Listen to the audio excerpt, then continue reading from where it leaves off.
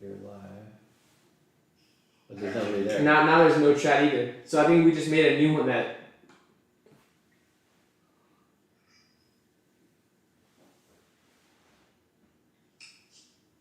Oh shit! This is. What? This is what? You just got a notification saying that it went live though. Yeah, but there's nothing here. No one can see it. There's 0 viewers. So yeah, this was showing up. This was showing up. Okay, here, I'm sending you the link right now. I'm gonna go in the Oh yeah, it's working the now. other one and send them this link right here. I'm It's working? Right now. Yeah, it's working because I can see it. Alright, but so we need a new link. Yeah. So how many people are possibly gonna show up? I think everyone got the notification. Yeah, but no one's here. No, there's people joining. I'm looking at it right now. It says 0 viewers. Full screen your Here. whatchamacallit, Let me see. your PowerPoint. Oh, hold on. Where's the PowerPoint? Just click on that. Full screen your PowerPoint. Yeah. And then, did you send that link in? Oh, now we have 6 viewers. But how do we get people to? Here, I'm about to send them the Sorry, link. guys. It's not working.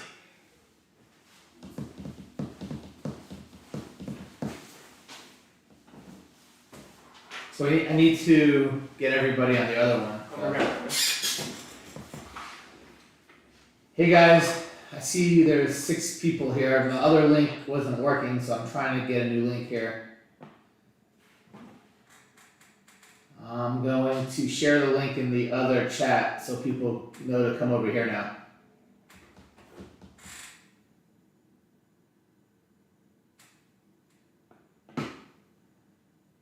Hey Nelson, what's up? You hear me?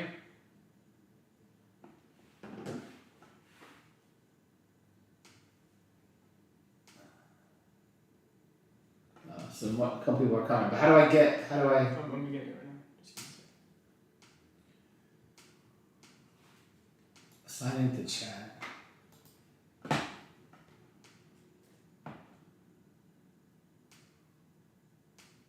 Yeah. Alright, cool. You guys hear me? Alright, so there was a big fuck up. I don't know what happened, but the other link wasn't working. So I just created this new link. I gotta share it with everybody in the old link to come over this way.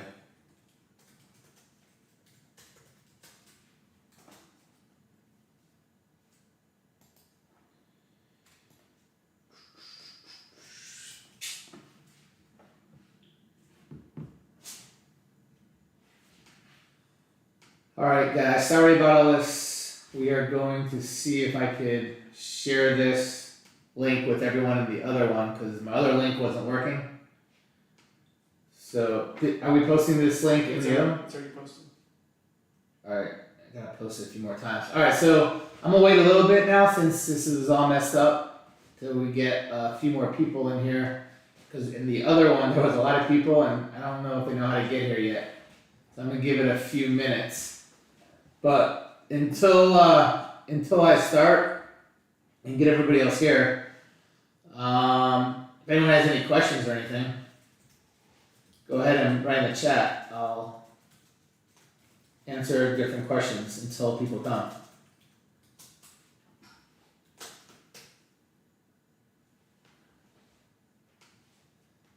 Yep, sometimes it's great. So I get the chat in both. So we got 28 people here. There was like over 150 in the other one. I just gotta figure out a way to get everybody else to come back into this one. So I'm gonna answer some questions until we get some more people in here. So what do we absolutely need to know when analyzing a business to acquire? What you need to know is you need to know how profitable the business is. And on top of that, you need to know if you buy it, is there somebody there that can run it? Because you probably, for the most part, don't want to buy a business that the previous owner was doing everything. And if you buy it and he's gone, you basically have nobody to run it. And you probably don't want to buy yourself a job, so you want to make sure you have something good in place. So I always make sure that the numbers make sense to where when I get whatever financing I get, the money that I'm making pays for whatever my monthly payments are. But on top of that, I always make sure that there's somebody there that can run the business, so I'm not stuck having to run the business. That way, I'm not like buying a job, I'm actually buying free passive cash flow. So that's what I look for, and that's how I analyze a business. Obviously, there's a lot more detail to it, but those are the first two things I would start with. So somebody asked, what is my favorite industry to buy in? That's going to be different for everybody, because what I suggest is trying to get into an industry that something that's interesting to you, or that you know a lot about, or that you've done before, that you have knowledge about, or that you have friends or partners or somebody that knows something about. So everybody is going to have something different as far as what industry to get into. But I look for just profitable businesses, and as long as it's not an industry I just hate, which there's not many, I'll pretty much at this point just get into any industry. I have stuff in all kinds of industries, but to start off, I would say get into an industry of something that you know about. Like accounting stuff. What do you look at? So what do I look at on accounting? So guys, just so everybody knows, I haven't started yet. The whole link was messed up, and I couldn't get into that old link, so I am switched to this one. And a lot of people haven't got here yet, so I'm just answering questions, and then I'll start probably in the next 5 minutes or so. But I'm just answering questions until we start. So what accounting stuff do I look at? So when I'm buying a business, first of all, I look at the P&Ls. I want to see how much money they generate each month. Then I'll look at the balance sheet to see what the business has as far as assets, what the business has as far as debts. And then once I get all that and I understand it, there's always going to be questions that I ask the seller of the business to explain. Once that makes sense, then I get the tax returns to make sure that the P&Ls actually match the tax returns to some degree, so I know that they're not lying to me on the P&Ls. And then another thing I can do is I could get their bank statements and just verify that the money they show coming in actually is coming in. So those would be the first three things I would do as far as what due diligence I would do during accounting, and also making sure that the business is actually profitable. What is the most important thing for someone who is literally just starting in real estate? I recognize a lot of people are already seasoned, at least purchasing homes. So you're asking me a question about real estate. What's the most important thing for someone to do who's just starting their real estate business? So what I would say is figure out what you want to do in real estate. Figure out, do you want to wholesale? Do you want to fix and flip? Do you want to do something else? Figure out what you want to do. Do you want to have a bunch of buy and holds? Do you want to do Airbnbs? Do you want to do construction? So figure out what you want to do. Once you figure out what you want to do, I would then go to all your local real estate meetups and get with people that are doing what you want to do and learn from them. Help them. And the more you help them, the more they'll help you. And work for them, work with them, and just get with as many of those people. And once you know what you want to do, anything that you have questions about, ask in our different Facebook groups that we're in. Join all your local Facebook groups and just ask questions. People will help you. And definitely go to live meetups. Would you suggest starting smaller? I'm not sure exactly what you're asking, but I would start. You always have to start small, and then you get bigger and bigger. So even in the businesses I had that were like huge businesses, the businesses didn't start off as $100 million businesses. They started off as small businesses, and then I grew them. I grew them from 1 location to 3 locations to 10. So you always have to start smaller. If you start too big in the beginning, everything could blow up because you don't have all your systems in place. But as you start smaller and get bigger, you grow your systems to match what you're growing. So I definitely would say start smaller if you haven't done anything yet. Another question, how do I find my businesses? So there's many different ways. We'll get into that when I start the slides, but basically I always try to find off-market businesses more than on-market businesses. Just like real estate, there's MLS, which is on-market. There's websites that have on-market businesses. And then, of course, just like real estate, where we try to buy off-market real estate, that's what I try to do with businesses. So the way I find off-market businesses, there's many different ways. I like using, figuring out what businesses I want to go after. And we'll talk about that in a little bit. But I'll try to figure out what business I want to go after, and I just send letters, emails to all the different owners to try to get them to call me and see if they're interested. On top of that, LinkedIn is a very big thing for business. If you guys have a LinkedIn account, that's you can find owners of all types of businesses, and you can find the heads of the HR departments. You can find the CEOs, and you can go talk to them and look that way. Of course, just putting your name out there on social media, and I use Google. I use Google to find all the different business owners and businesses that I want, and I reach out to them in all different types of ways. What's up? Yay, what's up? So we're getting, unfortunately, I probably won't have that many people on this one like I was supposed to, because I think a lot of people are confused about switching the links, but sorry about that, guys. I don't know what happened. But we've got 39 people on here now. Let's see, next question. I'm going to start in a few minutes. The next question is, given the current economic climate, are there any industries you definitely like or don't like? I mean, service industries are always going to be good because people always need service. As far as like actual merchandise businesses, you got to be careful because everyone's shopping online, so I have like retail stores.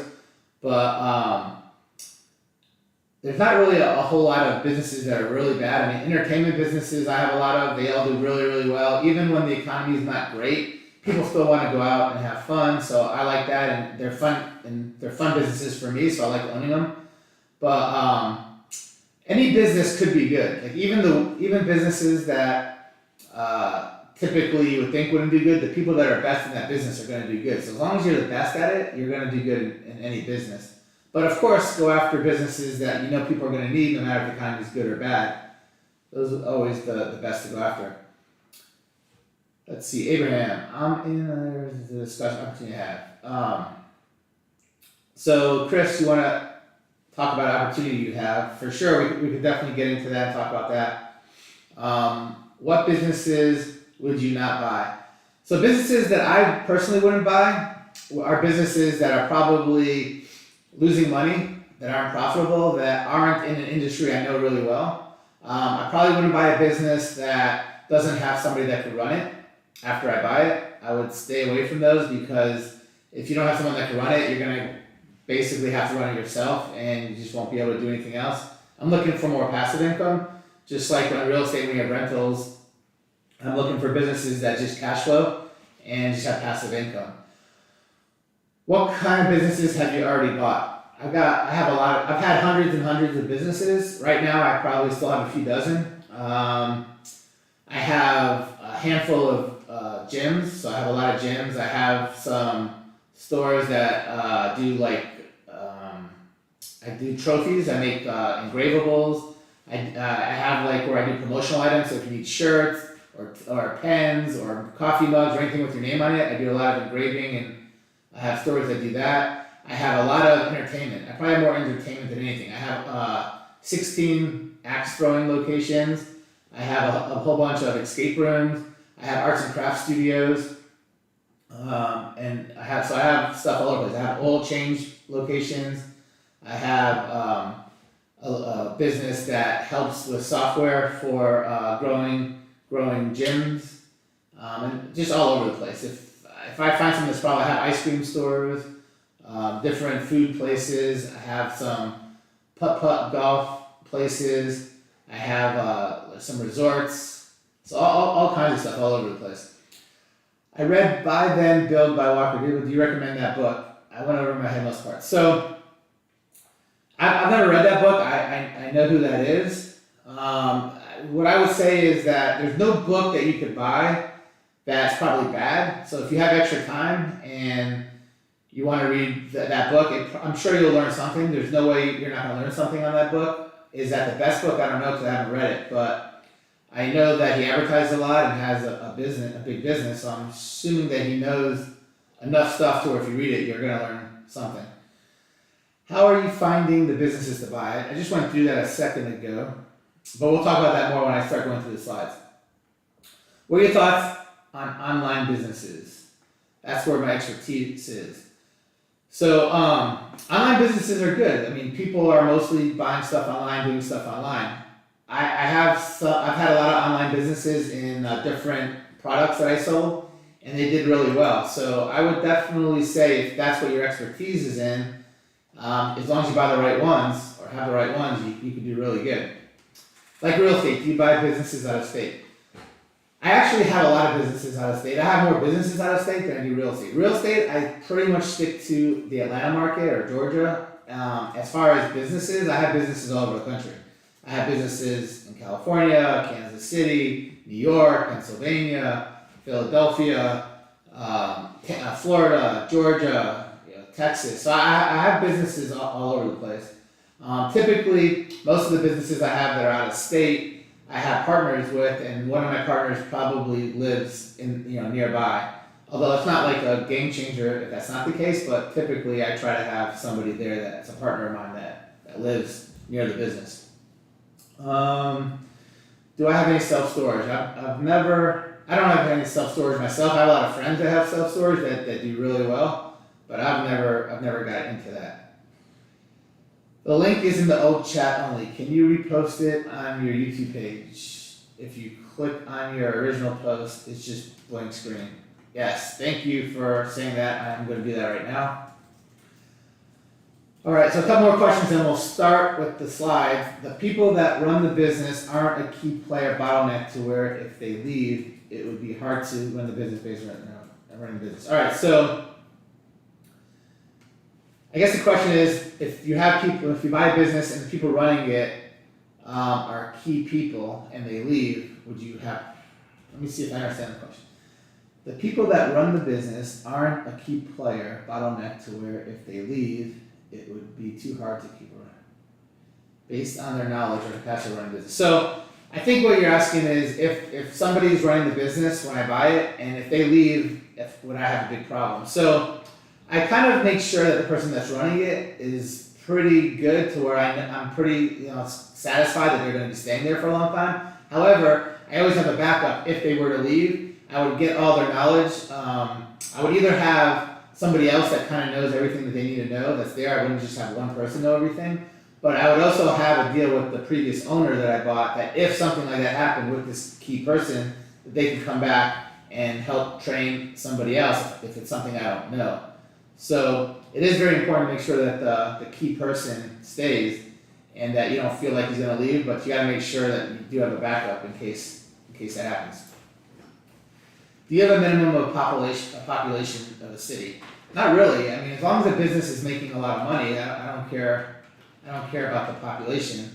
If the business is relying on a lot of people to be there, then I wouldn't be in a city that doesn't have a big population. But if the business is making money and it's a small population city, then they'll keep making money in that. So I think that it's not super important, but typically most of my businesses are in bigger population areas because they just have a better shot to make a lot more money. But I'm sure there are some businesses in small cities that would work. Okay, cool. I answered Patrick's question correctly. I thought that's what you were asking. All right, guys. So I think we're gonna start on the slides. All right. So last 2 weeks ago, I went through why people would want to buy a business and all the different reasons why they would want to sell a business and everything else, just to make it very clear. If you were on this a couple weeks ago, I'm gonna kind of go through a lot of the same stuff, but definitely if you have questions, ask the new questions.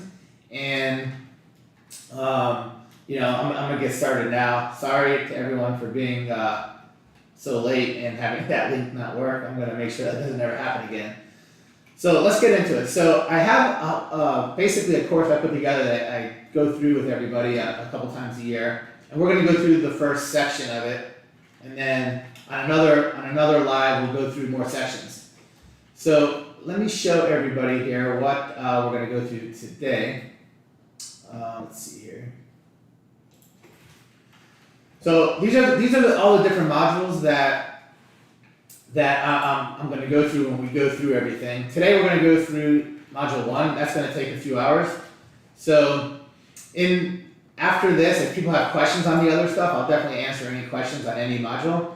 but we're gonna start by going through why you wanna buy an existing business as opposed to starting your own business, and then we're gonna talk about all the different reasons why and how to find them to some degree, and why people wanna sell, and what type of people to go after, and what type of businesses to go after. Then after that, I have a module all about limiting beliefs and mindset, and how really anyone can do this. So every time I teach people how to do this, as long as you think that you can do it, and you have a good mindset, and I get rid of all those limiting beliefs, everyone will do good. Then we talk about establishing your journey, which is, what businesses do you want to buy? Why do you want to buy this business, or where do you want the businesses to be, and what's right for you at this time? So that's like a whole module just on that. Then of course, module 4 is rapport. Rapport is super, super important. If you get people to like and trust you, you could do anything. So with real estate, with business, the same thing. If you are trying to buy a home off somebody and they trust and like you, they're going to sell you their home. Even if somebody offers them more, a lot of times they'll sell it to you because they trust you. Same thing in business. If someone trusts you and likes you, they're going to sell you their business. If they don't trust you and like you, it's going to be very hard to buy their business. So I talk about how to build rapport, all the different things you should do, and how important it is. The next thing I talk about is building your team. When you're doing businesses, you need help. And just like in real estate, you need acquisition people, you need dispo people, you need people to do all kinds of other stuff. In business, you potentially even need a few other people. So I talk about all the different people you need, when you need them, and how to get them, and what steps. Then I talk about all the different acquisition types. There's all different types of ways to buy stuff, and I talk about how in module 6. Module 7, I talk about how to find the deals. A lot of people ask how I find my deals. This is literally hours and hours of how I find deals. And 90% of module 7 is talking about how I find deals off market, because that's where you can do the best and make the most money. But I also talk about 10% of it, how to find on market deals. And we'll get into a little bit of that today, because I know a lot of people ask about that. So I'll definitely talk about that a bunch today too. Number 8 is obviously very important, how to value a business. So it's just like on property, when you're comping a house, to make sure that you're getting the house at the right price.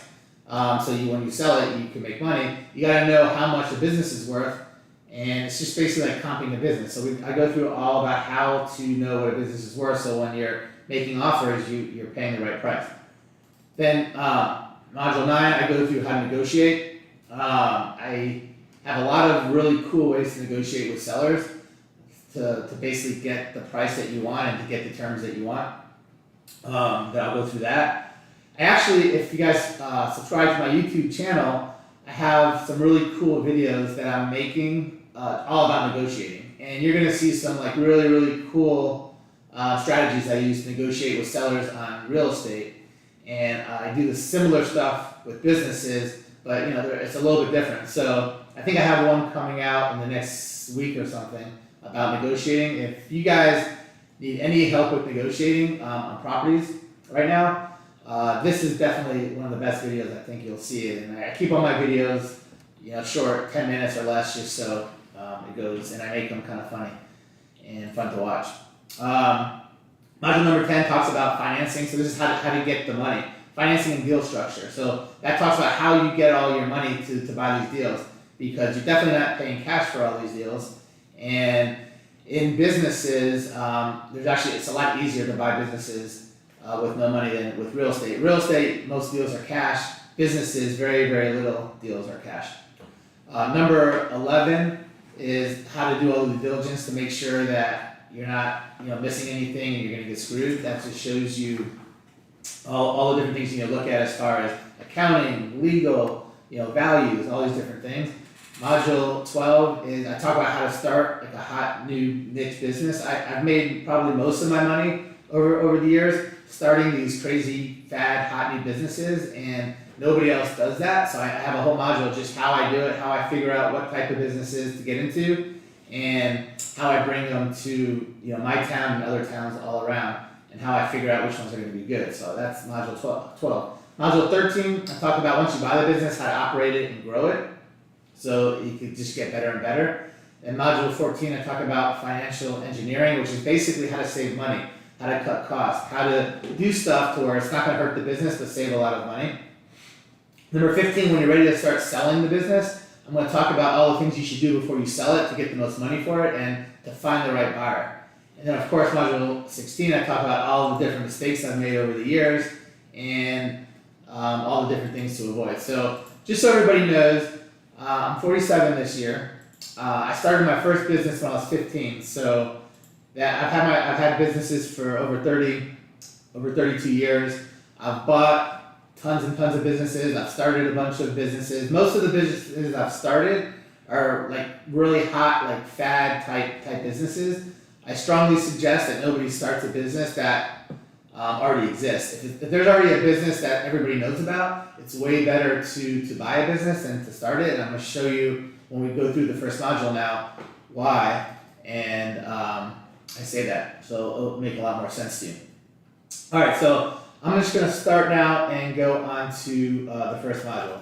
So I call this the Gray method because my last name is Gray, and then it's a very creative module. Like this whole course is very creative. Nothing's like black and white. Nothing's the way it is. There's all kinds of things you could do to tweak stuff to make it creative. So I call my program the Gray method because of my name, and then I can say now everything's black and white, right? Because it's not black and white. You can tweak stuff and do all kinds of creative stuff.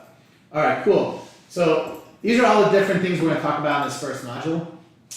First thing we're going to talk about is the reason to buy existing businesses as opposed to starting your own business.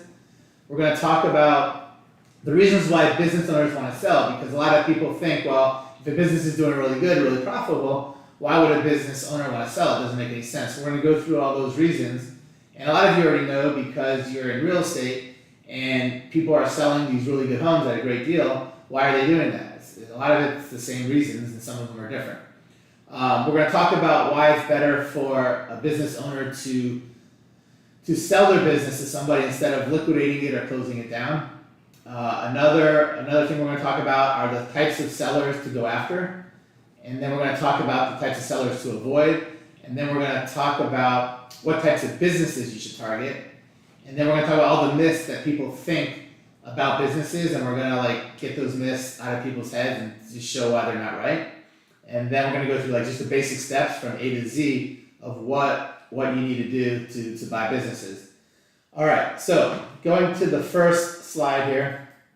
One of the main reasons why you want to buy an existing business is because you have instant cash flow. When you buy an existing business, I'm going to talk about buying profitable businesses for now. There's going to be some reasons why you buy businesses that aren't profitable that we'll get into later, but assuming 95% plus of the businesses we're talking about are profitable businesses. So when you buy a profitable business, the second that you buy it, you're making money. You don't have to do anything. So that's one of the reasons why you want to buy a business instead of starting one. When you start one, you definitely don't have cash flow day one. There's a lot of things that happen. Of course, when you buy a business, it's a lot faster than when you're starting it from scratch. If you're starting it from scratch, there's a million things you have to do. You have to find locations. You have to get employees, you have to get customers, you have to start advertising it, and it just takes a long time to build it out and everything else. So by buying a business, you just get to do it right away. It's very fast. Like from start to close when you're negotiating a deal, could be a couple months, 2-3 months is typically once I start working a deal with somebody, I usually close it within 2 or 3 months. If the seller is very motivated, I get a deal closed within 2 or 3 months. It's a little bit longer than real estate, but there's a lot of due diligence and a lot of other things involved. The next reason why you want to buy an existing business is because you want to be your own boss. And when you buy a business, you have all these other people in place, and you can kind of tell them what to do, and you have your freedom, and you have all that passive cash flow. The next reason is because you get to acquire the previous owner's knowledge, right? When you're buying a business from somebody, they're going to show you everything they know about that business. And most businesses that we're buying, these people have owned for many, many years, probably decades. And they just have gained so much knowledge over the years.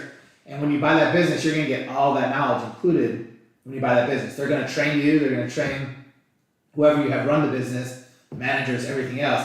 So if you were to start your own business, you're just gonna have a lot of stuff, a lot of learning curves that you're gonna have. Another great thing about when you buy a business is that it's way easier to get financing. So the reason why is because there's a track record of this business doing well, and when you go and try to get money or try to borrow money for this business, a lot of people want to loan you money because it's a safe investment, right? The collateral is good. If you were to start your own business, you'll see it's way tougher for somebody to give you financing because they don't know if you're gonna do good or not. It's just it's more of a gamble. The next thing is you have credit with vendors. So besides having credit with going to banks and other types of people that loan you money, now vendors will give you a lot more stuff. So whatever you're selling, they know that you're good for it. They know that you're making money. They know that you're paying. They're going to give you a lot more credit. So if you have a store and you're selling product, you're going to be able to get way more product for a lot longer time. So instead of having to pay for your product like day one when you buy it, they'll give you 30 days, 60 days, 90 days, depending on the deal that you have and what product you're selling. They'll give you a lot more time to pay and a lot more dollar amount that they'll give you without having to pay. And with if you're starting your own business, it's very hard to get vendors to give you as much stuff because they don't know how long you're going to last or if the business is improving yet. So the next reason to buy an existing business is because it's a tried and tested business model with less risk. You know that when you buy a business and you see the numbers for the last 5 years, 10 years plus, and it's been profitable all those years, that it's going to keep being profitable. It's been tried and tested, and you don't have to, it's not a gamble.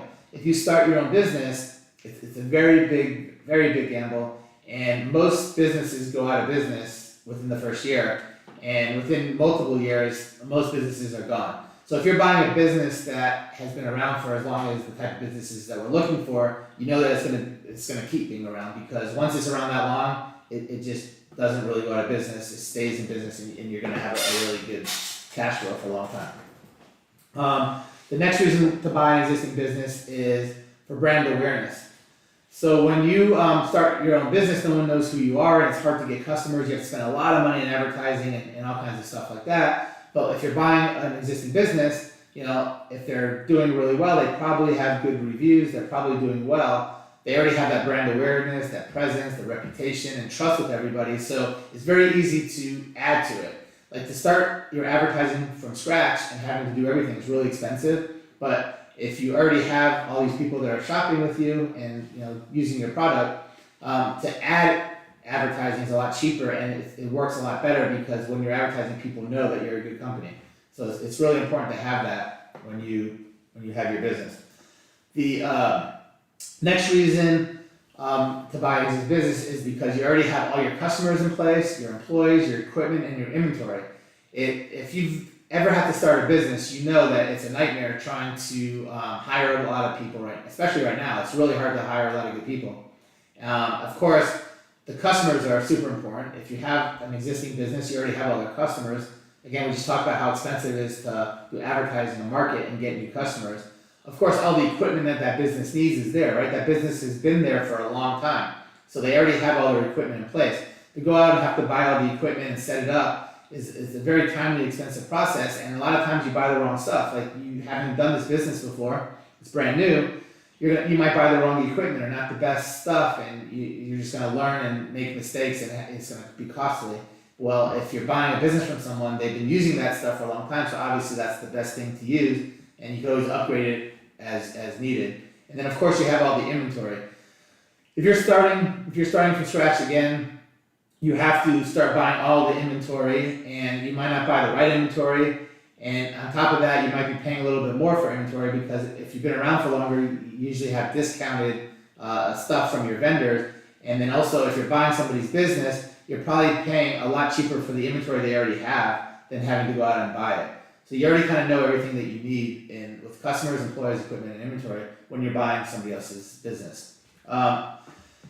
Again, when you start your own business, you're going to make tons of mistakes. And some of these mistakes could be very, very expensive. I know on some of the businesses I've started, I've wasted hundreds of thousands of dollars learning how to do stuff that if I was able to buy a business, I wouldn't have made all these mistakes. However, a lot of these businesses that I've started, there wasn't any businesses in my area, there wasn't anything to buy. So I had to start them if I wanted to do that business. And I've definitely made a lot of mistakes by not knowing, you just don't know what you don't know. So you make a lot of mistakes starting it. If you're taking over someone's business, you don't have to make those mistakes because they've already made them and they're going to show you what not to do. Another reason why I buy a lot of businesses and from other people is because if I already have a business in place and I buy another business that's similar, or that, a lot of times it can grow my business exponentially overnight. So I've bought, and we could talk about it like when we get further in, but I bought a lot of businesses, and the only reason why I bought those businesses is because I had similar businesses, and instead of trying to do a crazy amount of marketing and growing my business with advertising and marketing, I was able to buy similar companies and just add it right to my company for pennies on the dollar, and now all of a sudden my other company like doubled overnight instead of having to market a little bit at a time. So it can really help your existing business to buy other businesses that are similar and just combine them or work together with them. The next thing is when you buy different people's businesses, you are able to have multiple streams of income, right? If you're already doing real estate, now you're doing business, you can buy different businesses and you have a lot of different ways to make money with those businesses as opposed to not having those businesses. This is a really big one that everybody should understand. Over about 50% of businesses that start end up going out of business within the first year. So if 100 people open up a business today, in a year from now, half those businesses will be closed. They'll be out of business. They would have lost money and closed. 95% of businesses that open today will be out of business, closed within 10 years. Which is crazy, 95% within 10 years, but over half within the first year. We're buying, when you buy a business, you're buying a business that's been around for a while. Once a business has been around and open for 5-10 years, the odds of them closing and going out of business is very slim. Most of those stay in business for a lot longer. So it's a very safe bet to buy a profitable business that's been around for a long time because of how many businesses go out of business within the first year plus the first few years. A lot of the reasons why they go out of business is because of a lot of things we talked about in the slides right before. They don't know what they don't know, they make a lot of mistakes. It's hard to get employees, hard to get customers, hard to do all these different things, and you make a lot of mistakes because you don't know the business as well. So all those reasons end up coming back to why 50% go out of business within the first year. And even though only 50% go out of business within the first year, and that's a huge number, there's probably another 15-20% of those businesses that aren't making money. So even though they didn't go out of business, they're still not making money. They just will go out of business very soon. So it's just a crazy big risk to start a business as opposed to just buying a real profitable one. So businesses have the biggest upside on anything as a cash return. Even real estate, right? I have tons of real estate. I have hundreds of properties, and I have tons of passive income. I have apartments. I have Airbnbs. I have rooming homes. I have crazy amounts of single family homes that I rent, and they do really well, and it's really passive, and I make a lot of money doing it. But I also have a lot of businesses, and I make way more money on business than I do on real estate. So here's like a little demonstration of how they kind of compare. Let's say you were to buy a house for $500,000, and you're able to buy it creatively without putting down any money. Let's say that house cash flows $500 after paying your debt or whatever the loan is that you have. You're making $500 a month. So every year you're making $6,000 on that house.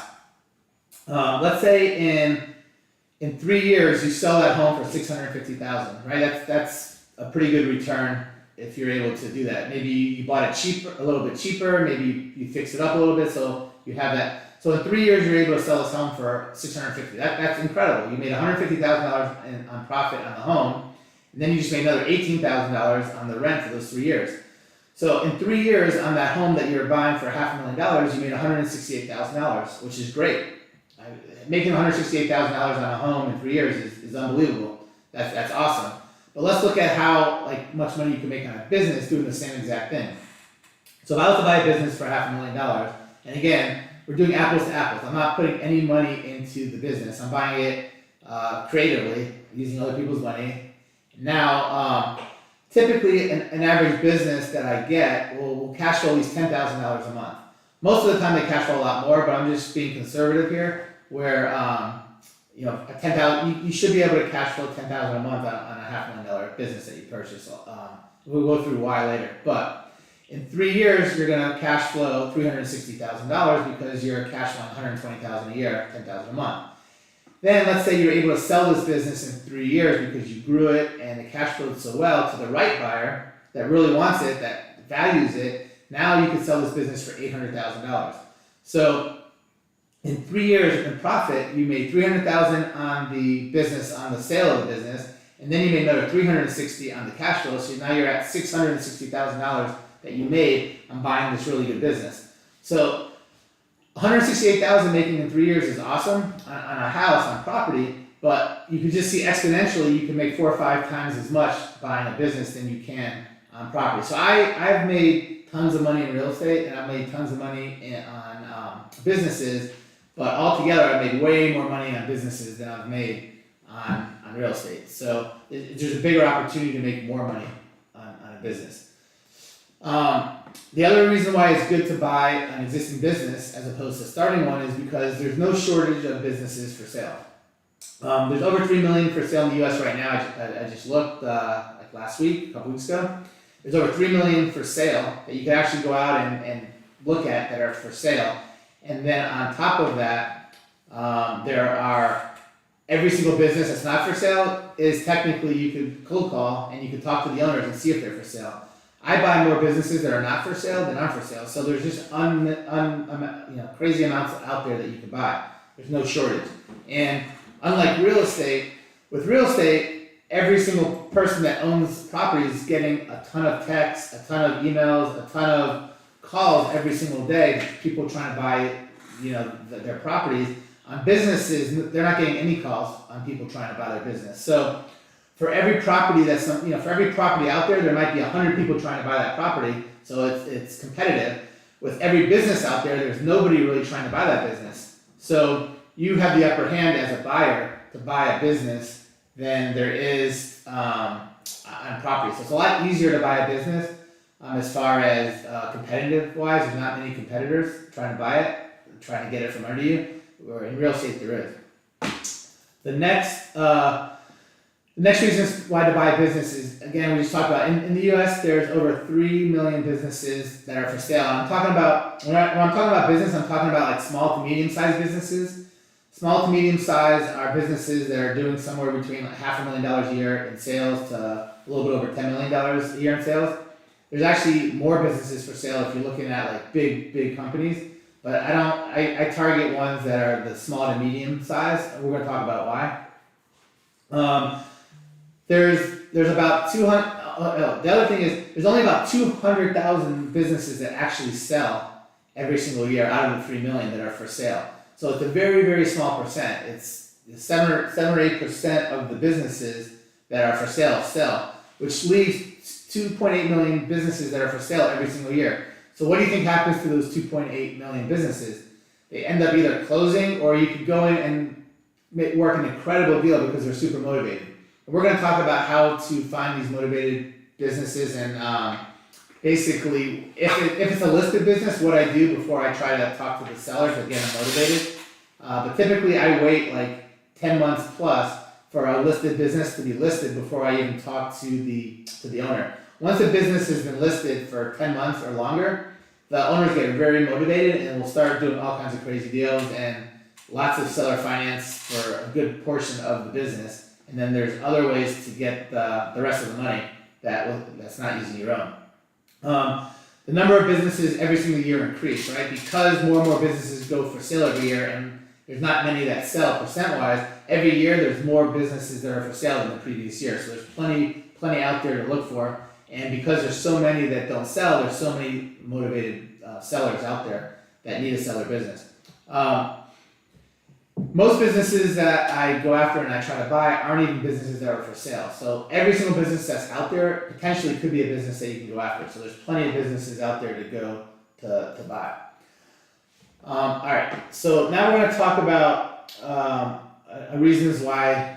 This is the last slide on why you should buy existing businesses. So Reasons why most businesses never get sold are these four main reasons.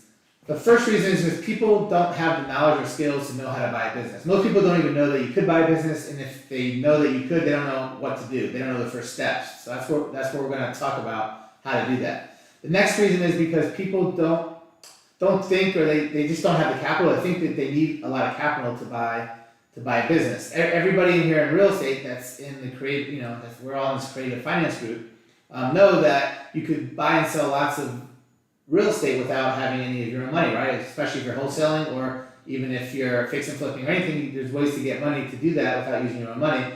In business, there's even more ways to do that than there is in real estate. So you don't have to have your own capital, although most people think you do, so they don't even go after it and try to buy businesses. A lot of people don't have the interest in owning a business. So a lot of people don't buy businesses because they think it's a lot of work, and they just don't want to be dragged down, and that's not really the case either if you buy the right business and you have the right people in place. And then a lot of people think that everyone's asked too much for a business, and that people aren't going to sell a profitable business, they're only going to sell crappy businesses, which just isn't true. So we're going to go through all the reasons why. All right. The next bunch of slides we're going to go through, because a lot of people have questions, well, why would people want to sell a good profitable business? So we're going to go through the reasons why a business owner will want to sell, and once you see all these, it'll make a lot of sense why people will sell really profitable businesses. So the first reason why people will sell their profitable businesses is because they want to retire, and they don't have anyone in their family that's going to take it over. Their kids don't want it, they don't have any other relatives, and they just don't want to shut the business down because it's a good business, but they're old enough to where they just don't want to work anymore. So that's a very big reason why people sell their business. This is one of my favorite. There's like 2 or 3 favorite reasons, and by the way, there's dozens of reasons why people want to sell a business, but I have 2 or 3 favorite ones that I go after. This is one of my top 3 favorite of what I look for when someone's selling their business, if they fit that one. This next one is another one of my favorites. I put my favorites first because those are my favorites. So my next favorite one is they're going through a divorce or family issues. I bought multiple businesses from people that were going through a divorce. It makes buying that business so easy. Literally, first of all, they're not all right in their head. They're going through these nasty divorces a lot of times, and they just don't have to deal with their business. The business is going down, so they don't have time to put into it. A lot of times, when they're having to split the money up with their wife or their husband, they have to figure out what the business is worth. And one person's going to get the business, the other person's going to get all this other money. And typically, what happens is in a divorce, whoever owns the business is going to value it for less, because they know they're going to end up with it, and then the other person is going to end up thinking the business is worth way more, and it's very hard to split the business and the rest of their assets because the valuation just never works for both people the same. So a lot of times they just need to sell the business, and then they know what it's worth because they have the money, or they have the money coming in. And so this is a very good reason to go after people like this, because they're very motivated and they need to sell it, because if they don't sell it, they're going to lose more money than selling it, because they're going to owe their spouse potentially more money than they think they should because they don't agree on the valuation.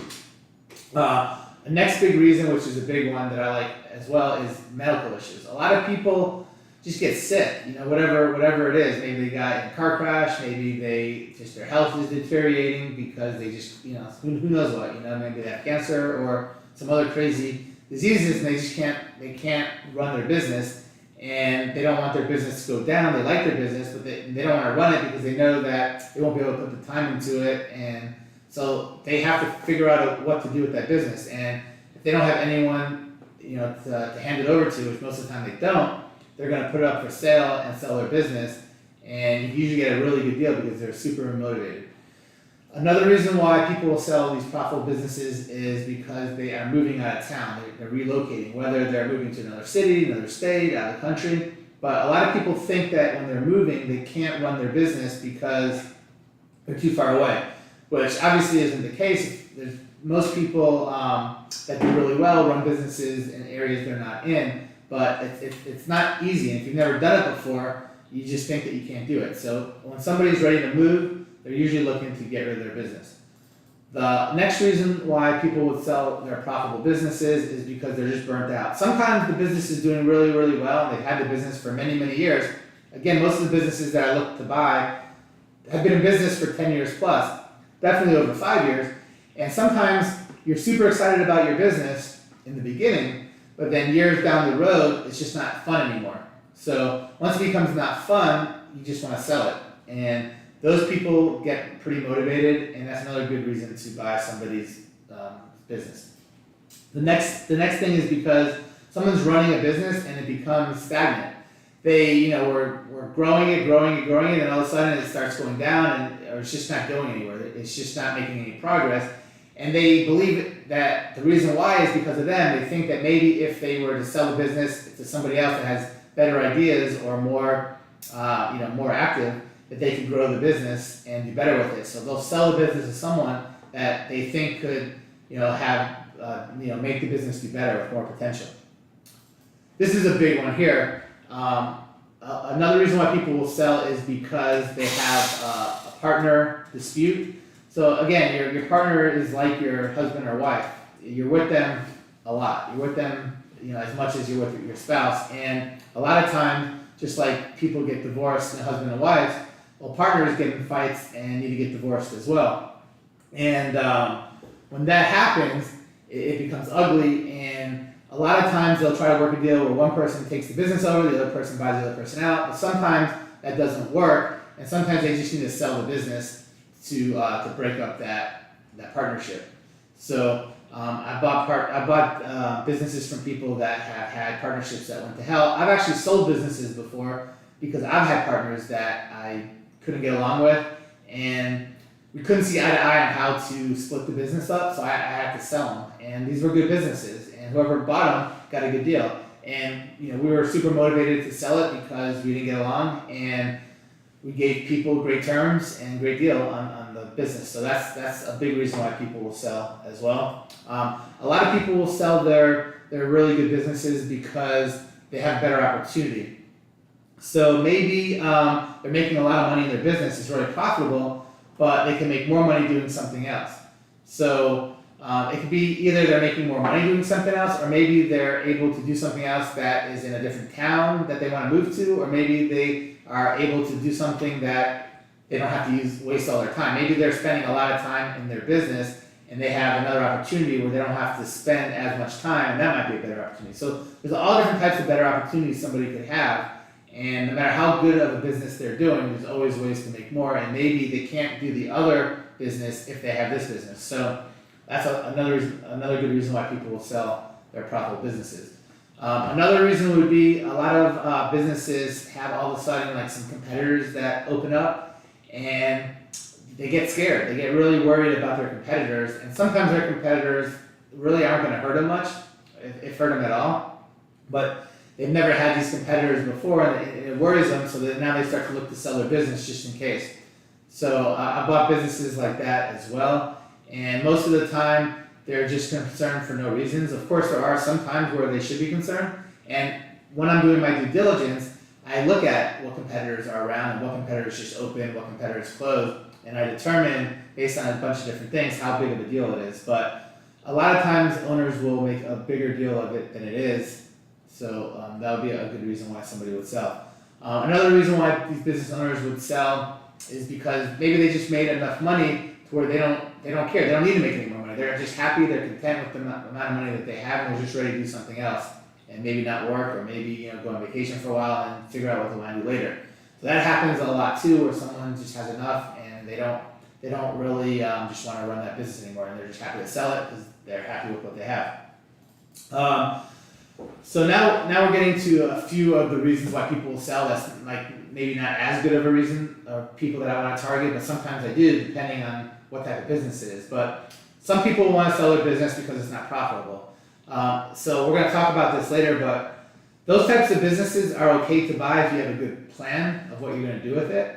There's people out there that only go after businesses that are doing bad because they think they could turn them around because they know the business, or they think they could liquidate it and make more money than they're paying just by selling the customer list, selling the inventory, selling different things. So if you're really good at that stuff, there's people that's all they do is go after these types of things, because you can buy non-profitable businesses for very, very cheap, and a lot of times only for $1, because we'll talk about why they'll sell their business for $1, but a lot of non-profitable businesses, people will sell for very, very cheap. And you could either turn them around, liquidate them, or merge them with other similar businesses and sell their customers, employees, and all that stuff. So that's another reason why people will sell. Another reason is because people just want to cash out. A lot of times people are like, you know what, I ran this business, I think I can make a lot of money on it, I just want to cash out. This is what it cost me to build it, and now I can make profit and I'm going to sell it. So that's another reason why people would sell it. Another reason why people like to sell their business is because they're serial entrepreneurs, right? That's kind of like what I am. I have tons of businesses. I'm always trying to buy, open, different things like that. And then I'm selling businesses every year as well. So I'm just buying and selling. These types of people, you gotta be careful buying businesses from. It's okay sometimes, but they're usually a little bit sharper about, knowing the business, and they can trick you a little bit more. So they're buying and selling businesses. That's their job. And they know a lot about the business. They know how to make the business look a lot better than it is. So these are the people that you have to be really careful about buying from, unless you really trust the person, know them, and know how to do your due diligence really well. But typically, these people don't have businesses that have been around for like long time. And I want to buy businesses that have been around for a long time, and for the reasons that we talked about at first. People are retiring. People are sick. They're going through divorce. Those you always get better deals, and you're getting better businesses typically. The next thing is a chart of why people want to sell their business. So I think this is really important. There's many reasons why people want to sell their business, but the reason why I put this chart together is because literally only about 20% of the reason why people sell their business is because they want money. Most people sell their business for other reasons. There's a lot of other things that are way more important to people than just the money that they get. On this chart, I break it down, and literally 20% of why people sell their business is money. So I would say the most important, and I bought lots of business, and even the businesses I don't buy, I've talked to hundreds and hundreds of different business owners that I try to buy their business. That's a lot of them I couldn't buy, but it comes down to the same thing of why they want to sell. Probably the most important thing I see for people when they want to sell their business is that they want to uphold their reputation and legacy, right? They've owned this business for, like I said, 10, 20 plus years, and they've built a reputation in the community that, Mr. John Smith, has this great business, he has the best customer service, and, everyone's got to shop at his place because he's so good, and it makes that guy feel good, and it's his reputation on the line. So they want to sell it to someone that they think is going to be able to uphold their reputation. So being able to find the right person to buy it, that's going to keep the reviews up, keep the reputation good, is probably one of the most important things to people that are selling their business. And that's why, one of the reasons why I go after businesses that have been around for so long, and not businesses that have just opened in the last year or two. Because if someone has a business that's been around for a year or two, they probably don't care about the reputation as much. And businesses that have been around for a long time, they care a lot more, which is, again, they don't care about the money as much. So it's a lot easier to work all kinds of creative deals. 25% of the reason why people buy businesses is because they just want their freedom. They want to retire, they're sick, they just want to not have to go to their business and run their business anymore. They just want that freedom. So that's a big part of why they're selling, not necessarily the money. Of course, when you have a business that long, you get really attached to your employees, and one of the big reasons why people sell their business is because they want to make sure that the person that's buying it is going to keep all their employees intact and not fire them, and treat them good and give them the same opportunity that they had. And when you have a business that long and you have employees, and anyone that's had people work for them, you know that you really get to care about this person, and you're probably around this person as much as you're around your kids or more, and they're almost like your kids, so you really care about your employees. And the people that own businesses for that long, they really want to make sure that their employees are taken care of. I've literally had people come to me and say, look, I want to sell you my business because I know you have other businesses, and I see that you keep everybody in place, you keep it intact, and this other person wants to buy my business, might fire everybody or change the name or do all these types of things, and they would literally take a lot less money for someone that's going to keep the employees in place and intact than the extra money that this person's going to rip their business apart. So it's you got to really, when you're talking to these sellers, make sure that you show them how much you care about their business, how much you just compliment them about their business, and say that, look, you did such a great job. I want to keep everything intact as much as possible, and that will make them want to sell it to you more than somebody else, even if someone else offers more money.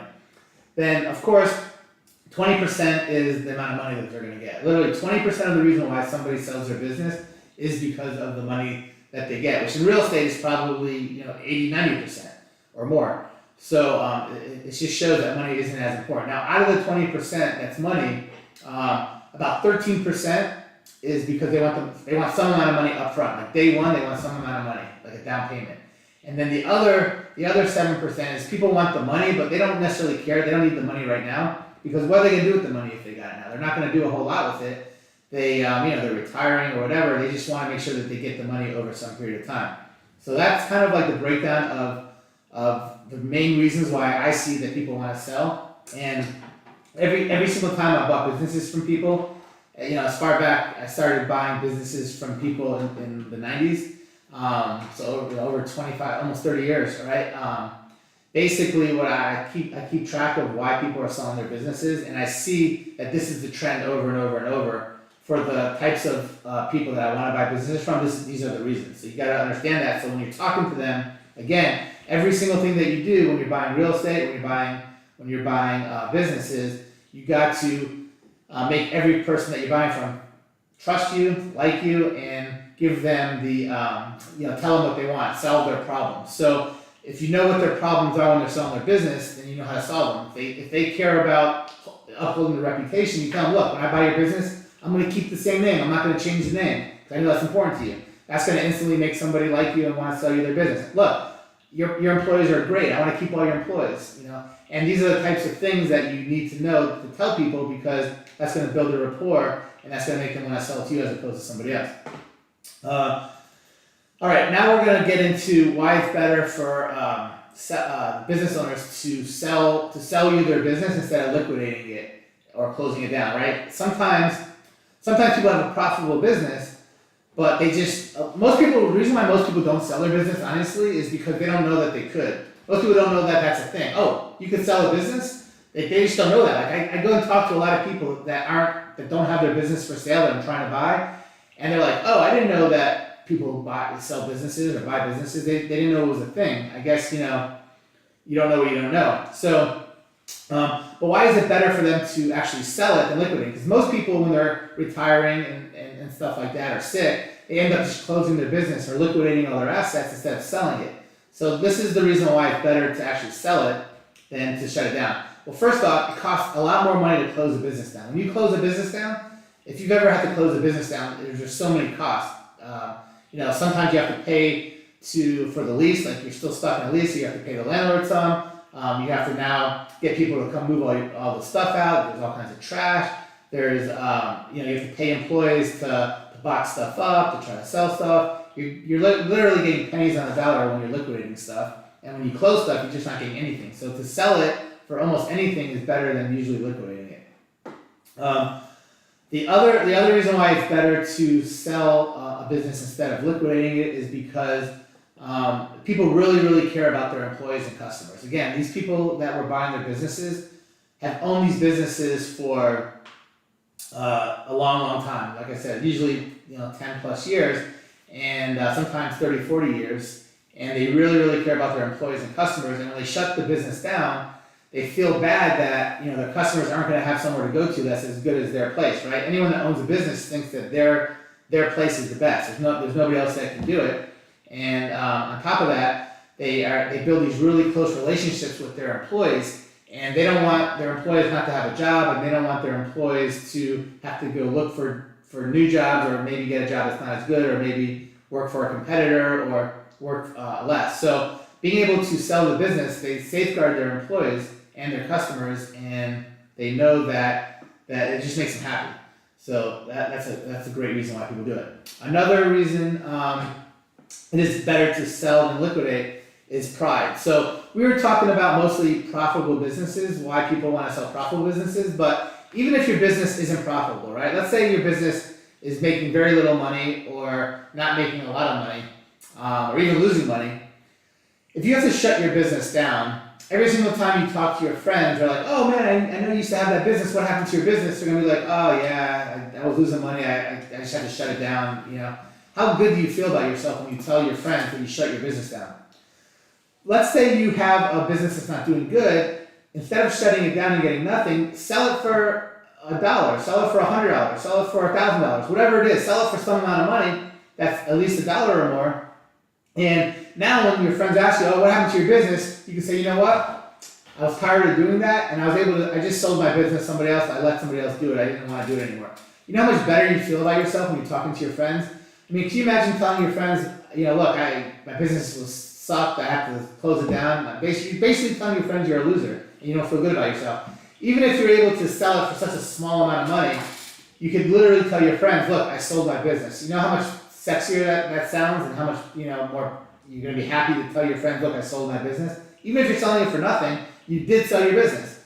So that's a big reason why people will sell their business instead of closing it or shutting it down, whether it's profitable or not profitable. And again, we'll talk about reasons why you would buy a non-profitable business. And a lot of times people will sell you their non-profitable business for $1. And the reason why $1 is because in the United States you have to have some sort of consideration when you sell something to make sure that you actually own it, and $1 is the minimum amount of consideration that is required to have a legal binding deal. So businesses that somebody just wants to get rid of, they can sell it to you for $1 and you pay them $1 and it's your business, and they actually feel good because they can tell their friends, look, I sold my business, you know, I was tired of doing it, and that's that. So pride is a very, very big one. Just think about it. Think about when you're telling people something, how much better you feel about yourself just by saying that. All right. The next is because the next reason why they want to liquidate it, and you know they'd rather sell it, is because they have fear of their competitors taking over their business. If they liquidate their business, they think that their competitors will just take over all their customers, their employees, and just get all their stuff for pennies on the dollar. And a lot of business owners don't like their competitors, and they would rather do anything than to see their competitors thrive and do well when they close down. So by selling it to somebody else, they don't have to worry about that. All right, now we're going to get into the types of sellers to target. So the types of sellers that, the best types of sellers by far to target is this list right here. People that are 55 and older that want to retire. Younger people, it's a little bit more fishy to me. Like when a younger person wants to sell their business, I really want to know why, because it's not probably one of the main top 2 or 3 reasons that I like buying businesses for. But like people that are older, it makes a lot more sense that they want to retire. So the older they are, the better. But you know, once you get to like 55 plus, a lot of people just are ready to retire or do something different with their life. So those are the people that I really target the most. Of course, I'm always looking for people that are burnt out or frustrated. They've been running it for a long time. They just want to do something different. Again, going through divorce is awesome. I bought lots of businesses through divorce, and besides getting great pricing, I mean, I've got some of the businesses I bought from people that are getting divorced, I literally got the craziest, best terms that I didn't even think were possible. But they were willing to do it because, you know, they knew that they just wanted to get this deal done, and they needed to split up the assets before they got divorced. Major medical issues is a great one. You know, people can't run their business if they're really sick in the hospital, or just can't run their business, and that is a legitimate reason why people want to sell. And those, you definitely want to go after those people, because if they don't sell it, they're going to have to close it, which is crazy. Nobody wants to close it. People that don't enjoy their business anymore is a great type of person to go after. If they can't figure out how to grow their business to a certain you know, more than it's doing now, but you know that there's potential to grow it, those are good businesses to go after. People that are worried about competitors, people that care more about their reputation and employees. I always try to go after people that really care about their reputation and employees more than they really care about their money, because you can really get a better deal, but you can also get crazy good terms. Like, if you ever watch any of my YouTube videos, I talk about the difference, you know, when you're buying and negotiating, how important terms are compared to price. I would almost rather pay a lot more for something and give great terms, but in this situation, you're probably going to get great price and great terms. But terms and price are so important, and you can do crazy good terms when you run into people that really care about their reputation and their employees more than they care about the money. People that don't have any family to leave their business to, no inheritance, and then all types of other, distressed situations. So you're looking for motivated people. Just like in real estate, best deals you can get in real estate are buying from people that are motivated. It's the same thing in business. You gotta go after people that are motivated. These are the best types of motivations that you could go after in this list. All right, let's talk about the sellers to avoid. So the types of sellers that I typically try to avoid are young, really young people, like people in their 20s and 30s are people that usually they're not selling for the right reasons where you could get a good deal, or they're usually trying to trick you more. They're not like super attached to their business because they probably haven't had it that long, and they might be messing around with the books a little bit more and different things like that. A lot of other reasons, but you just gotta be careful. You gotta do a lot more due diligence of why they're selling so young. People that are very happy and enjoy their business. If you see someone that just loves their business, it's very hard to buy their business because you're just gonna want a lot more for it. Like if someone likes their business, they're not gonna be as motivated, and they really need to be motivated for you to get a good deal. If they only care about the money, it's very hard to buy their business because it's just gonna be hard to work creative deals out. And every deal that I buy, there's a lot of creativity involved, and there's all kinds of different things that I pitch to them and see what they'll go for. And if they only care about the money, it's just a lot harder to pitch these different creative structures. Startups I never like going after, first off because they don't have any track history, so you just don't know if they're going to do good or not. It's more of a gamble. At that point you're just gambling, so I stay away from startups. Sellers with newly listed businesses, I stay away from people that have businesses they just listed on a market, because when they first list something on the business, they have these crazy expectations of how much they think they're going to get. They usually have a broker, and the broker told them, look, I can get you this much and this much for your business, which is like double what it's worth, and it's very hard to negotiate with someone that just listed it because they just think it's worth a lot more. So think about with real estate, when somebody just lists their property, a lot of times you'll offer them a little bit less than they have it listed for, and then they'll just pass because they're like, you know what, I just listed it, let me get some more offers for the next week or two and let me see. So it's harder to buy something when someone just lists it, usually because they just think it's worth more, unless you're paying them what they want. They want to see what other offers come in. So I stay away from people that just listed it. I might talk to them, but I know that I need to keep following up later down the road when I know that they're not going to be able to sell it right away. And then of course, anyone that's not motivated is just hard to buy anything from. So you can buy stuff from unmotivated people, but you're gonna pay all the money for it, and you're gonna get the worst terms possible if you get any terms at all. So stay away from those types of people. All right, I'm gonna show you the difference between a motivated ideal type seller and an unmotivated tough seller. So first off, what I did was I compared apples to apples here. I have someone that's selling their business, and their business is the same exact business. So I have it to where this business is a manufacturing company. They're both located in the same exact city. They both do $2 million in sales. They both have a profit of $500,000 a year. They both have the same exact equipment, same exact amount of customers, everything else. So now I'm going to show you why an ideal seller, what you can do with an ideal seller compared to a tough seller. So the ideal seller on this particular business is going to want somewhere around 2 times what the business does, right? So we didn't talk about that yet today, but typically when I value a business, once I know what the business is, what the business makes every year, the way I value it is, I know I want to pay somewhere between 2 and 3 times the profit that the business is making. So there's always exceptions. Sometimes I want to pay less than 2 times, sometimes I'll pay a lot more than 3 times. But on average, for the types of businesses that we are doing, we're going to be wanting to buy them for 2 to 3 times of what they make. So the ideal seller is going to definitely sell it to you for 2 times, right? This business is making $500,000 a year, and they're going to sell it to you. This business is making $500,000 a year. They're going to sell it to you for 2 times, $1 million. And on top of selling it for $1 million, they're going to tell you, look, give me 10% up front, and then the rest, the other 90%, I'll work out some sort of terms with you over the next 5 years or 10 years or 3 years or whatever you guys work out. So literally, the same business on a motivated seller, they're going to sell you this business for $1 million with 100,000 up front and then the rest over time. Someone that's not motivated, that's really a tough seller, for that same exact business, they're gonna want four times the multiple. So instead of wanting $1 million, they're gonna want $2 million for the business. And then on top of wanting like all the money that it's worth, $2 million, they're gonna want all the money up front. And you'll be able to talk them down and to not get all the money up front, but they're gonna want almost all the money up front. So that's literally the difference between buying a business from a motivated seller to an unmotivated seller. The amount of money that they want and then the terms that they will take. So you want to avoid it because the same exact business you're gonna be paying double the amount with crazy terms. Alright. What types of businesses should you target? So a lot of people asked me earlier, how do you know what business to even go after? Like, I do real estate. I don't know anything about business, or if I did want to get into business, maybe it is interesting to me. How do I know what types of businesses to go after?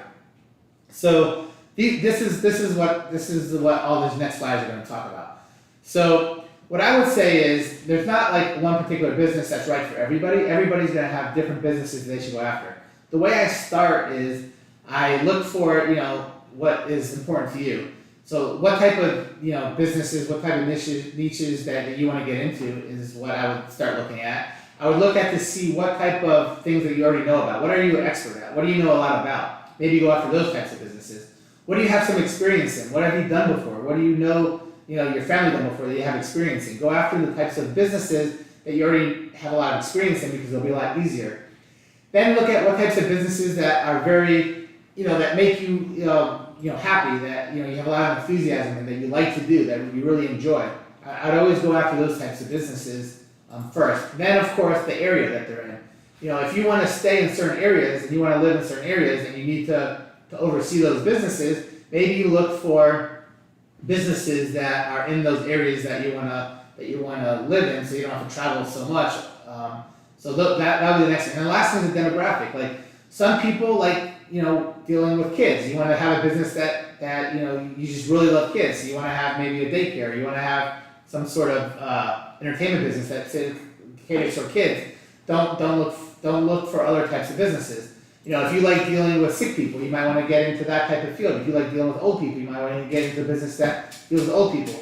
And anyhow, whatever the demographic is that you really like to deal with, you should look at those types of businesses because you'll just be happier with them and you'll end up doing better with them. That's how I start. Of course, you should always look for, and we'll talk about this over and over and over, profitable businesses with motivated sellers. Because there's two types of businesses. There's profitable and not profitable, and then there's two types of sellers. There's motivated and unmotivated. I'm always going after the profitable businesses with motivated sellers. All right. Then, what types of business should I target? You want to target a business that has strong financial profile. So you want to target businesses that have a lot of assets, a lot of cash flow. Cash flow is the amount of money that you have coming in every month. You want to target businesses that have a lot of receivables. So money that's owed to them on a consistent basis. You want to target businesses that have real estate that they own, and you want to target businesses that have a debt ratio that's good. And then, of course, you always want to target businesses that are doing better every year. If a business isn't doing better every year and it's doing worse every year, then you got to be careful because when you think it over, it might keep doing worse and you might have a bad business. So you want to look at businesses that are at least stable or getting better every year. The next thing that I look for, you should target businesses that have a clean set of books because you're going to have to do a lot of due diligence. And if you're dealing with someone that has no books and just you have to take their word for it, it's just going to be really hard to know if you're getting a good deal or not. So you should always have, buy business from someone that has good financials, and they should always match what they claim on their tax return. So if their business P&L show that they're making $1 million on their tax returns, it should show that they're making close to $1 million. A lot of times, there are a lot of different write-offs and different things, so sometimes it's not exactly the same on their tax write-off, on their taxes, but it should be pretty close. If it's significantly far off, then there's going to be red flags that you have to figure out why. The payments and expenses should always match up to their bank account. So if they show, look, they're spending this much money and they're making this much money and it's going in and out of their bank account, when you look at their bank accounts reports, they should match up. If they show they're getting $100,000 a month in, then their bank account should show that there's $100,000 a month coming in. You got to match that up. It's not worth getting involved in businesses that are basically committing, possible tax fraud because it could be, after you take it over, you could have a lot of problems. Plus, if they're committing tax fraud, again, they could be lying to you about a lot of different things. So you just got to be careful of people that are. So I've looked at businesses a lot of times where people will say, look, I'm only claiming on my books that I'm making $10,000. However, I'm making an extra $40,000, because I get all this cash, I don't report it. So I'm really making 50. That's a big difference from 10,000 to 50,000. I literally have businesses I've looked at like that. How do you trust them? They don't claim it, and it's all cash they're saying. Who knows? They could be telling the truth. They could not be telling the truth. If you really want that business, you could hang out at that business for months at a time, or pay someone to stay there and see if they're really doing that. But again, that's a lot of work, and it's just you can never know if that business is doing good. It's going to be a lot harder to borrow money on a business like that. So it's typically it's better to stay away from those types of businesses. All right. The next type of business that I target, I talked about it briefly before, but I'm going to get into it more right now and why. So I target businesses that I call small to medium size. So there is something even smaller than small. Smaller than small is like mom and pop. So I don't go after just one-off businesses that one person runs and owns and they have one employee. I don't go after those. I go after small businesses and I go after medium-sized businesses. To me, a small business is a business that does at least $500,000 in sales every single year, up to $10 million or a little bit more than $10 million in sales every year, with an EBITDA of over $150,000. EBITDA, you're going to hear a lot when you start looking at businesses. But basically, what EBITDA is the profit that a business makes. So it stands for earnings before interest, taxes, depreciation, and appreciation. That's what it stands for. Earnings before interest, taxes, depreciation, and appreciation. But what it boils down to, for the most part, is how much money a business is actually making, cash flow, taking out of the business every year. How much money the business is actually making, right? So I look for businesses that are making over $150,000 a year in profit, typically, for a lot of reasons. And again, $500,000 in sales to $10 million in sales. Now, sometimes I'll do businesses that make a little bit less than that, and of course I'll do businesses that make $11, $12, $15 million, but typically that's what I usually target, and we're going to talk about why now. So, if you try to buy businesses that are doing less than $500,000 a year, the owner is usually very heavily involved, and which would really hurt the business, because when they sell the business to you, there's probably nobody else that could run that business. You're going to be running it now instead of them, and you usually can't even hire anyone to run that business, because if the business is doing less than that amount of money, they probably can't afford to have somebody that runs that business. So it's very hard to get a business that's smaller than that you could actually buy and run and have somebody run it for you. And the worst thing for me is to try to buy a business and run the business, because then it takes all my time and I can't do anything else. I want to have tons of passive income. And typically when you're buying a business that's doing less than $500,000, you're more or less buying a job. And you might be buying a good job that makes a decent amount of money, but you're ultimately usually buying a job instead of buying this passive income. And again, you're much less likely to have staff in place that can run the business, because if they're not doing that much money, they probably don't need that many employees. And if they don't have many employees, there's probably not somebody that's really smart that could take over the business. So you have to, find more people, than the bigger business that has multiple people already there. And again, you're usually buying a job and not a business. So that's the reason why I don't look over businesses that are under $500,000. Now there are exceptions, and sometimes I have somebody I know that might want to run a business, and they're happy running the business, and they're like, "Can you help me find a business?" And then I'll look for businesses smaller, because I know that they're happy. I know they're happy, buying a job, a good paying job. Maybe I have a lot of friends that make, $30, $40, $50, $60,000 a year. They're like, if they could own a business and run it and make $100,000, but even though they work there all the time, they're still making way more than they're doing now. But I'm assuming that most people that want to do this want to just have passive income. So it's not good for those types of people. But it's good for people that want to make a good living, but just have to work in the business. Another reason why you buy businesses that are making less than doing less than $500,000 is if you have a business that's similar to theirs, and you can now take that business and merge it with your business, it doesn't even matter how much you're doing. As long as you're getting a good enough deal on the business, you can buy any business if you're merging it with another business, because all you're really doing is buying the customers, and you're buying whatever employees and inventory and the equipment that they have. And if you could buy that and merge it with yours, and you don't have to run it separately, then it could be worth buying a smaller business. But typically, I stick to ones that are doing over $500,000. Now, the reason why I don't like looking at stuff that's more than $10 million, and sometimes that number is probably a little bit higher now because inflation and stuff, but the reason why I look for a business to do much more than $10 million is because the owners have a different type of mindset. Remember, when we looked earlier, we were talking about the main reason why people want to sell their business and why they want to sell it to you is because you're going to keep that business intact. You're going to keep the name. You're going to keep their reputation. You're going to keep their legacy. You're going to keep their employees. You're going to keep their customers. You're going to do all these types of things. And what they really, really care about is that. The money is a little part of what they care about. It's 20% of what they care about. The other 80% is all these other things. When you get to these businesses that are doing over 10 million, 15, especially when you get to 20, 30, 50 million dollars, they don't really care about their employees as much typically, or not the owner doesn't, they don't even know them. And they don't care about their reputation. All they care about is the money. And when you're trying to buy these really big businesses and all they care about the money, it's a little bit harder to work, deals with them on the price and especially on terms. Now, of course, again, there's always exceptions to everything, but typically that's what I see.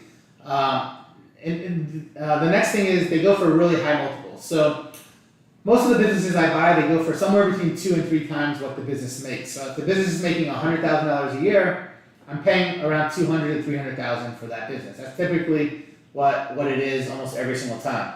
Now, these businesses that do tens of millions of dollars, those businesses go for a very high multiple. A lot of times they go for 5, 6, 12, 15 times multiple.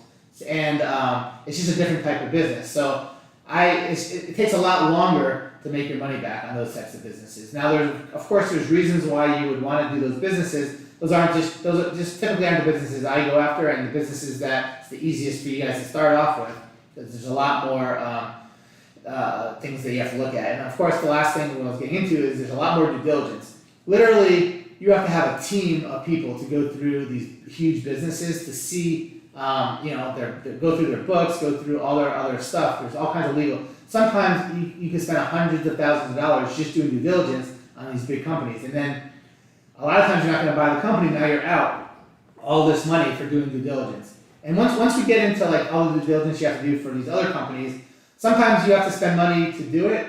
Usually you could do it for free on your own, but even if you have to spend money doing it, I'm going to show you how you could work deals with people to do due diligence for you without even having to pay them unless you do the deal, right? It's basically called contingency type people where you only have to pay them if you buy the deal. And I'm going to talk to you about how to negotiate with attorneys, with accountants, and other people to where they have a big upside if you buy the business. So instead of paying them a flat fee for doing all this due diligence for you, and not only if you're going to buy it, you'll give them a little bit more, but only if you buy it, and maybe you give them a bigger upside. And a lot of times you could not spend any money on due diligence until you actually have a good deal. All right. The next thing we're going to talk about are myths that come up in why people don't buy businesses. So after this, I'm going to go through some questions, and then we'll keep going on some more slides. So these are the most common myths I hear all the time. I just kind of put a list together. But a lot of people think that you need to have a lot of cash or be very rich to buy a business. And that's not true, and people think the same thing with real estate. Everybody here, for the most part, knows that's not true either. You don't have to have a lot of money or be rich to buy real estate. I mean, a lot of people here don't have any money and buy millions of dollars of real estate over a year. So it's the same thing with business. Business is even easier because there's so many more ways to get money, and there's so many more creative types of deals you can do in business that don't even exist in real estate. So you don't have to be rich, you don't have to have a lot of money to do it. And I'll show you a bunch of examples of people that I've shown how to buy businesses that had no money and now have really good businesses, and now they have money, but they didn't when they started. A lot of people think that just every single business for sale is a bad business. Like, why would somebody sell a good business? People think that all the businesses are bad, which we went through why people will sell profitable businesses earlier. And that's just not true. As you see, there's tons of reasons why people will sell good businesses, not just bad businesses. A lot of people think that you have to have a really good management skills to run a business. You don't really need to be really good at, you don't really have to have great management skills to run a business. You could buy a business that with somebody that's already in place that has that and can do it for you. Obviously, as you own a business, you'll get better at it, but you don't have to be great at it right away. A lot of people think that you can't own a business unless you're always working it. People think, man, if I buy a business, I'm going to be working all the time. I'll be in that business all the time. And that's why a lot of people don't want to own businesses or don't want to run businesses because they think they're going to be stuck there. And I own, right now I own a few dozen businesses. I've owned hundreds of businesses over the last few decades. And I literally, in the last few years, I'm almost never at any of my businesses. I have businesses I haven't been to for years. I just get a check every single month for distributions for the business, how much money they make. And I'm never there. So to say that you have to be, if you don't set the business up right, yes, you have to be there a lot. And a lot of times when you first buy a business or start a business, you have to be there in the beginning a bunch. But once you put all the systems in place and have the right staff in place, you shouldn't have to be there much at all. Sometimes, that takes a month, sometimes that could take 6 months, sometimes it takes longer, but at some point, any business could be set up to where you don't have to be there. And I'm literally spent less than a few hours a week on every business I have together. And my businesses that I have right now make millions of dollars a year, and I don't spend hardly any time on them anymore. A lot of times in the beginning I did spend a lot of time, but I don't have to anymore. A lot of people think that you need to have a board, a whole bunch of people that you talk to that have a board to run your business. You don't need a board. You can do it all by yourself. You can do it with a partner, but you don't need people to help you. It's not that hard once you know how to do it. So you don't need to have all these special people on a board.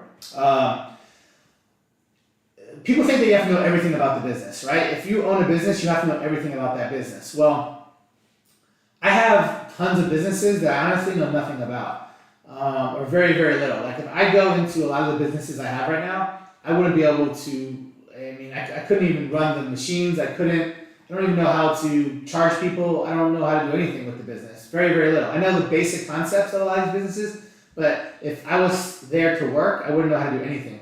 And again, if you guys ever watch that TV show Undercover Boss, I think it's Undercover Boss. Anyway, these people are the CEOs. They run the whole damn business. They make millions and millions of dollars a year. They run the whole business. They go into these businesses that they run, and they literally don't know how to do anything in their business. And literally, that is how I am. If I go into any of my businesses, I wouldn't know how to do anything. I'd have to have people show me everything. So the fact that people think that you have to be able to do everything is silly. You just have to have really good people that could do everything. That's what's important. The next thing is that you can only buy businesses that are for sale, right? People think that, and again, in real estate, people think the same thing, right? You can only buy a business if it's listed on the MLS. How can you buy a business? How can you buy a real estate that's not for sale? You go on the MLS and you find everything that's for sale, and that's how you could buy real estate. There's no way to buy real estate that's not for sale. If you ask most people, they'll be like, that's impossible. It's not for sale. How do you buy it? Everything that's sells there. I guarantee you that every single person in here that buys real estate, 95+% of what you buy is not on the MLS. It's not for sale. We're buying stuff that's off market. Well, it's the same thing in business. I'm buying mostly businesses that are off market, and people don't realize that you can do that. Just like people don't realize you can buy a property that's off market. It's very, very similar. So that's definitely a myth that people have. So people think that you must own a majority share of the business. So people think that if you buy a business, that you have to own the majority of it. You can buy businesses with a lot of people. You have partners. You do all kinds of different things, and you don't have to own the majority of it. You can own a portion of it. So you can always get help and have partners that know more than you or know the stuff that you don't know with the business. This is a crazy one that I see all the time. My competitors and different people in their business, they think that if they buy a business, they can't afford to hire the best staff. And I'm the opposite. I think that if you buy a business, or if you run a business, you own a business, you shouldn't be able to afford to not have the best staff. Like I always want to pay the most and have the best people that work, because the best people are going to bring you in the most profit. If you don't have the best people working for you, then your business isn't going to do good. Like they're not going to care as much, and they're not going to know everything. So I want to make sure I always get the best people, especially like high up, like my top managers, my those people. Like I make sure I get the best person because I don't want to do that job, and I need them to be a lot better than me. So I make sure, and it pays for itself 10 times over. I see a lot of people that just hire like cheap people, and sometimes they hire 2 or 3 cheap people instead of 1 good person, and they end up paying more, and they end up losing more money because they're not even that good. So it's very important to understand that you definitely could hire the best people, and by hiring the best people, you're actually going to make more money. So it pays for itself, before you even know it. A lot of people think, of course, just in real estate, it's the same thing, that there's only one way to structure a deal. People think that if you're going to buy real estate, what do? You gotta pay cash, or you gotta go get a regular loan from the bank. That's the only way you can buy. That's the only way you can buy real estate. But we all know that there's lots of ways to buy real estate, right? You could buy it sub 2. You could buy it owner finance. You could buy it on novation. You could buy it with the mortgage method. You could buy it with all these different things, and there's a whole lot of other ways to buy real estate. But the thing is, with businesses, there's even more ways. So a lot of people think you have to pay cash to buy a business. I would say that 95% of businesses that sell, people are not paying cash for. It's very, very rare that somebody pays cash for a business. People buy businesses all the time, but they almost always have some sort of creative structure, or definitely have some sort of way where someone's not using their money to buy it. Where in real estate, most people are paying cash or getting a loan on it, and there's only a few things that people do. Like very few people know anything about sub 2 or owner finance. But in business, it's a little bit more common. But a lot of the people, with all the strategies that you guys know with real estate, you're going to be able to use all that stuff in business. And I'm going to give you like another handful of ways that you could buy businesses super creatively that you don't even know yet that you could do that you can't do in real estate. So there's many different ways to structure a deal in business. A lot of people think that when you buy a business that it's too much work, right? We talked about that. People think they have to be there all the time. Again, I just showed you that it's not that much work. You just got to put the right systems and people in place, and you could not have that much work. The next thing is a lot of people think it's easy to find a good listed business. Just like a lot of people that don't know real estate think it's easy to just go on MLS and find a good property for sale. It's not true. Like businesses that are listed for sale on the main place that people list businesses for sale is on a website called BizBuySell, BizBuySel.com, and that's kind of like the MLS for real estate. But the truth of the matter is, 99% plus of businesses that are on there are shit. Right? They're asking too much, or they're lying about all their numbers. And I get into how to dissect it and how to tell that in another module. But basically, it's not easy to buy a good business that's listed. You have to really, go after non-listed businesses, or go after listed businesses at the right time after they've been on the market for a long time. Is where I really am able to buy businesses that are listed. I do buy businesses that are listed, but they're usually on the market for a year or longer, because at that point they're just super motivated and they'll just do whatever because they know they can't sell it to anybody else. And typically, what I'll do is I'll start talking to these businesses that are listed early on, 6 months, 8 months in, even though I know it's probably gonna be hard to buy it, just to build a little bit of rapport. So when it's time where they get really motivated, and I know for the most part in businesses, it's very hard to sell a business. So I know most people aren't gonna sell their business, so I know they're gonna come back to me. Like in real estate, a lot of times, if you don't buy it, someone else is gonna buy it because the market's crazy hot. In business, it's not like that. Like they stay on the market for sometimes years, and eventually at some point, the person that owns that business is gonna be like, all right, I just gotta sell it. Let me see who's talked to me over the last couple of years. They'll come back and talk to you, and then you can work crazy deals. A lot of people think that you need a degree to buy a business. I mean, I didn't even go. I went to I think 1 year of community college. I dropped out. It's a waste of time. I think most people that make the most money in business never went to school, never went to college. You definitely don't need to go to college. You probably don't even need to finish high school to buy businesses. There's a lot of people that buy businesses. There's nothing that school is going to teach you that really helps you to have a business. It's all kind of worthless stuff. So you definitely don't need that. A lot of people think you need that, but it's crazy. And then a lot of people think you need good credit to buy a business, right? A lot of people think you need good credit to buy a home. It's always easier to buy a home. It's always easier to buy a business if you have good credit. But if you don't have good credit, there's still tons and tons of ways to buy real estate, as you guys know, with the sub 2 and owner finance and all these different things. But with a business, it's even easier because there's all kinds of hard money lenders for people that want to buy businesses, and they don't look at your credit. And on top of that, a lot of it, you're going to get a lot more owner finance typically, and when you're buying a business than when you're buying anything else. And the person that's owner finance is not going to look at your credit. So credit isn't super important when you're buying a business. You can definitely buy a business with bad credit. What I was going to do is kind of go through some questions, and then I'll keep going, just because I saw there were some good questions. I answered in the beginning because, guys, I'm sorry. Also, when I started, the link didn't work. I had to switch links. A lot of people never saw this new link and aren't here. But I'll make it up. I'll do something else for them, and this will be recorded. They can come watch it. But I answered a lot of questions in the beginning before I got started, just to let more people come on. And now there's some more questions. So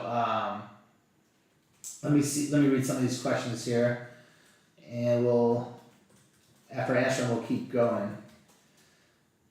You have a buy price sweet spot. I heard 2 million to 5 million. So we went through. I like buying businesses that do between $500,000 and $10 million plus in sales. We went through why. That was a question before that. Before that question came up, we didn't go through that slide yet. The next thing is everyone's saying, "Hey, what's up? What's up? Sorry guys that I fucked this up and the link didn't work, but we got it working now." Yeah, that was kind of embarrassing. That was weird. Let's see here. Love the content. Cool. So I need to meet those. We buy underperforming non-profitable businesses. So as far as buying non-profitable businesses, there are actually people that's all they do. They go after, and again, what they do with it, they liquidate them. They are able to buy them for nothing a lot of times, or very, very small amount of money. They figure out ways to get rid of the equipment. They figure out ways to get rid of the inventory. Usually it's the competitors, and then again, they go around and sell the competitors the list that they have, all the people that they buy from. So to me, I bought lots of businesses just to get the other businesses list of people to sell stuff to. I have a trophy store. I bought like 3, 4, or 5 other trophy stores since I bought the first one. And a lot of them I've merged together, but a lot of them I bought just to get their list. Some of them had some really big customers that did lots of trophies for different, sports teams, different schools, different churches. And just having that one customer being able to do all those trophies is worth so much money. So a lot of times when a business isn't doing good and they can't make money on their own, yes, they're worthless to somebody that's not in the business. But those customers that person has is so valuable to somebody else in the business because they won't have any more expenses. They don't have to keep that location. They don't have to keep all the employees. They can just take the customers, and the customers is worth so much. So I've done that with some gyms too. I bought multiple gyms where I just, the gyms are close to some of my gyms, and what I did was I bought the gym because I knew I could sell all the equipment and get my money back and some of the equipment I wanted, but they had 500-600 members that are paying $150 a month. And if I was able to even keep, 20% of those members, and I know my gym's only a few miles away and we do some of the similar stuff, that business is worth, those customers are worth so much more. Can you imagine if a business, these gyms that I bought that had 500 members, if I'm able to keep 100 of them and they're paying $150 a month, every single month I'm getting $150 for 100 members, I'm adding $15,000 a month to my revenue. Now this gym might be losing money, but that's because they have rent, they have all these coaches, but I already have all that in place. I don't need to get all these members. I don't need to get a new location. I just want them to come to my location. So I've bought multiple gyms. I bought multiple gyms like that just to get the customers, and I bought multiple other businesses just to add to my other things. So businesses that aren't doing good and losing money could be very valuable if you know how to take the stuff from that business and now match it up to the right business that those things could be worth a lot of money to, where they could just add more income but not have all the expenses. So I just gives you a few different ideas of why businesses that are losing money could be worth so much to certain people. As long as you don't have to keep that business in place and keep all the expenses. Or, of course, there's people that specialize in turning businesses around. I think there's a TV show, I think I watched it once or twice, where there's some guy that goes in and he sees all these underperforming businesses and he turns the businesses around. So there's people that just do that on big levels. And I don't know if anyone knows what TV show I'm talking about, but it's pretty cool. It's called, you know, Business rescue. Business Rescue. But there's another one too. There's Business Rescue. I watched it a couple times. It was pretty cool.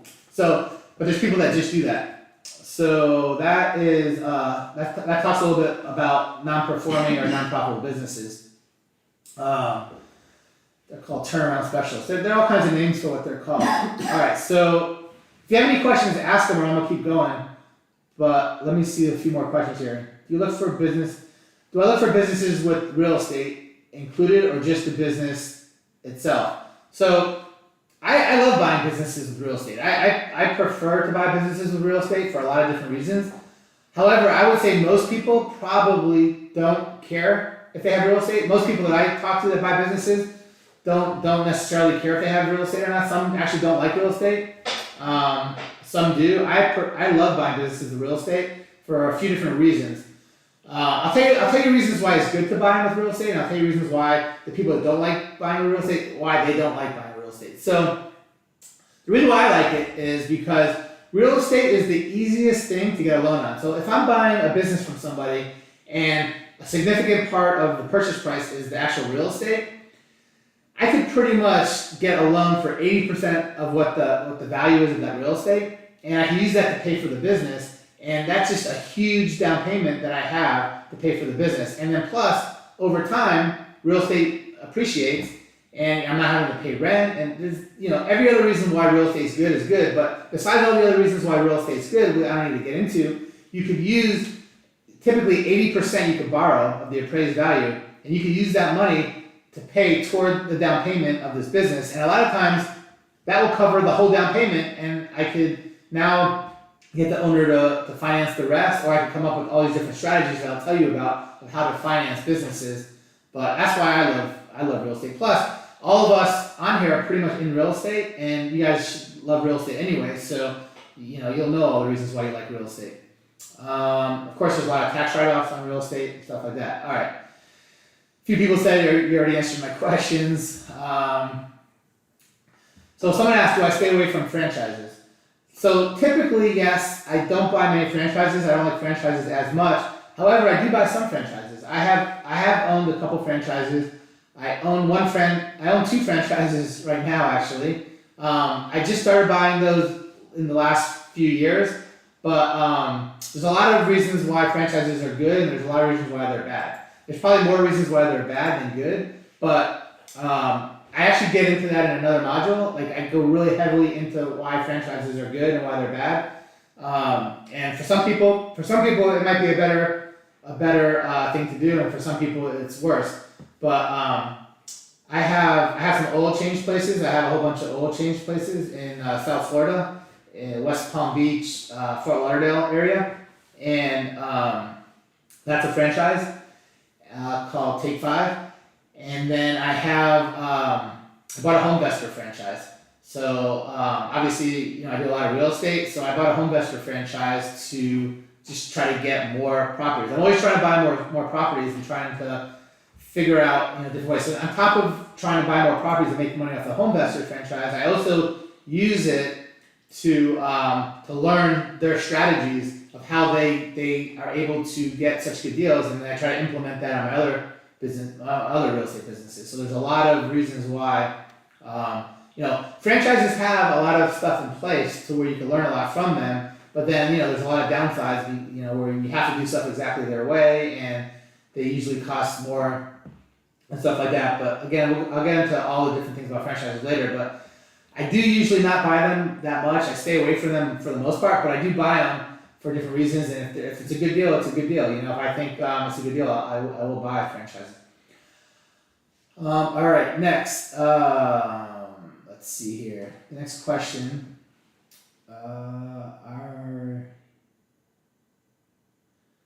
are you buying real estate and businesses at the same time, or do you focus on one or the other? I love that question. So I started in business when I was 15 years old. I had my first business that was really profitable when I was 15, and I grew it throughout my teenage years to be very profitable. And then when I was like 22 years old, I got into real estate. I bought my first property at 22, and then I started buying more. When I was 23, I already had 5 properties. And ever since I was 22, 23, I got hooked on real estate and business. I've done business my whole life. I've done more business by far than any real estate. And since I started getting into real estate, I've always had businesses. I've had businesses my whole life. I've never gone where I didn't have businesses. Sometimes I've had a few businesses. Sometimes I've had dozens and dozens of businesses. But I've always done real estate at the same time. So when I'm starting a business and I have to focus a lot on business, and I'm not doing a ton of real estate, but I'm always doing some real estate. So I never don't do any real estate. But when the real estate market is not really hot, I'll really focus a lot more on business and do a lot more business than anything else. And I'll start more businesses, I'll buy more businesses, I'll expand my businesses. But when real estate becomes really hot, I sometimes switch from business to real estate. So instead of spending 90% of my time on business and 10% of my time on real estate, I'll switch. Like over the last 2 years, I spend 90% of my time on real estate and 10% of my time on business. But now I see that real estate's starting to slow down and starting to weaken a little bit. It's still very, very good. It's still way better than it was a couple years ago, but I see it starting to tank. So now I'm going to get more into business. So instead of doing 10% business and 90% real estate, I'll probably switch 20, 80, 70, 30.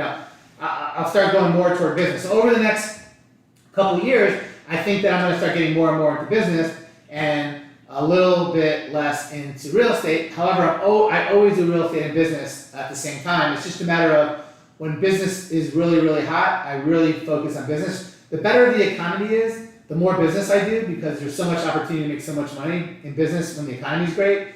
And then when the economy is really bad and business isn't doing good, typically real estate becomes good, and I buy a lot of real estate. So back when 2009, 10, 11, 12, when real estate tanked, I probably made more money on real estate then than ever. I bought like hundreds and hundreds and hundreds of properties each year, and mostly kept them all.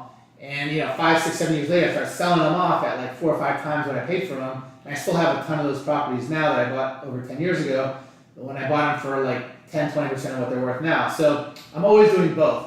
But what I do is I figure out how can I make the most money, what's going to make me the most money at the time, and focus more on that. And also like what's exciting to me. If something's super exciting to me, for whatever reason, I'll get more into that at the time. But of course, whatever's going to make the most money is usually what's the most exciting. So that's kind of what I get into. So that's why I've been in real estate. I mean, I've never seen the real estate market as hot as it's been the last couple of years, where you could just buy and fix and flip. And I mean, I literally buy a property every single day. For the last 2 years, I've been buying almost 30 properties a month and flipping 30 properties every single month. And now I could see that it's going to slow down because people just want too much because the market dropped a lot. So it's going to be harder to buy that many. So now I'm probably going to start buying 15 to 20 a month, I could tell. Although what I can tell you is over the last 2 months, I bought so many subject to and owner finance properties, way more than I bought the last 2 years when the market was hot. When the market was hot, I was paying cash and just flipping stuff. Now I literally have 3 or 4 subject to owner finance properties that I'm buying every single week. Where I used to buy a couple a month, now I'm buying more than a couple a week. Because the market's turning. That's the way people get more money for their properties. They can get more properties by selling it on a subject to owner finance. So, but you just gotta adapt to the market, whether it's business or real estate, just adapt, and you can make money no matter if it's doing good or doing bad, as long as you adapt and use the right strategies. So, somebody asked me here, let me see here. Also, do you have one-on-one or group coaching program? I don't have a one-on-one or group coaching program, but I do a couple masterminds every year for business, and I do it because I have fun. They're fun. I have like 100 people. They fit like 100 people, They come and I go through every single module. We go through, Q&As. I have special guests that come to everyone. Some of the best business people that I know that make the most money in business and that do have courses that they'll come and talk. And then some of my partners in different businesses will come and talk. I have different attorneys that come and talk. And then we do a lot of, on the last day, we do a lot of basically role playing where I show you like a bunch of different businesses and show you all the different numbers. And I say, okay, if you were going to buy this business, how would you buy this business? And then we go through it. And then I put everyone in groups. And then after I see how they would buy it, I would tell them what I would do different or what I like what they did. Sometimes they come up with creative ideas I didn't even think about. So it's pretty fun. They're 3 days. They're 3 full days. Usually Friday, Saturday, Sunday. The next one I have is in November in Atlanta. But But I don't have any one-on-one or group or coaching programs like they go on. I just do these masterminds a couple times a year. I have a lot of people that have bought businesses in my last masterminds that come to the next one and just kind of go through like how they bought, what they bought, how they came, how they. Typically, almost everyone's buying creatively. Very few people ever use their own money, and they just talk about how they did it, how they found it, and we kind of go through it so people see what they did. And most of these people had no experience in business before they came, so it's kind of cool. Have you bought businesses in other countries?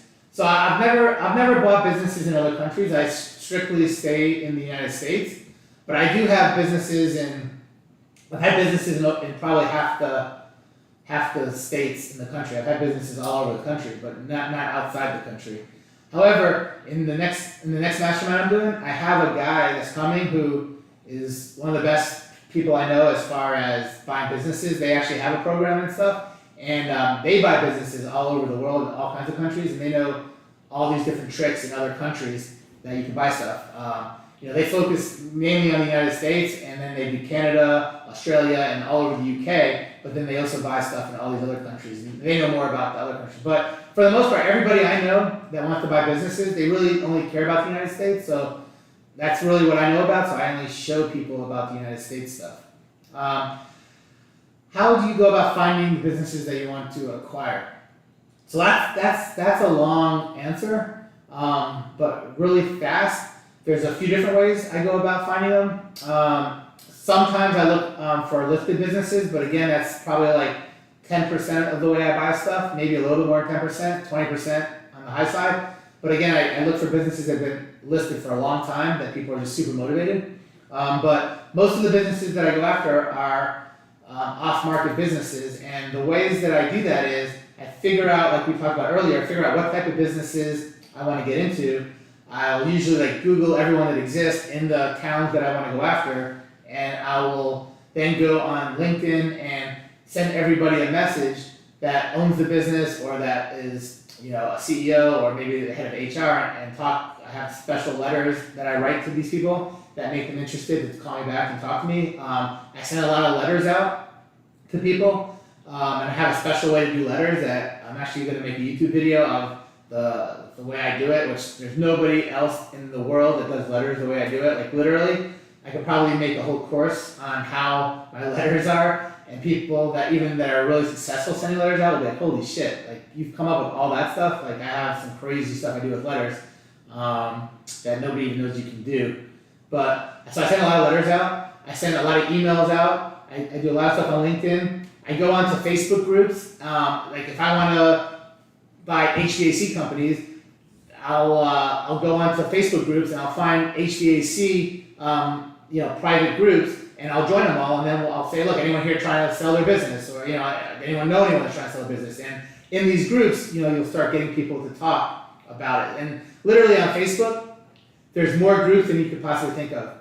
I'm sure almost everybody here is in some different real estate groups, local groups especially. If you're not, you're crazy. You should be in every local real estate group. But we're in real estate, so we know about the real estate groups. But there's groups for everything. There's not a single thing on Facebook that doesn't have a group. So if you know what businesses that you want to target, join the groups. Get your name out there.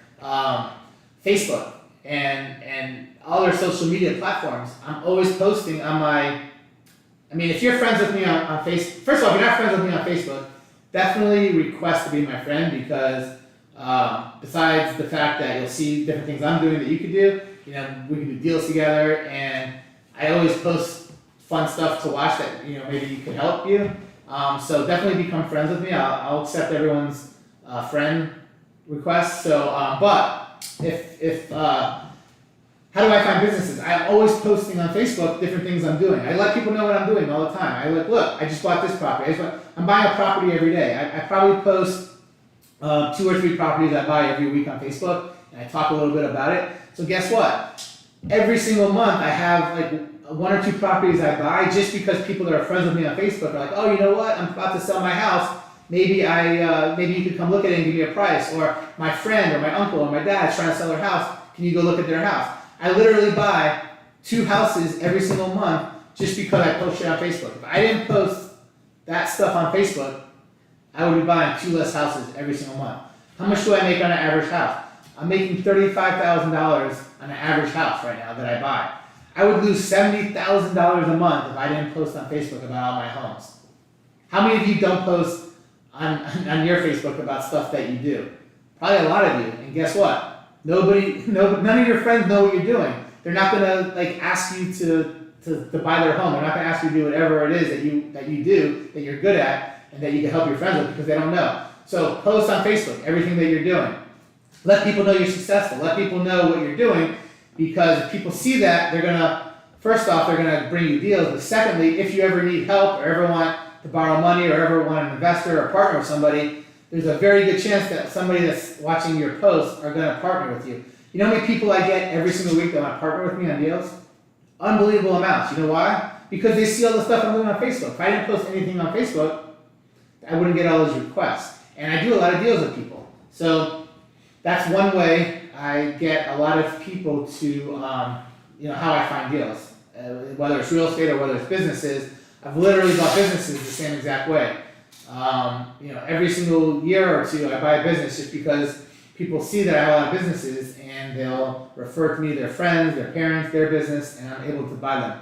On top of that, there's many other ways that I buy businesses, but it's like hours to go through everything, and then I get really into detail about it. And that's more in the sourcing section, which I have a whole module just about sourcing and how I get these deals. And but that gives you a good idea of what to start with. All right, next, how would you go? Let's see. Next thing here.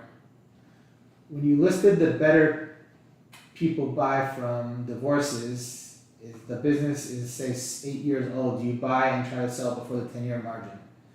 You're asking me if do I try to buy businesses and sell it before it hits 10 years? I don't have a time frame of how long the business needs to be around before I need to sell it.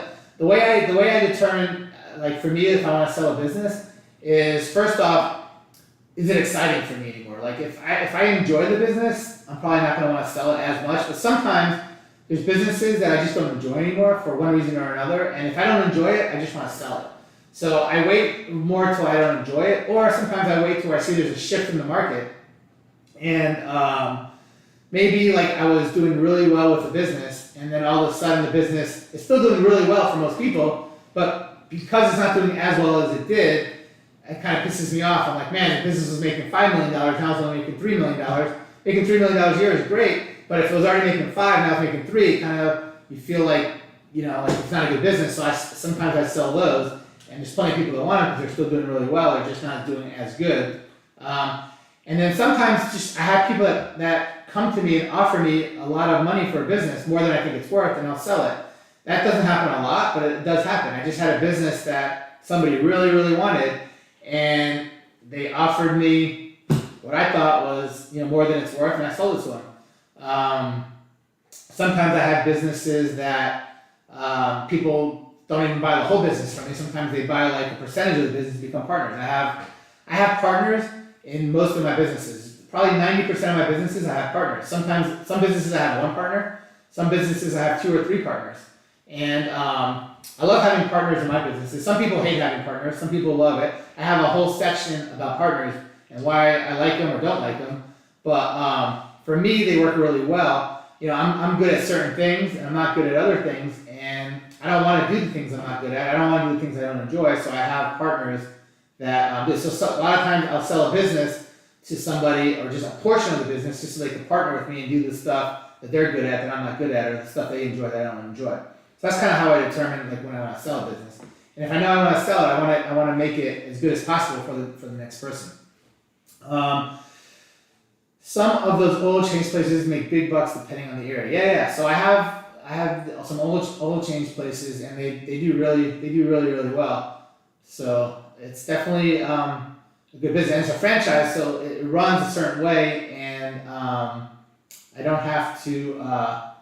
I don't have to think about how to do anything because everything's taught to you, and you have people to help you the whole way. I'd like a bricks and mining franchise. My son and I love Legos. Not a good reason to buy a franchise. So what I would say is if you love doing that stuff, go look to see what's available.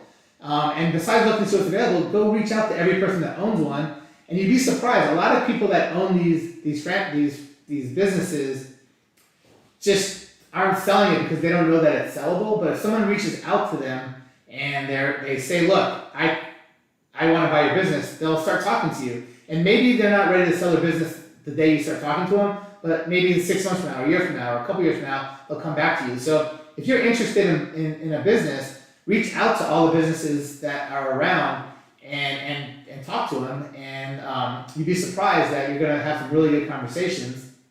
And some people would be interested in selling, and you hit them at the right time. And some people are like, you know what, it's not the right time now, but it might be soon. So if you're a business that you think you'd be interested in, I'd definitely talk. And worst comes to worst, let's say you can't work a deal with them, you're going to get so much value in trying to work a deal, you'll feel more confident the next time you do it. So the first time is always the hardest on anything. So go ahead and try to buy some businesses from people. Whether it works or not, you'll feel more comfortable and you'll know like different things to say the next time. So just trying to buy businesses is good because you'll build your confidence and get better for when you're ready or you find the right business. I'm growing my real estate business, but it's a lot of work, and I realize I want true passive income. Between the two, which two percent knowing that you know now? Okay, so question is, Eugene wants a lot of passive income. He wants to know, is it better to do a real estate business, or is it better to do another types of business for passive income? So the truth of the matter is, with owning a business, you can make way more passive income on one business than you could on a ton of real estate. However, it's a lot harder to buy a business than it is to buy real estate. So you could buy businesses easier and quicker. You can buy real estate, you can buy real estate easier, faster, and quicker than you could buy a business. So once you got a good business and you buy it, you'll make way more money than having a ton of real estate, but it'll take a little bit longer. So it's a matter of, if you need to get something going now, and you already know real estate, do real estate. And if the market's super hot in real estate, I would do real estate if the market is super hot. As you see the real estate market slowing down in your area, I would shift to start buying more businesses. I wouldn't go away from real estate if you're doing good with it, or it's a hot market that you're at and you think you could do good with it. But at some point, real estate's going to slow down, and that's when I would definitely go after businesses more, because businesses are always good, and there's plenty out there that you can make good money on. So I wouldn't really necessarily pick one or the other. Like if you heard me talk earlier, when real estate is crazy hot, like it's been the last couple of years, I spend most of my time on real estate. When real estate slows down, I spend most of my time on business. And that's just kind of the way I go back and forth.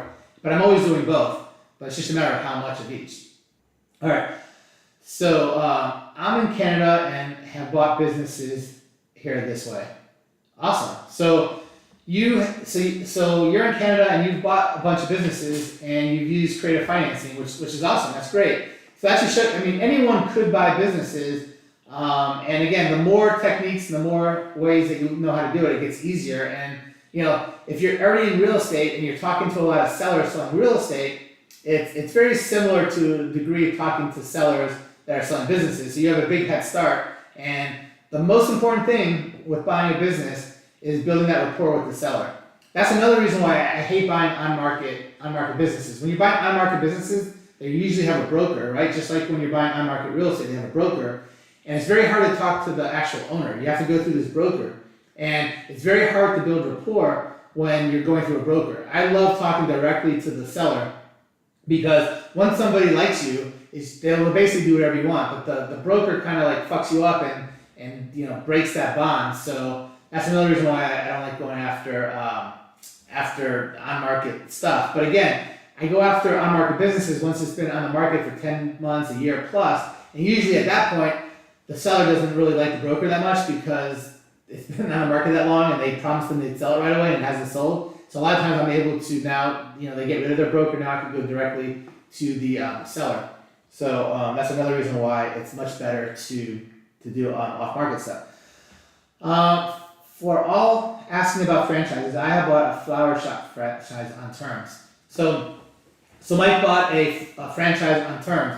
You could definitely buy franchises on terms. It's a lot easier to buy non-franchises on terms than it is to buy franchises on terms. But again, if you're buying a franchise that's existing and you're buying it from an owner that has had that franchise, it's a lot easier to buy it on terms because they're selling a pre-existing business. But if you're buying a franchise that hasn't started yet and you're starting it, it's a lot harder to get terms. Although there's always ways to get terms on anything. It's always easier if it's someone that's had the business for a while. And again, anyone that's super motivated is going to give you terms. So you got to go after motivated people. All right, thanks for answering the question. Makes a lot of sense. Cool. Keep asking questions.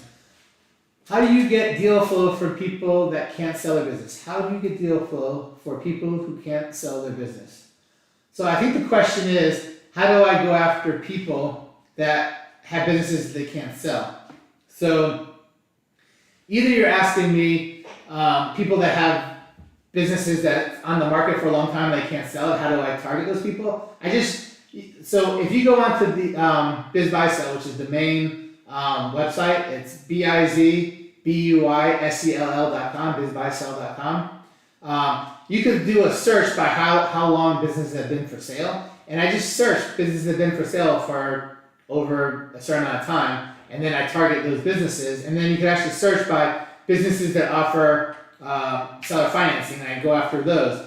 Although most businesses will offer seller financing even if they don't say it, but if they say it, they'll usually do a lot more. Anyone that offers seller financing, they're more motivated. So it's easier to do deals with them. But almost every business will do some. So that's how I go after businesses that can't sell. I go after businesses that have been on the market for a long time. The other way is I just cold call and outreach businesses that I'm interested in, and a lot of them don't know that they could sell, and I reach out to them and I let them know that your business is sellable and I want to buy it. And I actually had somebody that went to my last mastermind who's he's in sub 2. So this is the craziest story. So there's a guy in sub 2, his name is Tron, right? I don't know who knows Tron, but Tron fan. He's in sub 2. He's been in sub 2 for a couple years. I joined sub 2 in 2020, the first year that it started, and we became really good friends. He sold me some properties, and I had a mastermind, a buying business mastermind, that he came to, I think last October, November, whatever it was. He came to that mastermind. I had 120 people there. I only had 100 seats, so it was packed in the back, but I had 100 people there. He was one of the people in it, and he knew nothing about business. All he did was real estate. But he was getting tired of real estate, which kind of sucks because he was selling me a lot of stuff. And after the mastermind, he started getting out of real estate and got into business. But anyway, this guy switched from getting, and I totally 100% don't want anyone to get out of real estate that wants to get into business. You should do both.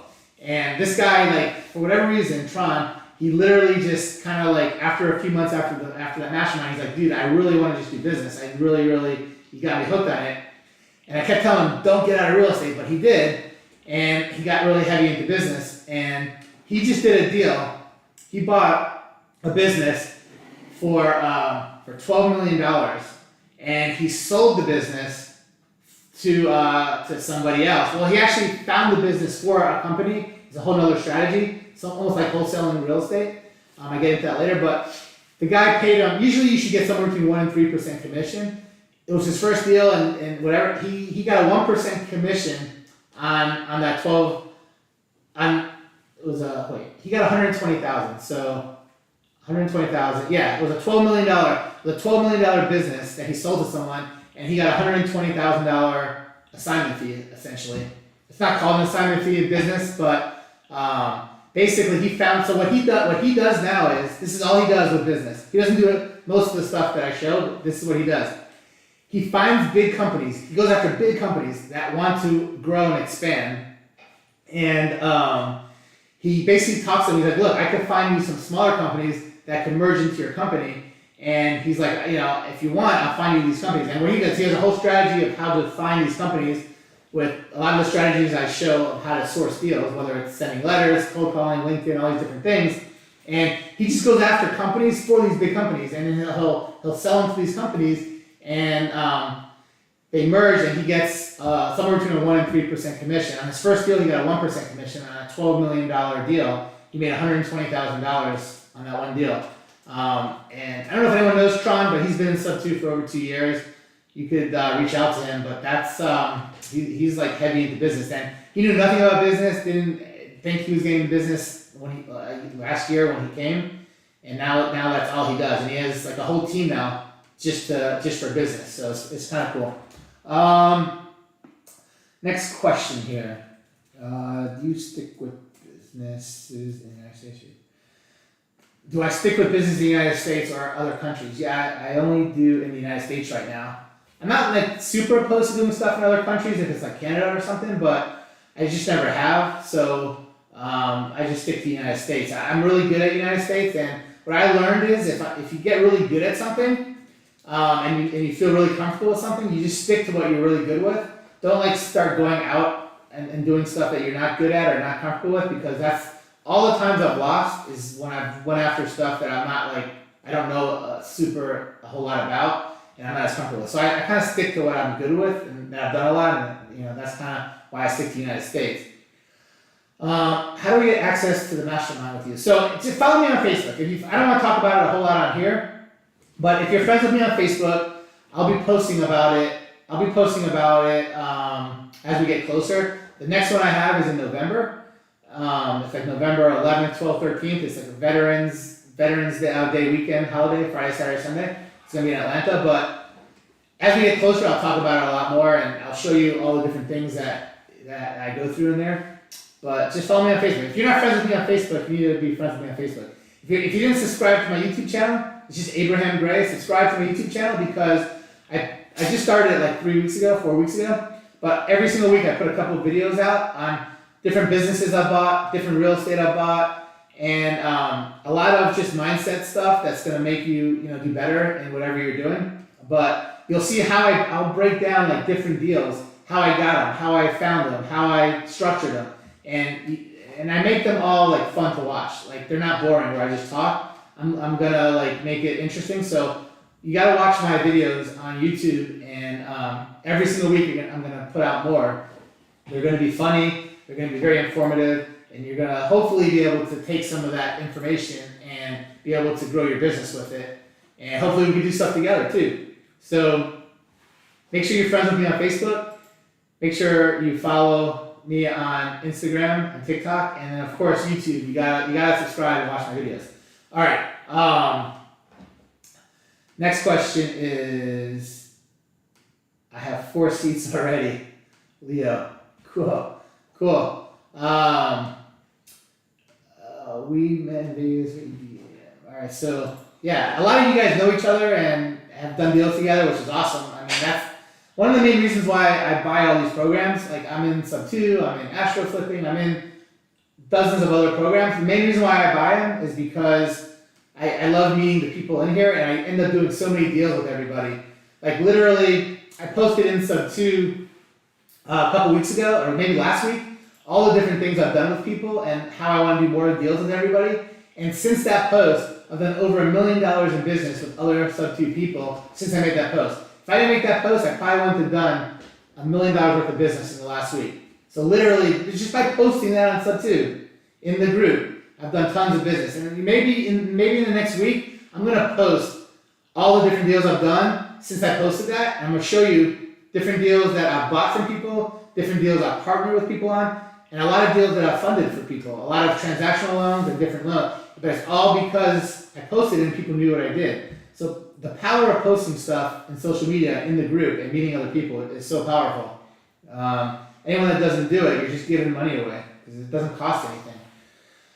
All right, Mike, Abraham, bro, I want to see those LOIs. All right, so I have So LOI is a letter of intent. So basically, when you make offers on businesses, you start off with a letter of intent. It's sort of like when you make an offer on a house, and that just lets the person know all the different terms and stuff that you're offering them, the price and the terms and all these different things. So I have an LOI I use for when I make offers on businesses, and there's all kinds of other forms that I have. And of course, all that's in that mastermind. I go through it and stuff like that.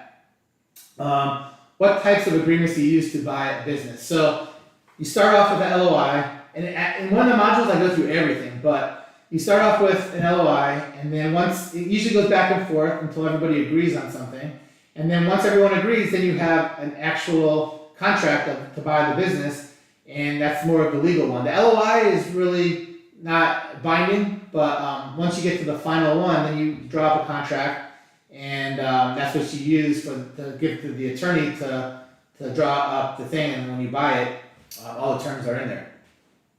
So it's just an agreement. It's very similar to a real estate agreement, but it's for a business, and it's a lot of the same stuff is in there. It's a little bit more detailed because business, there's a lot more things that you need to know. But yeah, we could go through. I have that. We can definitely go through that. If anybody here wants to make offers on businesses, just ask me questions. I'll walk you through some of that stuff. Is HVAC one of the only blue-collar businesses you buy, or are there other ones? No, service businesses are great. HVAC is good, but I mean any painting, really flooring.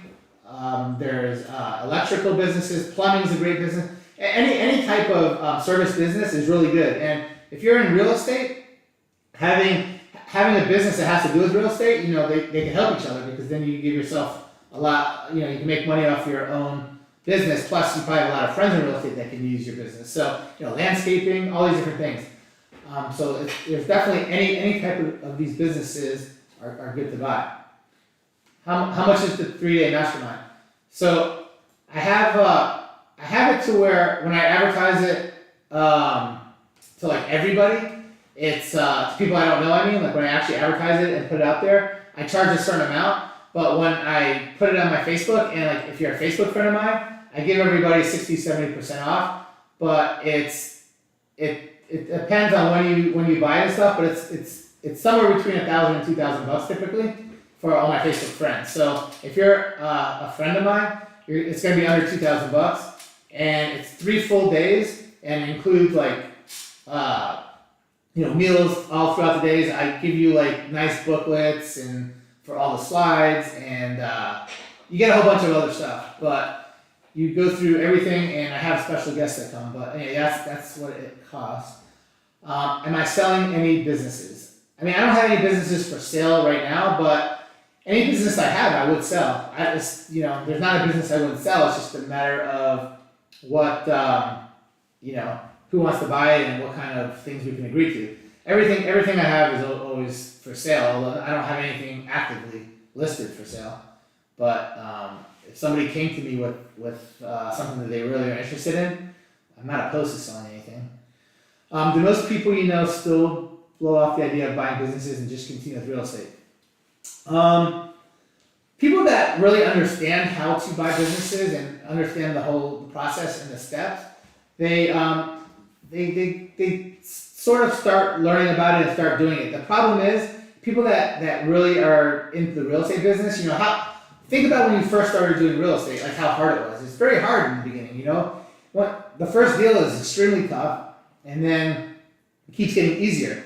So when someone starts to go from real estate to business, it's hard in the beginning because you've never done it before. So once you do one deal, then it gets easier, and the second deal gets easier, and before you know it, it's not that hard. But it's scary to get into something that you've never done. So a lot of my friends that do real estate don't get into business as fast because they're making money on real estate. They're comfortable doing it, and the market in real estate right now is really, really good. So I wouldn't talk anyone out of doing real estate deals. I think you should always do real estate deals if you're making money on it.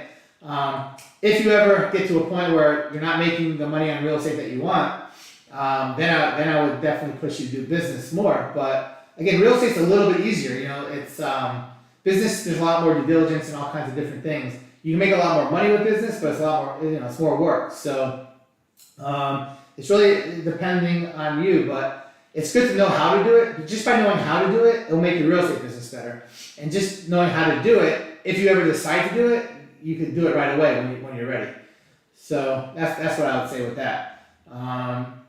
Do you buy any franchise businesses that are also on a lease? Yeah, I mean, I told you I do buy some franchise businesses. It's like I prefer not franchise businesses, but I do buy them, and if they're on a lease, again, one of the things I look at when I buy businesses is their lease. So I gotta make sure the lease is good, how long it is it personally guaranteed, not personally guaranteed, all these different things. So I always look at the lease, but I definitely buy businesses with leases, without leases, and I value them differently based on what the business is making and what the lease is. How gyms like Planet Fitness make money as their membership is only $10 a month and have prime locations, huge square footage. So the way like LA Fitnesses or Planet Fitnesses make a lot of money is they have tens of thousands of members that pay $10, $20, $30 a month. Most of them never show up, but they're like Planet Fitness, they're paying $10 a month. I guarantee you, most of the people that are paying $10 a month never go. So you only see a certain amount of people there, but there's so many more people that are paying that don't go. But again, they have such a quantity amount of people that go that they can make money, and also they don't have a lot of staff. Like some of the biggest costs of having a gym, like all my gyms are.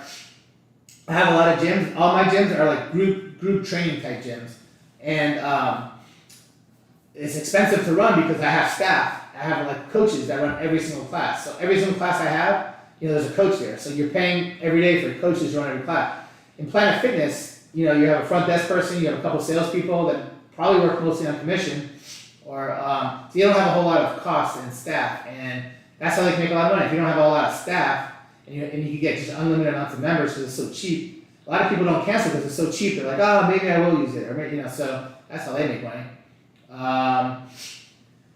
Let's see. What was your fastest you ever closed on a business? What was the fastest I ever closed on a business? I mean, I've closed on some businesses, in a few weeks, but that's very not typical. Typically, it's going to take a few months.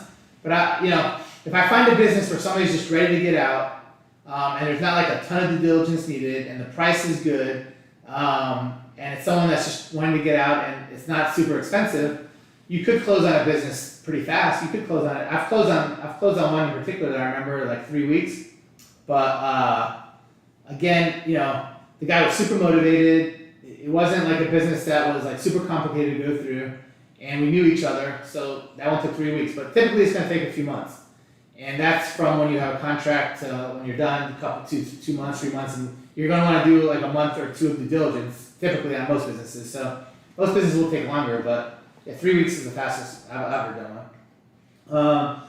Now, I've bought businesses actually probably within less than a week, also. But the ones that I bought that I worked the deal in less than a week are ones that I bought that were not making money or making very little money. I bought just for the equipment, just for the merchandise, just for their members. I bought 2 gyms that I bought probably within 1 week of making a deal. Like I literally went and talked to them, and 1 week later I made a deal and closed. But I didn't run those gyms after I bought them. Like I closed the business down. I took all their inventory. I sold it. I took all their members, and that's why I was able to close those that fast. But not because if I was to actually buy those businesses and want to keep them in place and run them, I would have done a lot more due diligence. But I didn't have to do any due diligence. I didn't care how much it was making or not because I knew what I was buying it for. I wasn't buying it for the money they were making. I was buying it for equipment. I knew what the equipment was worth. I knew how many members they had, and I averaged about how many I had to get to make it worthwhile. So those were the type of businesses I was able to buy very fast. But ones that I actually ran, they do take a few months, and I bought one that was a few weeks, but typically a few months. All right. Next one.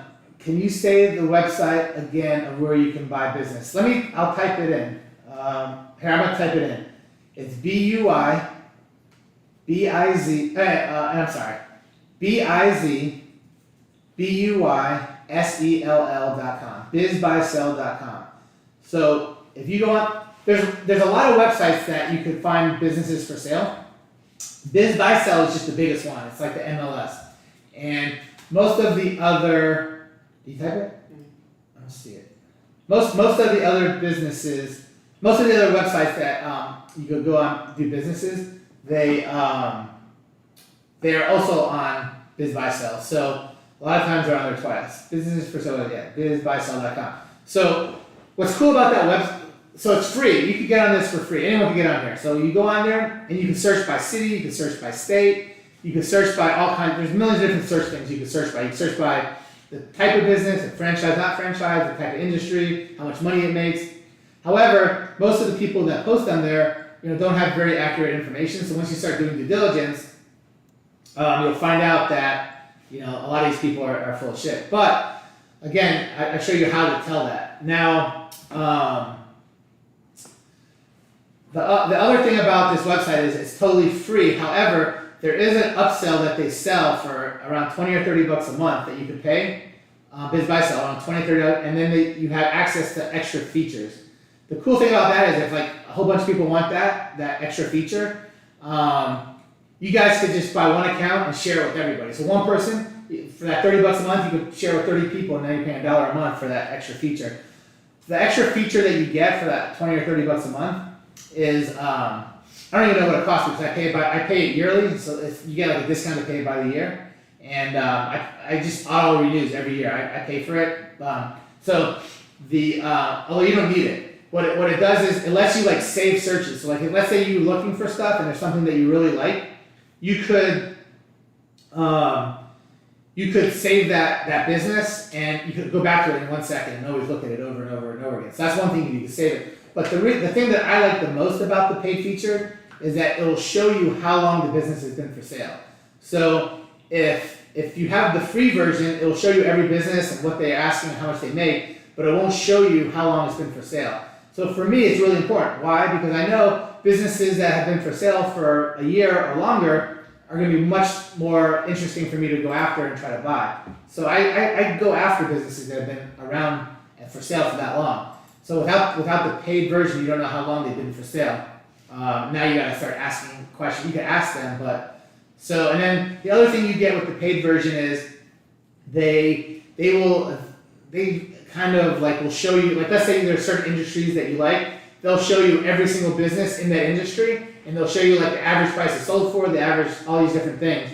So, and you get like only one of those a month or two of those a month with the paid feature.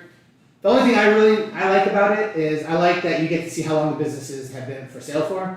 And then I have like in my saved biz buy sell, I'll save businesses that I like that maybe I want to get back to later or that I want to look at. So I'll have it in my saved feature. I'll use the save feature a lot on my biz buy sell. But again, in theory, you could share that with unlimited amounts of people. Just give everyone the login and password, and you could have that. But you don't need it. It's good just without it. All right. The next thing is how many people have bought in your last business mastermind. So my last business mastermind, I literally have 100 seats that at the place that I sell. If I go crazy, I can cram in the back like maybe an extra 20. But I prefer to have like only 100 because it's super comfortable with 100. My last one had 120 because I sold 100 and I had people beg me to come. So I actually had 120, but usually it's 100 and I don't have more than 100. But once I haven't sold any yet because I haven't like put it out there or tried to sell any, but I'll usually sell like a whole lot the first few weeks because I give like a bigger discount, and then every month the price goes up a little bit, but I'll always sell out way before it starts, and I do like a couple a year just because I don't know, it's fun. I might do more than a couple a year at some point, but yeah, that's kind of what I do. But it's always full. I haven't ever done one that wasn't full. All right. So let's see here. What was the next question is, real estate is lousy covering rent. So these aren't questions. Can you say the website? So the website's there. What does due diligence consist of and who does it for you? Man, that's a good question. So I have a whole section on due diligence, and for me, I do all the due diligence myself. like I'm good enough to know how to do the diligence on everything. I look through all the numbers and I look through all the legal stuff. I look through everything myself. Now, if there's some stuff that's confusing to me, then I'll go back to the seller and go back and forth and ask them. And then if it's a really big business that like I really need to like do some extra special due diligence, I'll have an accountant and I definitely have my attorney look over stuff. I usually don't need my accountant to look over stuff because I'm pretty good with that stuff. But I definitely do have my attorney look over the contracts. That's one thing that I always do. I always have my attorney look over the contracts and make sure that there's nothing in there that, that's kind of like tricky that I don't know about. But they typically will, take an hour tops to do all of it. And I actually have an attorney that works for me full time. I pay him like $250,000 a year, and he does. It's just a contract attorney, and he just does all my stuff. And he's on staff, and he works for me for years and years and years. And I have a few partners in my businesses and a couple of it, and I split them. So like I use him, and I have a few other people that use him, so we share the cost. But he just does all my contracts, so I don't even need to really outsource someone to do it. But he does look over all my contracts to make sure that every contract I have, I don't like do something stupid, But again, I will show you because in the beginning you're not going to know how to do all of the diligence yourself. But I'll show you how to do most of it, and then when you're not comfortable on, I'll show you how to find someone to do it, probably for very little or almost nothing. And then if you buy the business, maybe you give them something. So we'll talk about that, and I can help you with a lot of the diligence, depending on what you're doing. Will you go over your letter you send to the owners and things you say? So somebody wants me to go over my letters. I'll tell you what. I'm going to go over the letters. It's in a totally different module that's like fucking way the hell down, but I'm going to go over it because you asked me. So I'm going to go over some of the stuff I do in letters. I promise you when I go over the stuff I do in letters, you guys are going to be like, holy shit, I didn't know you could do that with letters. And it's just about being creative. And but I'll go through that before I leave. I'll go through like at least a bunch of different things I do with letters. All right, next. What are some books that have helped you learn and more about recommend while you're waiting for your mastermind? I love to learn how to read P&Ls. Man, this is probably a really bad answer, but I don't read books. Like, out of all the things that like everybody successful does, everybody I know reads books and does tons of books. I just don't have any patience for books, so I don't read any books. I've literally probably read 1 or 2 books in my life. It's really bad. Like, it's really good to read books.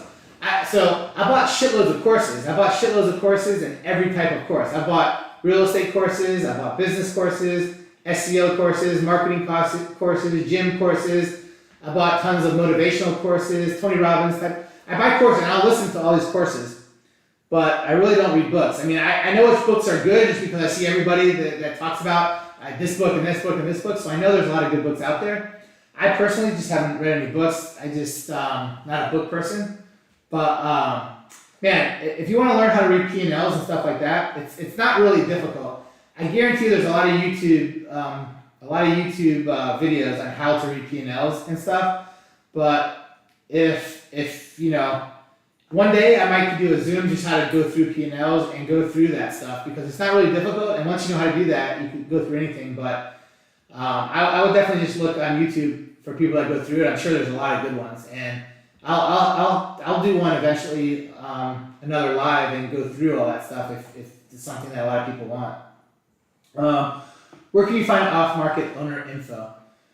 So there's a few different sites you can go to. Most of them you have to pay money to, and a lot of the ones that you have to pay money to are pretty expensive. But typically what you can do if you want to not spend any money is you could just do searches on Google and you'll find a lot of the owners on there. And then on top of that, you can go to the state website that shows everyone that owns all the LLCs, and you can find the registered agent, and you can find the owners like that. And of course, you can skip trace them just like you do real estate. Another good way to find all the owners for businesses is on LinkedIn. If you have a LinkedIn account, you can find business owners for most businesses on there. And LinkedIn is free, and then there's a upgraded LinkedIn service, and the upgraded one, there's crazy amounts of stuff you can do. And actually, in the modules, I go through all the different things you can do on LinkedIn of how to find businesses, how to find owners. But the two ways to do it that's like free and easy to do it fast is just go to Google and search all the different businesses that you want to look for, and then go to the Secretary of State's website to see who owns these businesses, and they'll have the registered owners of them, and you can skip trace them, or you can go on LinkedIn and message everybody on LinkedIn, all the owners and stuff, and especially if you have the upgraded LinkedIn account. Do you own any car dealerships? Is it a good business to own? So I don't own any car dealerships now. I've been in the when I was in my 20s, I partnered with somebody that had a car dealership, and I would do stuff with them. I mostly went to auctions and bought cars, and then they sold them, and I basically helped fund them, and we split profits and stuff. But it wasn't a car dealership, but it was like a car business. But I don't have any now. I haven't had any in a while. The next question is that a good business? So I'm going to be honest. There's not really a business that's not a good business. Every single business that exists could be a good business. It depends on how you operate it, right? If you think of any single business that's out there that exists, there's people that are losing money in that business. There's people that are breaking even in that business, and there's people that are killing it in that business. It's not because the business is necessarily that much better or worse. It's the person running it. So any business could be a great business. Any business could be a really bad business. It comes down to how you're running your business and how you're operating it, who's working for you, what staff you have, and all that. Like think of any single business. Any single business that exists, there's somebody that's thriving, making a ton of money, and then there's people that are losing money. Any business, doesn't matter what the business is. So it could be a really good business. There's people in the car business that make crazy amounts of money. I know people that are making tens of millions of dollars, and then I know car dealers that are going out of business every year. So it depends on how you run it. Do you think this will get saturated like reinvesting? Do you think this will get saturated like reinvesting? I'm not sure what you're asking. What will get saturated? Yeah. If you tell me what you're asking about, I'll answer it. If I don't know what you're asking, what will get saturated? I don't think, if you're talking about buying businesses, I don't think business buying will be saturated because a lot of people are scared of it, don't think you can do it. So will business buying ever become saturated? Definitely not. I mean, it's been around forever the way I'm doing it, and it's not like as attractive to people for a lot of reasons. All the myths that we talked about, it's not as attractive. And if you look at real estate, if you're comparing real estate to business, there's hundreds and hundreds of people teaching real estate courses, right? I mean, you Google real estate courses, there's hundreds of people that teach it, and a lot more people are interested in it. As far as business, if you search how many people are teaching business courses, there's very, very few. In the United States, there's less than I can count on my fingers how many people that do it. And I would say 90% of people that teach it don't even know what the hell they're talking about. They haven't even been doing business for many years. I mean, I would only buy a program from someone that's super successful at it or has been doing it for a long time. So, but I don't think the running businesses will ever be saturated. There's going to be business forever, just like there's going to be real estate forever, and there's never going to be that many people that do business like real estate. So I don't think it'll ever become saturated. Let's see. What kind of business is your best business that you love to own? Man, I get that question all the time. So the best business that I get to own that I love is the business that makes the most money. I always love the business that makes the most money. Think about if you've done real estate for a while and you've owned different real estate. What's your favorite real estate deal that you've ever done? Is it the one that was in this city or that city? Was it like the 4-bedroom, 2-bedroom, or mansion? Probably your favorite real estate deal that you ever done is probably the real estate deal you made the most money on. That's my guess. So it's the same thing in real estate. I mean, it's the same thing in business. The businesses that I made the most money on are my favorite businesses.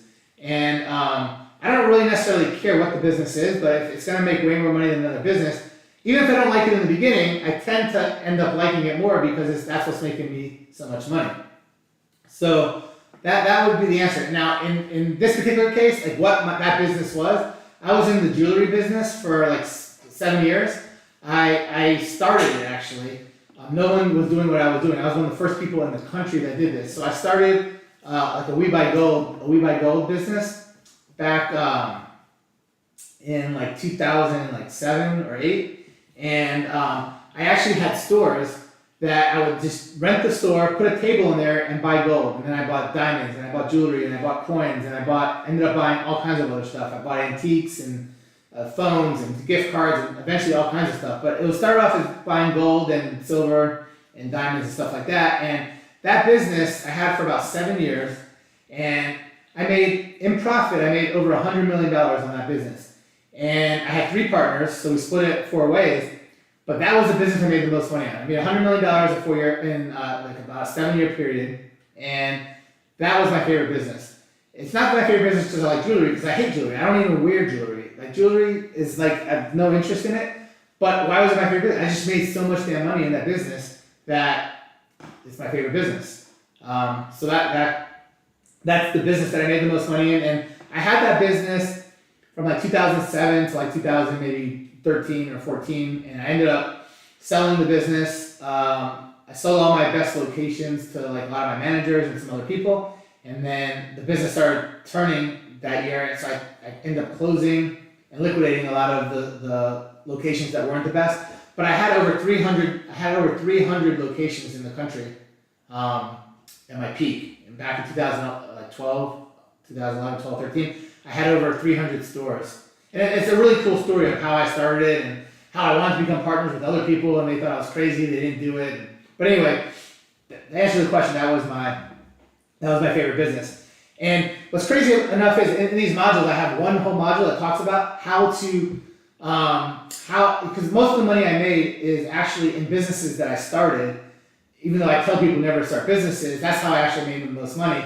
But I started businesses that didn't exist. They were very specialized businesses that didn't exist. So I couldn't buy that business. The only way to do that business was to start it. And I have a whole module of how I find these crazy businesses that I've made all this money on, and how in the future, how I'm going to find more businesses to do that with. And I have a whole module of how I find them, how I determine that it's going to be good, and how I bring them to different cities, and how I start it. And there's nobody in the world that does that. I'm like the only one I know that does that, and so no one else can even teach it because no one knows how to do it. So that's a whole module that I have that shows you how I made $100 million on one business, and how I make tens of millions of dollars on all kinds of other businesses that I've made, and how I how I brought that business to the cities I did, how I determined that these are going to be profitable, and how to weigh my options if it's going to be good or bad. So that's all on another module. The next question here is what kind? Oh, no books. I found out. What courses have you bought? Yeah, people will make fun of me because I don't read books. That is that. You should always definitely read books. That's just one of my things. Luckily, I just never needed to. But I do buy a lot of courses. What courses have I bought? Well, you guys know I bought Paces. I bought Jamil's course, and I don't even wholesale. I've never wholesaled. I have no interest in wholesaling real estate, but I bought Jamil's course. So why did I buy Jamil's course? I didn't buy it because I wanted to wholesale. I bought it because I didn't even think I was going to learn a whole lot from it, because I kind of know how to do a lot of stuff, plus I didn't really need to know it. First of all, Jamil's an awesome guy. I met him. He's like the coolest dude. But I bought it because he's got 3,500 people in his, well, when I bought it, he had less than 1,000. But right now he has over 3,500 people in his group. And as soon as I bought it, I started doing deals with people. I met like all these cool people in his group, and I've done millions and millions of dollars in deals with people in astro flipping. So I bought it just to meet these people, really. And there's so many cool people in there in Atlanta that I do deals with, and man, just the price that I paid for it, the first deal I did, I got my money back, and now I have all these other cool people that I deal with all the time. And another course I bought lots of Tony Robbins courses, Dean Graziosi. I mean their courses are unbelievable. I mean after you go through their courses, you just want to go out there and do all kinds of crazy stuff. Like you're ready to go and make money, and you think positive. A lot of the reason why people don't do good is because they think they can't do good. And if you think you can't do good, you're never going to do good. Like literally, if you think that you can't do it, you have no shot to do it. Like you're screwed from the beginning. So these courses, Tony Robbins courses and stuff, basically show you like how good how good you are, and that you can really do anything. And those really put you in a mindset to be able to do anything. And I love all those courses. And again, I listen to them in the car. I'll watch videos on those. So any of those, I've bought.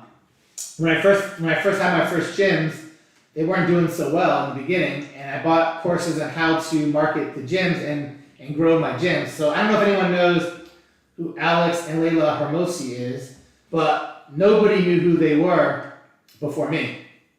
I actually bought their course back 5 years ago, and they were homeless maybe 6 years ago, and they came out with this gym course because Alex is the best salesperson, and he came up with this gym course. I bought his gym course, and literally I went from, breaking even, losing a little bit of money in some of the gyms I had, to making my gyms, they were all making 20 to 30,000 a month in profit, like instantly, by implementing his program. So I bought How to Grow and Market Your Gyms. Now Alex Ramosi, I think, is one of like the top guys on YouTube and all these different events. People love having him come, but literally nobody knew who he was when I bought his program. And after a year or two, he became so popular, and he's just a really good salesperson. So there's actually a few people in Sub 2 that have gyms that also bought his program. So it's funny enough, I knew some of these people for a while that are in here. I know if anyone knows Logan. Logan was in that program with me, and we went to some events. But yeah, now Alex is worth like hundreds of millions of dollars. He was literally homeless 6 years ago, a year before I bought his program, and now he's like crazy rich. So that's another program. I bought programs on how to make SEO, like search engine optimization. I bought lots of programs on how to get your business and my websites high up in SEO, and I learned a lot from those, and I did good on those. I bought programs really on different marketing strategies for different types of businesses. I bought programs on how to build programs. So Tony Robbins and Dean have a great program that teaches you how to, if you want to sell your programs or masterminds, how to do it. I bought that program. That's an unbelievable program that teaches you step by step how to get people to buy your programs. But the list goes on and on. I like when I was a teenager, I bought my first program ever. It was a real estate program. It was on cassette tapes, and I bought programs all through my 20s, 30s, 40s, and the program I bought when I was a teenager it's called Carlton Sheets. So Carlton Sheets was like the creative finance guy back in the 80s and 90s, and that's how I started really to get into real estate. I bought his program, and that's I started buying a lot of rentals and was able to come up with creative stuff. Obviously, Pace and them have now got 10 times more strategies than Carlton did, but back then he was like the man, and just throughout the years I just bought more programs. So those are the programs I buy. But my mindset ones are really good. Like anyone, once you buy a mindset program or listen to a mindset program, you're gonna instantly do better in life, whether it's business, relationship, real estate, everything. So I definitely always. Tony Robbins is obviously the best one, so I would always watch his stuff for sure. Which one is the worst business that you've ever owned and you got stuck with? So I've had lots of businesses that were bad that I got stuck with. And when you say what business I got stuck with, I never really got stuck with a business per se, because it's like you gotta know when to hold them and know when to fold them. And when a business isn't gonna do good and there's no way for it to get better, one thing I'm really good at is getting rid of them before I lose a lot of money. So I close them down, I get rid of them, or I sell them to somebody before I start losing a lot of money. Once I see them, I start losing money, I get rid of them. So I don't get stuck with them too long. But I would say the first business that I lost a lot of money on was back in 2001. I started this haunted house and pumpkin patch and costume store and all this stuff. And haunted houses make a ton of money. Like that's a business you can make a ton of money in. However, what I didn't realize was the first year that you open a haunted house, you have to spend a lot of money, and like you don't make a lot the first year because you spend so much money building it out that it eats up a lot of the profit. And plus, you have to really advertise a lot, which is expensive to get people to know you. And then the second, third year, you don't really have to buy much, so your expenses are a lot less. And then people already know you from the year before, so you get to just build on that. So my first really bad business, I had this haunted house that I started in 2001. I spent a few $100,000 on it, and I lost most of my money that I put into it. A lot of the reason why I lost a lot of money on that haunted house was because 2001 is when the trade centers got attacked, and literally, like when COVID happened a couple years ago, everyone stayed at home and no one was going out. The same shit happened when the trade centers got flown into and destroyed. People stayed at home. Like there was no flying. The airport. That was the first time ever where airports shut down. It was never heard of. That airport shut down. So all the airports shut down.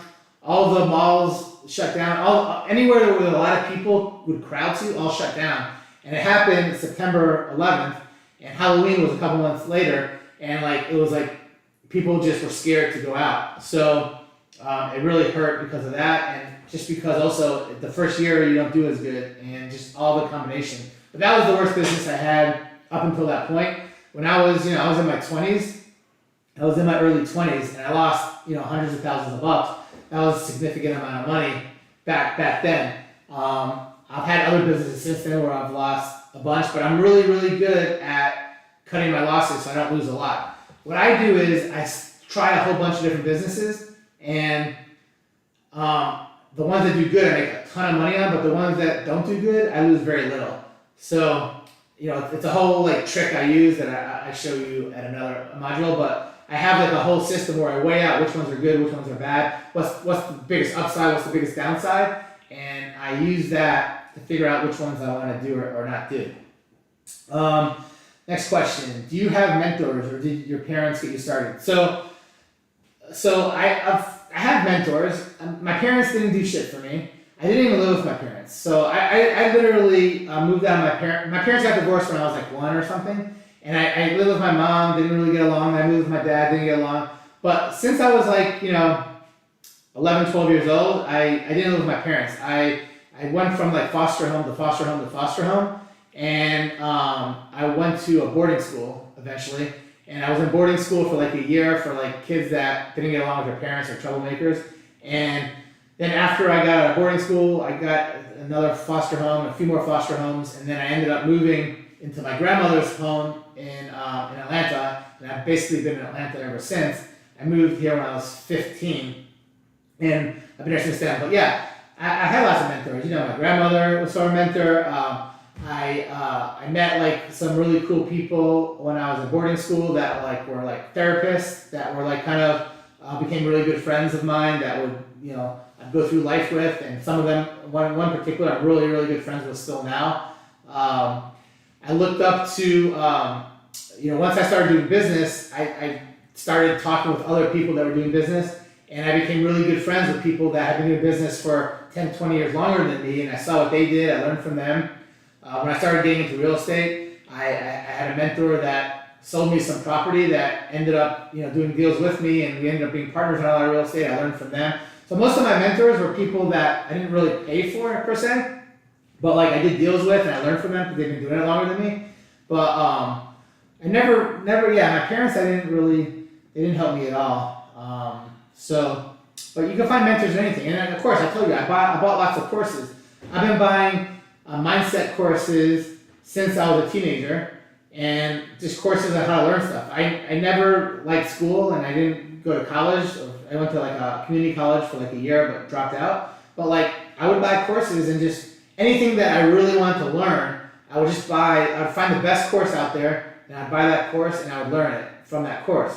And going to school was kind of worthless because they teach you shit that you never need to know. So school costs money and is a waste of time. The courses is a fraction of the price of school, and you get to learn exactly what you want. So I learned a lot. My courses, and I learned the mentors I had were just people that I looked up to, that I did business with, that were ahead of me at the time. What is your outlook on private equity? I'm not sure exactly what you mean by that, but what I would say is private equity is always going to be there. There's always people that have money to invest if they think they can make a good return on it. So it's easy to get private equity if you have good deals. So I lend money out to tons of people. I have over $10 million of my own money out right now to people in real estate. Mostly in Atlanta. I lend tons of people that do fix and flips in Atlanta, and most of my money. And I do a lot of transactional funding for all over the country. Like literally, there's a ton of people and stuff too that I lend money to, and other local investors. But if you're not in Atlanta, it's pretty much transactional loans for double closing or mortgage methods or stuff like that. But in Atlanta, I have money out for people that do fix and flips, and I'm a private money lender. So if somebody comes to me with a deal, I'll always lend the money if I think I'm going to get a good return on it and it's safe, right? The most important thing for me is that the deal is a safe deal. And if someone brings me a property and it's worth $100,000 and I need to loan them $60,000 or $70,000 on it, I know I'm safe, because if they don't pay me, I could foreclose on the property, and now I have a $100,000 property for $60,000 or $70,000. So as long as I'm loaning them a low enough amount to where if they don't pay me, I could sell it and get my money back, and I could get a good return, better than I could get somewhere else, I'm always going to lend money to people. So, and one of the main reasons why I loan money only to people in Atlanta, or specifically Georgia even, is because I know all the laws. And if somebody doesn't pay me, and I could foreclose on somebody and get the house back in less than 2 months. And I know the whole process, and I know how easy it is. And I don't know the process in every other state. And I don't want to have to screw around with if something happens to somebody and they don't pay me in another state. I just don't want to deal with. First of all, I don't want to have to deal with taking the property over because I don't know the market there. And secondly, I don't know how easy it is to foreclose in other states, and I just don't want to learn. So, and I have enough people that want to borrow money from me in Georgia that I don't need to do lots of loans in other states. So that's my outlook on private money. Next, do you fund any purchases? That's next question. Do I fund any purchases? I just answered that. I fund tons and tons of purchases, and anyone that buys deals in Atlanta, I fund any deal that somebody asks me. The thing is, I might not fund exactly the amount that you want. The way I figure out how much I'll fund is, I'll be like, look, if this person doesn't pay me back, how much would I be comfortable owning that property for? And I'll loan you up to that amount. If you're getting a great deal on a property, I'll loan 100% of the property. If you're paying too much, in my opinion, then I might loan you 80% or 70% or 60% or 90%, depending on what you're paying for it. I'll loan you based on what I think I would be happy being stuck with it at. So yeah, I do a lot of loans. Now, if you're anywhere in the country and you need double closings and you need money for like a day or close, I do every single day. I am wiring money to people for double closings in every state in this country. A lot of people in sub 2, if I make a post in sub 2, who has borrowed money from me, you'll see dozens and dozens of people say, oh, he loaned me money, maybe even 100 people potentially in sub 2 that I've lent money to. Of course in Atlanta for longer periods, but all across the country for double closings, all over the place, everywhere, every day. All right. How would you handle a seller that's owned 70 businesses over his life, now selling his last business? He's 77, wants cash. So that's like a hard question to answer because I need to know all the details, but somebody that is 77 years old that wants to sell his last business and he's motivated, of course he might want cash, but he'll definitely do some sort of deal. Now, again, it comes down to how good of a deal is it. If it's a great deal, if he's selling it at a steal, maybe it's worth paying cash, and you could come up with the cash a bunch of different ways, right? In my module that talks about how you come up with money, I have 100 ways you come up with money. If somebody wants cash, that you could buy it with none of your own money. But again, I have to see the business. I have to see, is it even worth buying? How good of a deal is it? I got to see how motivated this guy is, and I would figure out the deal from there once I know all those answers. All right. Do you have a holding company that holds all your companies? I don't have one holding company that holds all my companies. I actually have different LLCs for most of my companies. I do have a couple holding companies that I have partners with that own all the businesses that I have those same partners with. And for my real estate, I do have holding companies that own a big chunk of my real estate, and I have other holding companies that own a different chunk of real estate, but I don't have one holding company for everything. Let's see. What's the next question? Next question is, you can learn P&Ls, statements, balance sheets from Skillshare. Yeah, there's lots of places you can learn how to look over P&Ls and stuff. Let's see here. No one in the world buys a business outright with cash if they know business. You use lenders to buy them. 100%. It's so incredibly rare that somebody buys a business for cash. It's just so rare. Properties all the time. Businesses almost never. One of the main reasons, let me tell you, besides the fact that it's just crazy to buy businesses for cash, but one of the main reasons why you won't buy a business for cash, and once I tell you this, you'll understand like clearly. When you buy a real estate for cash, there's not like that much you have to know, right? You have to go to the property and do your due diligence. You have to see what you think the rehab is. That doesn't take that long. You could do that 5 minutes, 30 minutes, an hour, whatever it is. But within a short period of time, you know how much money that you need to spend on that rehab. And again, within a very short period of time, you could comp that property and know how much that property is worth. It's very easy to do. With a business, I mean, literally, there's so many things to look at and comp to know what the business is worth. You have to, look at their P&Ls. You have to know all about their customers. You have to know about their employees. You have to know about their competitors. You have to know, are their books correct? You have to know, there's so many things to know. And no matter how much you learn about that business, 6 months, a year in, there's still stuff you're not going to know, because there's going to be customers that come in that maybe only come once a year, that, maybe you learned everything for like 4 to 6 months, and you're not going to know about customers that haven't been there for a year ago. So you're going to have to, there's stuff, my point is you're going to need the seller, like whoever's selling you that business, you're going to need them to teach you all kinds of stuff about that business. And if you pay somebody all cash, all up front, the person that you're buying the business from is not going to be very motivated to help you after some agreed amount of time. Usually when you buy a business, you agree that they're going to help you for a month, 3 months, 6 months, maybe a year. There's some sort of agreement that you make how long that person's going to help you. But if you pay them all cash and they're paid off, the odds of them helping you longer than they have to goes down drastically. And so you never want to pay cash. And not only do you not want to pay cash, you really don't even want to get a loan and pay that person mostly, have that person leave with most of the cash. The point is if they leave with most of the money or all the money in a short period of time, it's probably going to be a lot harder for them to help you. And I promise you, you're going to need their help some.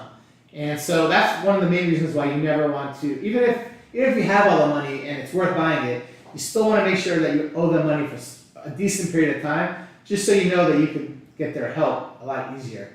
Because you're going to put that in the deal, that look, if you don't help me, you lose that rest of that money. What agreements do you use to purchase the business?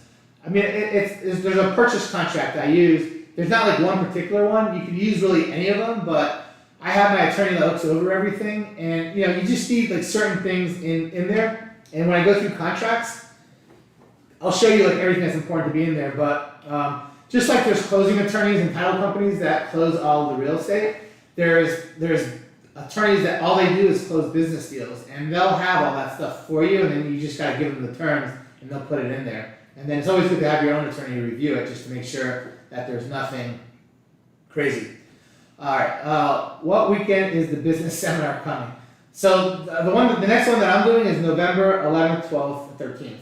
It is Veterans Day, the weekend of Veterans Day. It's like a Friday, Saturday, Sunday, November 11th, 12th. I haven't posted about it or done anything, but as I get closer, I'll post about it more. But I just got the venue and everything else, and I have one of the best business.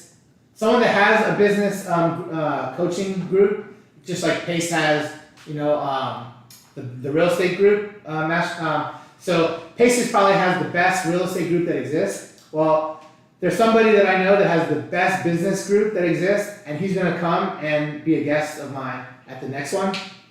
And this guy has been doing this as long as I have, or longer, and he knows everything that there is, and he does stuff in all our countries. But he's going to be there, and he's got an incredible program for people that's just like Pace's program, but it's for business only. He didn't really do anything with real estate. All right, so but yeah, November 11th, 12th, 13th. What businesses that you have been the most everlasting? So they're asking what businesses I have that I've had the longest. Crazy enough, I usually do a lot of like really, really hot businesses that are fads.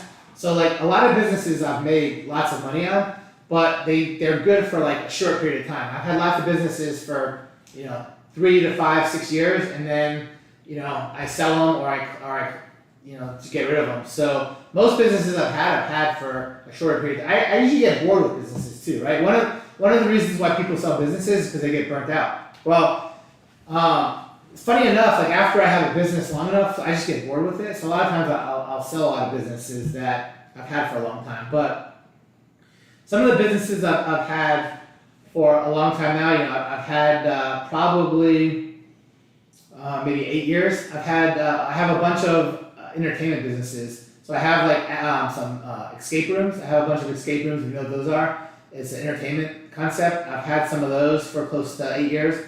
I have some axe throwing locations that entertainment that I've had maybe for 6, 7 years. I've had some arts and crafts studios that I've had for 6, 7 years. The gyms that I have, I've probably had for about that long too, 6 years. But so most of the businesses I have now, I've had for 7 years or less. But I have had businesses for 7, 8 years, and then typically that's as long as I've had them. Even like my first businesses where I had collectible stores and I've had gold stores, all those I've had 6, 7 years, and I've kind of sold them. Some of them still exist now, 10, 15 years after I sold them, but I don't know them. It's just one of those things that I do. I just kind of get bored with stuff. Next question, what business, wow, let's see. Your jewelry business, was it like a pawn shop? How did you manage 300 stores? Didn't your employees steal jewelry? What was it called? Does it still exist? So the jewelry businesses I had, they were called Gold Max. And I had them all through Georgia, Florida, Tennessee, Kansas, Missouri, New York, New Jersey, Pennsylvania, Texas, California, really all over. I had them all over, and it was called Gold Max. And how did I manage 300 stores? So if you were with me early in the beginning, I started with one store. And I was able to manage one store.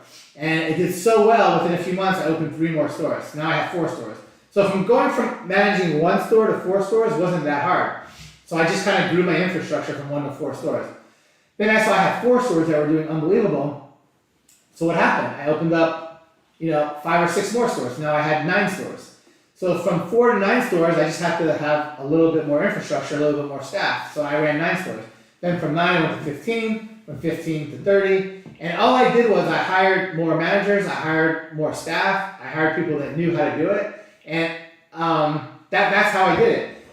So that's how I was able to manage 300 stores. And then I went from a manager to district managers to regional managers to the crazy amount of people. And if I would have to open 300 stores at one time, I would have lost my ass and failed, because you can't go from 0 to 300 overnight. It's impossible. So the way I did it was I went from 1 to 3 to that's how I was able to manage 300 stores. And I had the best staff. I had the best managers. I had the best employees. Next question. How didn't your employees steal from you? So I had crazy amounts of procedures and processes in place. So it was hard to steal. And if somebody was to steal, it was going to be an insignificant amount of stuff. Did I have employees steal? Of course I had employees steal. I never had employees steal a significant amount, and I had really, really good processes in place to be able to catch it. And I was able to catch it pretty fast, but I never put myself in a situation where somebody could steal enough so it would really hurt me. And so that's how I did it. That's a whole long thing of all the processes I had in place. But what was it called? It was called Goldmax. Does it still exist? So my company that I had Goldmax does not exist anymore, but a lot of the locations that I had as Goldmax, I sold to other people, and a lot of the locations I had still exist. They just are called something different now because when I sold it, I made them change their name for different reasons, but basically, yeah, there are still some that exist. Other people own them, and they have a different name. Abraham Gray, the gym lunch is amazing. Logan is my bro. So I was talking about Alex Hormozy and gym lunch. So gym lunch, I bought that program.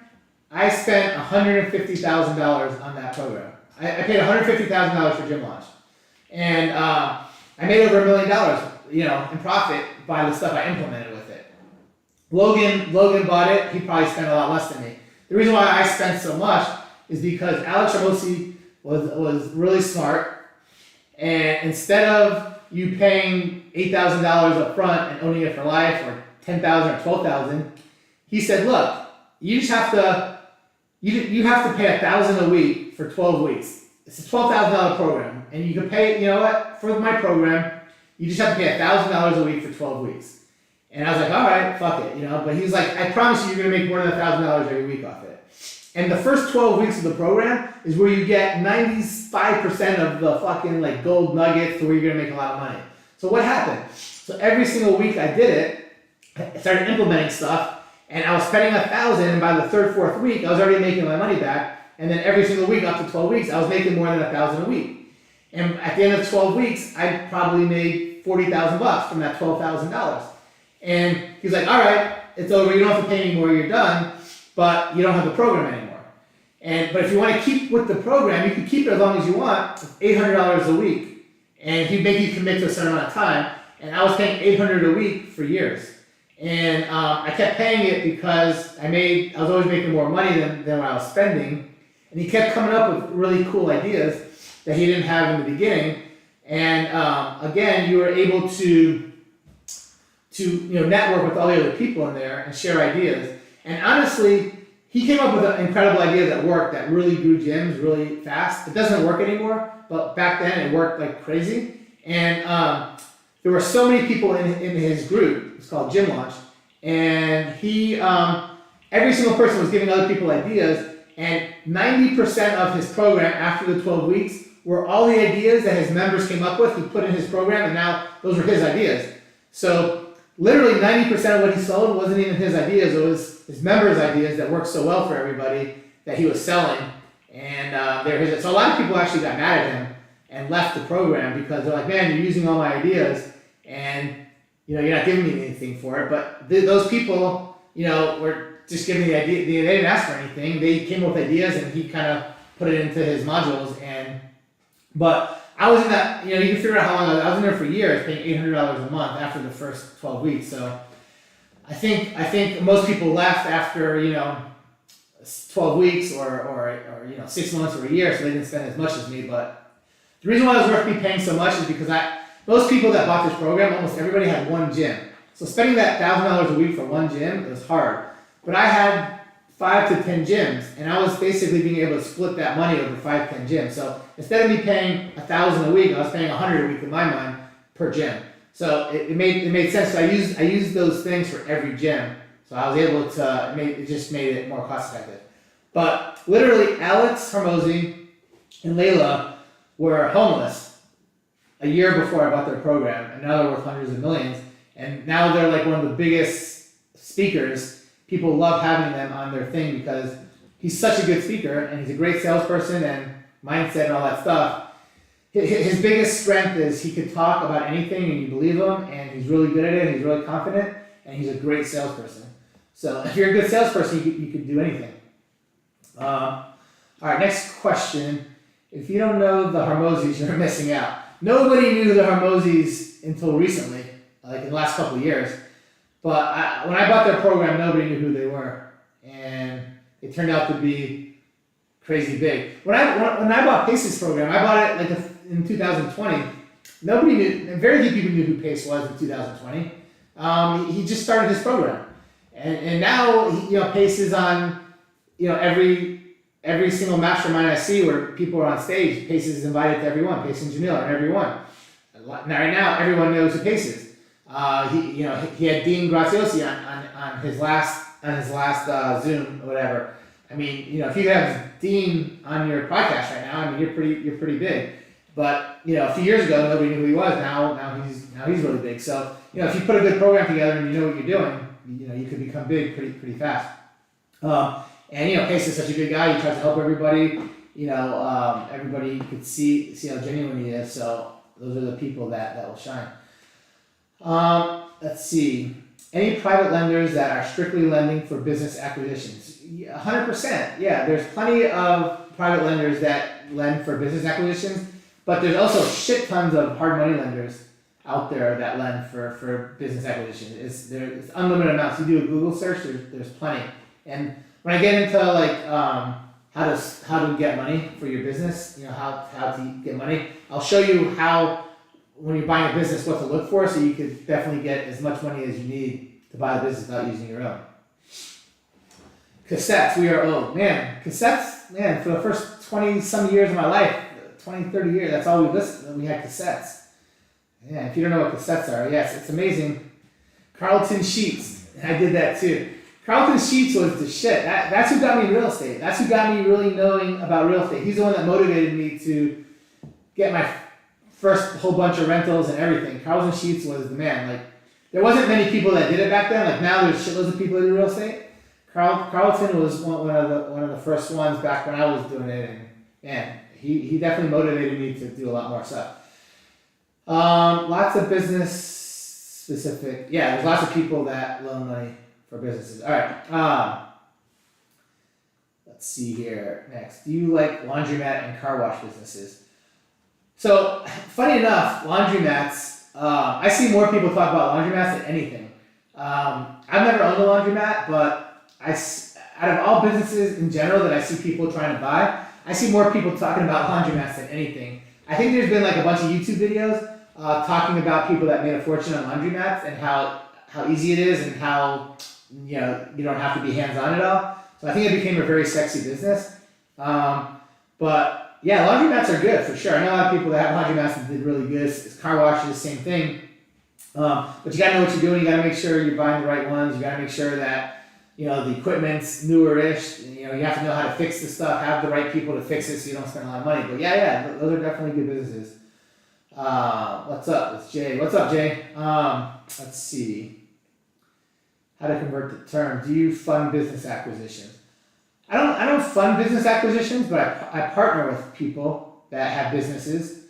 There are a lot of people that I can refer you to that fund business acquisitions, but I have owned businesses with a bunch of people that I've met at some of the last masterminds I did that I bought businesses with. So I have some businesses with them, and I have businesses with tons of other people. As if you're here before, I have dozens of businesses. I have partners in every single business.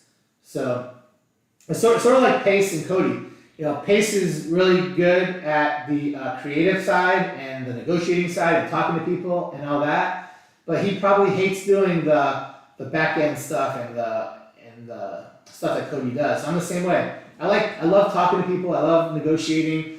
I love finding the deals, and I hate doing all the stuff after that. So my partners are really good at doing the stuff that Cody's good at, and they're not good at the stuff I'm good at. So, but yeah, I fund deals. When I partner with people. Some deals I do all kinds of crazy stuff with partners. I have partners that I've partnered with that, I put my share in, they put share in. I have partners that I say, look, I know you're really good and you could run this business, and I know you don't have the money to put into it. I'll pay for the business, and you run the business, and I'll give you 25% of the business for free just to run the business. And once I get my money back, you start getting your 25%. And until I get my money back, you just get a salary or something.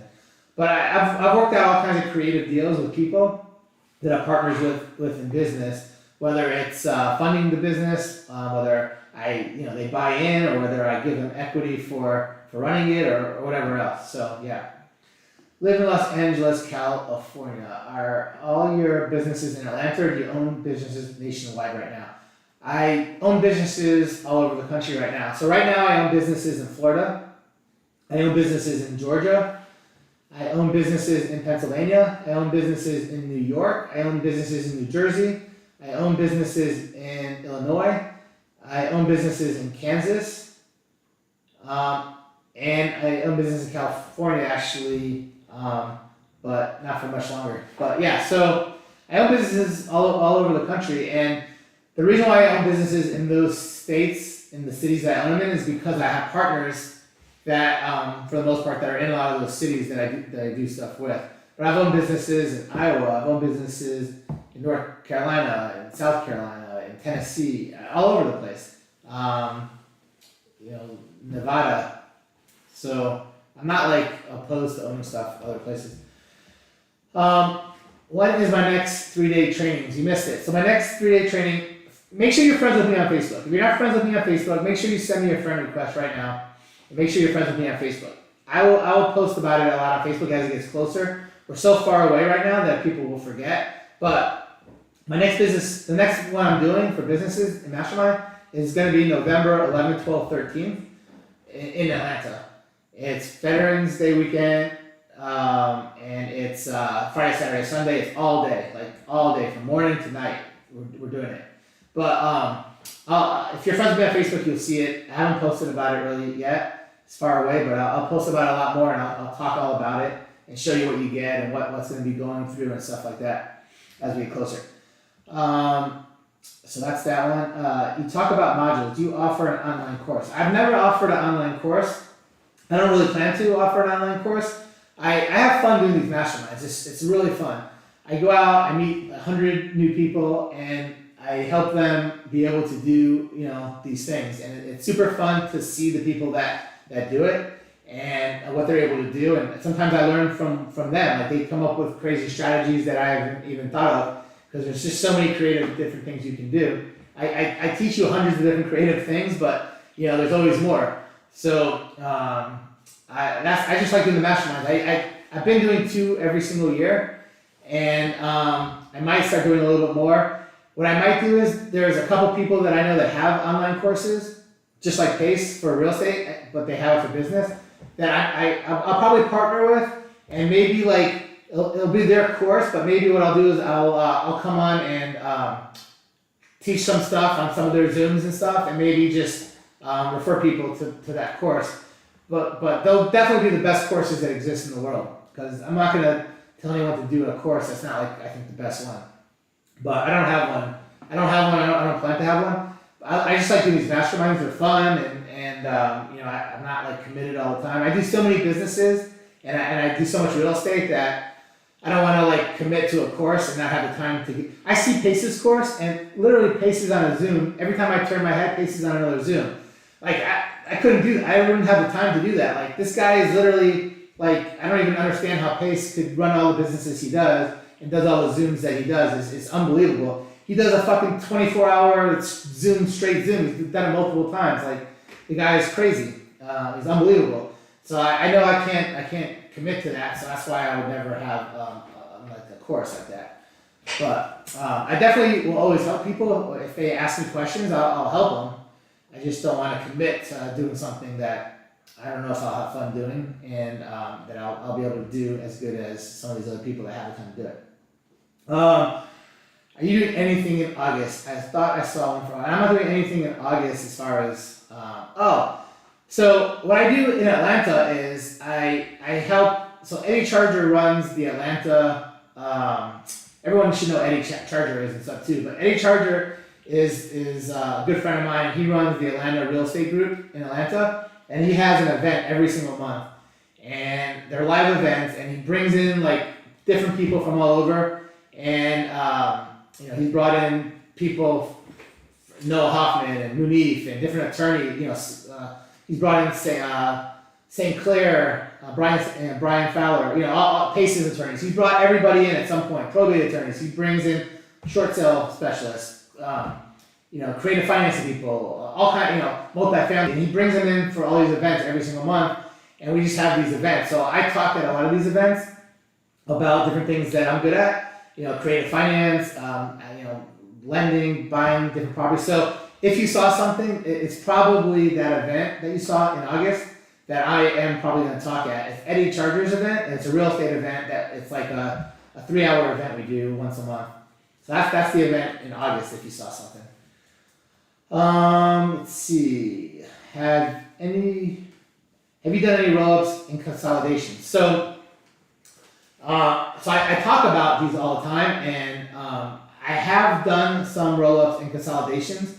So when I was in the jewelry business, and I had 300 stores, I actually bought a lot of competitors out and kept them as individual stores and ran those and changed the name and turned it into my business. And I've done that with my trophy stores and my engraving stores. That I've also bought other stores that I was able to roll up. With gyms, I did it a lot, right? I bought a lot of competitors and I rolled them up into my own gym and merged. And some of them I changed the name into my own gym, and some of them I just got the people, since it was close enough to my gyms, to just funnel them into my gym. So I've done roll-ups like that. I have helped people start, just buy a few businesses and put them all together into one big business. So we've definitely done a lot of that. And when I have people come to my next national I'm doing in November, I'll have someone that's done a ton of those and that's really good at it.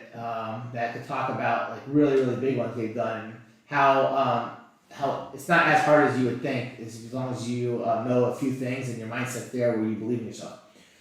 Are you going through more slides? I will go through some more slides. I was just trying to answer everyone's question. I think most of the questions are almost done, so I'll probably start going through some more slides in a minute. So I promise I'll go through the rest of this. I'll go through some more in this module, but I promised someone I was going to go through the letters. So I'll go through some of the letters at the end. Like I'll go through a few more slides and I'll go through the letters, and that'll probably be the last slide. But yeah, I'll go through some more slides. Do you like buying bars, restaurants, and nightclubs? I've never gotten into restaurants. I've been offered some restaurants. I got really close into buying restaurants, but I never pulled the trigger and bought them. But I do have a bunch of entertainment concepts that have restaurants in them. So I do have restaurants, and I do have a lot of like bars and stuff like that in my entertainment concepts. But I don't have like a standalone restaurant. The restaurant people that I know, they do work a lot, and you have to really be on top of them. So when I got really close to buying some, and then something always happened at the end. So I never had restaurants. I have ice cream stores. I don't know if you want to count that as a restaurant, but I have like dessert shops and stuff like that I have. It's a little bit different than a restaurant because it's just desserts and different ice creams and stuff like that, ices. But yeah, I have had over 20 businesses in my lifetime. So Mike's had over 20 businesses. If we bring a business deal to you, what do you need? The last 2 tax returns? So if someone wants to show me a business, you really have to understand what to look for before you bring me a business. If you were just to bring me a business, we'd probably be wasting a lot of time with both of our times, because you have to really understand the business. There's so many things to go through to really understand if it's a good business. But if you understood what to look for and you were to bring me a business, the first thing I would need to look at are the P&Ls. I would need to look to see how much, I need to see all their expenses and how much money they have coming in. That would be the first thing I need to look at. So if you could give me the P&Ls, that would be the first thing. From there, yes, I would need tax returns afterwards and more stuff afterwards, but the P&Ls would be the most important thing to look at first. Why do you not want to own businesses in California? I'm not necessarily opposed to owning. I've had a ton of businesses in California. I've had 100 businesses in California. However, the businesses I've had the most problems with are the businesses in California. California is the most unfriendly state in the country when it comes to owning businesses. They literally favor the employees so much that the employees could sue you for just about anything. So I've had more lawsuits against me in California in 1 year that I've had my whole lifetime in every other state. The stuff that they're suing you for is such silly, stupid shit, but they have these laws that are literally if you sneeze wrong, they're gonna sue you. And a lot of times, you know, I don't lose the lawsuits most of the time, but I have to settle because it costs way more money to have an attorney fight it than it is to win. Even if I was to win, I would lose more money than just settling for some crazy amount. So I've had lots of $100,000 settlements, $50,000 settlements, just because I know that having a full-blown lawsuit and fighting it's going to cost more. And they're ridiculous claims, but California has the craziest laws.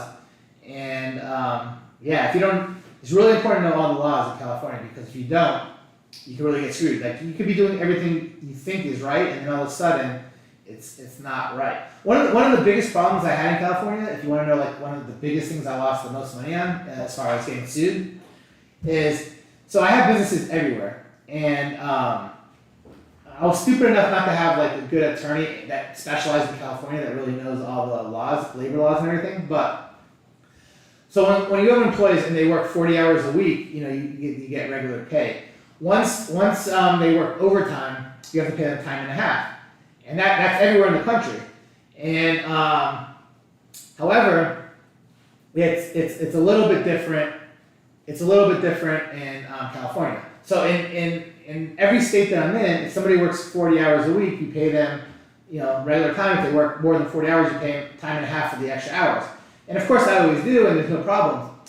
However, in California, the law is if you work more than 8 hours a day, I think you have to pay time and a half or something crazy like that. So I have people that work 30 hours, but maybe they work 9 hours. Maybe they work 9 hours or 10 hours a day, and I didn't pay them overtime for the 9th hour and 10th hour, and whatever. This happened for like a year, 2 years, 3 years, and all of a sudden I get a lawsuit. We're not paying people overtime, and I'm like, I always pay people overtime for anything over 40 hours, but only in California, or as far as all the business I've had, you have to actually pay people overtime a different way, not 40 hours. So anything over 8 hours is overtime, and I didn't know that, and none of my HR people or anything knew that because they weren't in California. So if somebody would have sued me right away or told me about it right away, of course I would have paid everybody as soon as I found out. Well, this went on for a couple of years, and I got a lawsuit, and it was a class action lawsuit, and because attorneys looked for this, and literally I had just shit tons of people that probably worked 9 hours, 10 hours that didn't get that time and a half, and I couldn't go back and pay them that time and a half, because now they wanted, like, you know, damages for, I ruined their life, you know? I got, like, you know, punitive damages and penalties and interest, and before you know it, the you know, a few $100 I owed everybody got to be tens of thousands of dollars, because now they had attorney fees, they had interest, they had 2 years. So anyhow, that's just one example of California that, how I got in really big trouble, that, again, is totally innocent, and then I had managers in California that worked for me that, you know, made salaries, and they made good salaries, and, you know, I have everyone's, you know, hourly in every business I have, except for the managers that basically make their own schedule and run everything, and they get salary, and they get good salaries, you know, 50 to 100 plus thousand a year, depending on their title.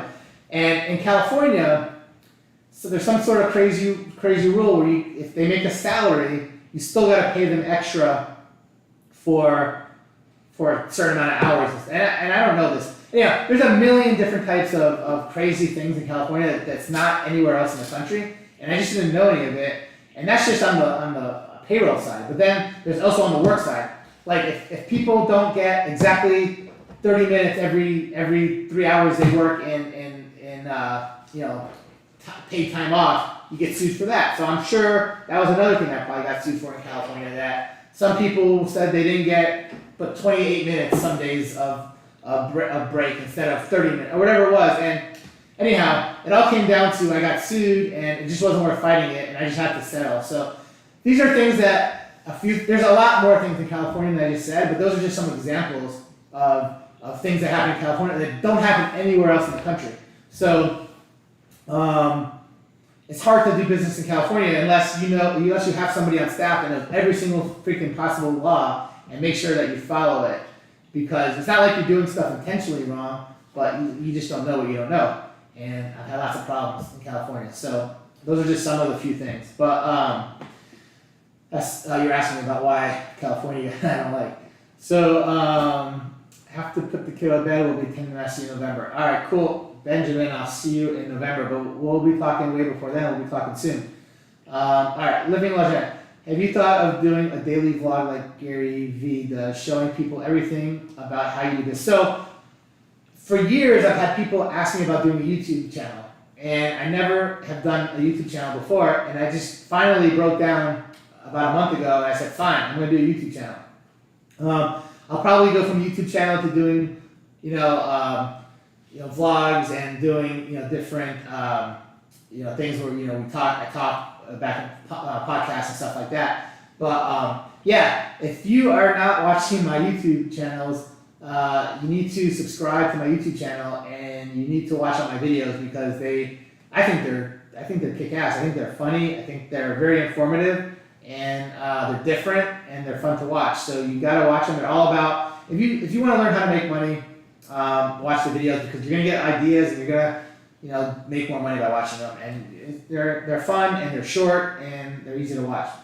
So the more people that watch it, the more people subscribe, the more videos I'm gonna make. Right now, I do 2 YouTube videos every single week, like full ones.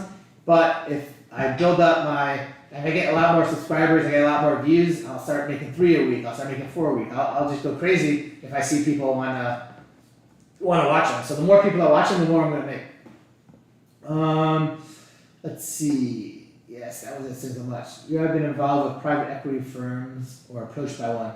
Yeah, so I've had, when I had my big business back, the one that made $100 million, I was approached by a lot of private equity groups. I almost had a deal where I almost sold that business for like some crazy number, like a couple $100 million, and I was just, my timing was off. But the time that they were buying it was when the business started to slow down. So like I almost had a deal, and then business started to go down, and it scared them, and I didn't sell that business. But I'm approached by them on my escape rooms, on my entertainment businesses, because I have so many locations. I have 16 escape room locations throughout the country, 16 axe throwing locations throughout the country. So I do have private equity groups that come and like, look, I want to buy them all. And I've had talks with a lot of them, and so I know a lot about that stuff. But that is something that you could get a way bigger multiple when you have a bigger business and sell to these people. All right.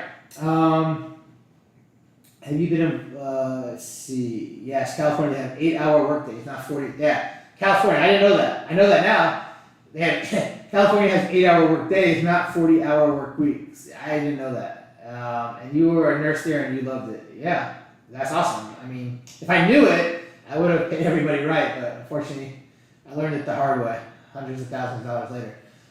Would an umbrella insurance policy cover the frivolous losses in California? 100%, they're supposed to. So I did have umbrella insurance policies to cover stuff, but they only cover so much. And a lot of the insurance policies will say if you break these laws that we don't cover you, or if you break these laws we don't cover certain things. So like you can't just have a umbrella insurance policy and go out and break laws and they cover everything. It has to be like something super crazy. So like I did get them to cover some of the costs, but not the whole thing. First of all, I had deductibles, and secondly, because certain things they wouldn't cover because they're like, well, you should have known that. You have to know your labor laws. California's like Canada for labor. Yes, 100%. You have to know your labor laws. Expensive lesson. So we should not bring you any deals in California. I wouldn't say don't bring me. I mean, I'm crazy enough to try doing some stuff in California, but yeah, it's definitely my least favorite to go to. But I mean, I'm not opposed to it. I love California as like a state. Like as far as it's the coolest shit to do there. You have like the nicest beaches, and it's just a cool, fun place to come. I love coming on vacation there and hanging out. I definitely wouldn't want to live there with the politics and all the craziness, but I like being in the red states more because you have more freedom. They take all your freedom away. But I was visiting, it's fun, and I would do a business there potentially again. Have you ever studied? My YouTube videos are great. Man, thanks for watching them. You need to like talk all your friends into watching them. If you can get more people to subscribe, more people to watch my videos, I've only had the channel for like 3 to 4 weeks now, but if you can get a lot of people to watch them, I'll make a lot more videos. If you like my videos, get more people to watch them, I'll make more videos. That's all I'm waiting for, just more people to watch them, and then I'll make more. I get motivated. The more people I see watching, the more motivated I am to make more. Did you ever study under Dan Pena by any chance? QLA. I know who Dan Pena is. He's an old grumpy guy. I've watched a few of his videos here and there. I've never studied under him. I don't really agree with a lot of what he teaches. A lot of what he teaches I agree with. A lot of what he teaches I don't agree with. But yeah, he's kind of the guy that everybody knows in the in the business acquisition, merger and acquisition stuff. But he's made a shit ton of money. He's a really smart guy. And a lot of people do follow him. And I know a lot of what he shows, but yeah, some of it I agree with, some of it I don't agree with. I mean, it's fun to watch some of his stuff, but a lot of the stuff I watch, I'm like, man, I hope people don't listen to that. But all right, you were just about to ask the same question. All right, well, yeah, Dan Pena. All right, so you just subscribed, sub 2. All right, cool. All right, so and that was all the questions. So let's just keep going on. Let's keep going on a few more slides. And who is my favorite business partner? That last question. Then we'll go on the slides. So my favorite business partner is probably my first business partner I ever had. I've done the most business with. So I'd probably say he's probably my favorite just because I've done the most business with him. Although I have like 2 or 3 business partners that are like neck and neck that I also do a lot of business with. So I don't know that I have like one favorite business partner per se, but people would think that my first business partner that I started with when I was literally like 16 or 17, let's see, how old was I? I was probably 17 or 18 years old when I had my first business partner. And he was 5 or 6 years younger than me. He was like a teenage, like young. So I was like 17, he was like 12, and we became business partners. And since then, I've had tons of businesses with him, and I still have a bunch of business with him. So people would think that he's my favorite just because I've had so many business with this guy. But yeah, he's probably one of my favorite, and I have a couple other people that I do a lot of business with. And the people that I get along the most with, and that, you know, those are the people that always going to be my favorite. The people I make the most money with, and the people that we get along the most with. So, but yeah, so I have a few favorites. All right, so the next slide after the miss is I talk about the steps of basic business buying. So let's see here. So the steps of basic business buying. This is just kind of the order of like when you buy businesses, what you need to know, like just a big drastic overview. But each of these things I go into a lot of detail about. But first off, you gotta find the type of business, find a business that's for sale that you're interested in. You gotta find a business that you like and that you're interested in, and then go after that business. Now it could be a business that's already for sale, or it could be just approaching a lot of people that have businesses that aren't for sale that you want to go after. But you gotta find that business. After you find that business, the next step is to review the financials. So I review the P&Ls first, and that's a profit and loss statement. And I see all their expenses, I see how much they make, and then I figure out, is this a business that I want to get into? Are they making enough money? Do the expenses make sense to me? Are they something that could, help cut some of the costs? Is their business, how much they're making, does it make sense? Can I grow their business? Do I like all that? So I look at all that, then I check the tax returns, then I check the bank statements, and I check a bunch of different things. But I always start with the P&L and go from there. Then after that, then I go ahead and meet the seller, and I build a lot of rapport. Building rapport with the seller has got to be the most important thing in buying a business. Like we talked about before, 80% of the reason why a business owner wants to sell, it has nothing to do with the money. It has to do with because they like you. Literally because they like you is why they're going to sell you the business. So if you could build rapport with the seller, and I have a whole freaking module about rapport because it's so damn important, how to do it and what to do in that situation. But once you build rapport, he's going to do what you want to do. So I always meet him. I always talk to him on the phone a lot of times first. Or sometimes I'll go meet him in person. And if I don't meet him in person the first time I talk to him, I always go meet him in person the second time. If I don't talk to him on the phone the first time. And then, in that face-to-face meeting, you really, really get to build rapport. You get to see how easy it's going to be to deal with this guy. and stuff like that. So that's super, super important. Meet him, talk to him, basically tell him everything he wants to hear. And if you listen to the modules earlier, one of the slides earlier, I talked about the 80% most important things for somebody that is selling your business. You just got to make sure that you assure them that you're the right person for them to take care of their employees, take care of their business, their legacy, their everything they built, their customers, and you got to make sure if once they realize you're the right person for that, they're going to want to deal with you, even if you offer them a little bit less or have terms than somebody else that might not, because they really, really care about that stuff. After you build that rapport and meet with them, you got to strategize on the deal options, right? What are you going to offer them? You got to strategize. How much money you want to offer them, what terms you want to offer them, right? There's all kinds of different types of terms and different types of strategies that you can offer them. How much money up front? How much money, how much of a balloon you want? Do you want like a 5-year loan, a 10-year loan, a 3-year, so all these different things. So you got to strategize. And what I do is I come up with I come up with like the worst deal for them, the best deal for me, which I still make a good deal for them, and I offer them that first. And then I have like a second, third, fourth backup plan. Like if they don't agree to my first one, then I'm going to go to the second, third, fourth to work a deal. Now, I'm always going to start off by asking them like, what do they want? What kind of owner finance will they do? What type, what's important to them? So I kind of already know when I'm making these offers to them, what is important to them. So I'm not just making crazy offers to them without knowing what, listening to them, talking to them, and hearing about what's important to them. So once I know that, then I strategize these deal options based on what I think that they're going to want that's good for both of us. Every deal I do with somebody, whether it's real estate or business, you got to make sure it's a really good deal for everybody. So you have to listen to the seller and figure out what's important to them and make sure that's part of the offer that you give them. Then, of course, after I strategize all the different options, then I make the offer. And then after I make the offer and they, we go back and forth and they accept it, then I secure the financing. So the securing the financing is either, how much money can I get them to owner finance? How much money can I borrow based on different things? You can borrow money on inventory. You can borrow money on equipment. You can borrow money on their cash flow. You can borrow money on their receivables. There's all kinds of things you can borrow money on. There's hard money lenders that will lend you money on all that stuff. And you just got to figure out what's the smartest thing to borrow the money on.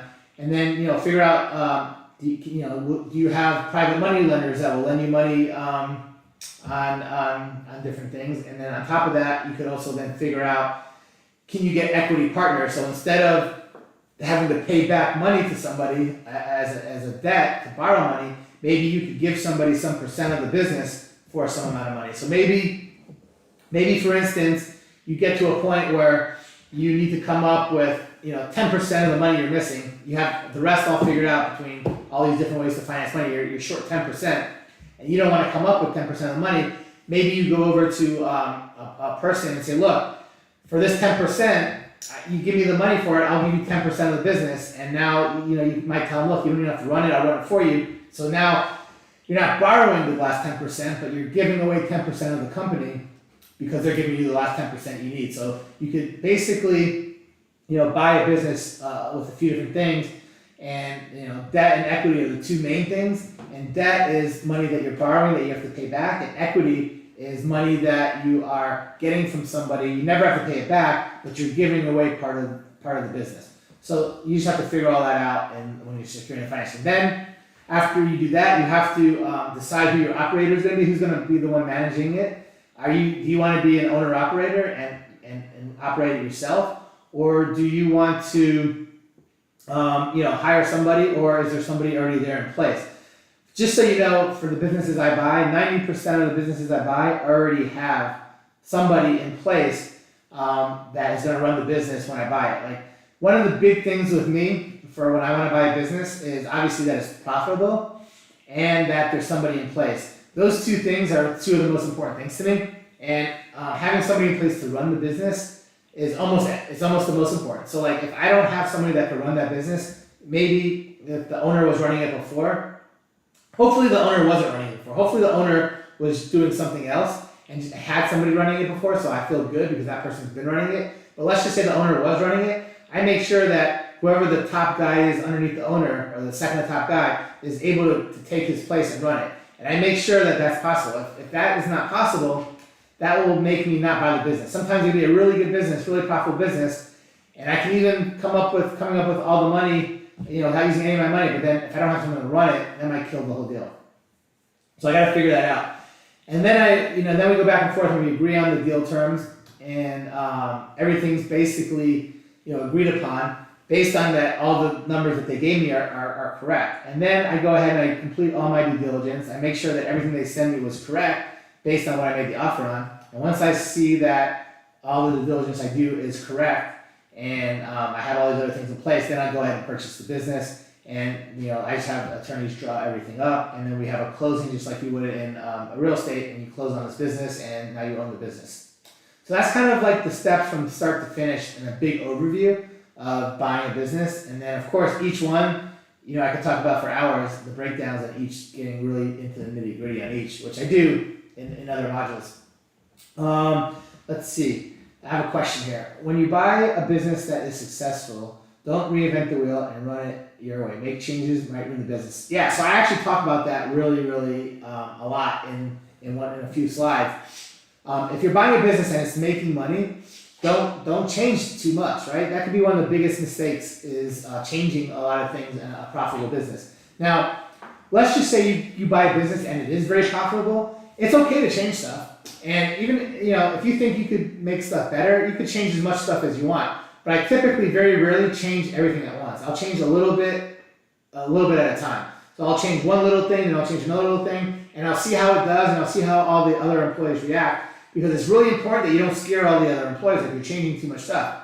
If you change too much stuff too drastically, they might think, oh shit, are they going to change the employees too? Am I going to get fired? So you got to make sure that you change stuff very slightly, and the stuff that you're changing, you got to make sure it's definitely a lot better, and that all the employees and stuff, definitely believe in you, that you're doing the right thing. So yeah, definitely don't change a whole lot of stuff that is. So the last slide in this module is, again, just going through, basically, your first deal is the most important to get you comfortable, just like in real estate.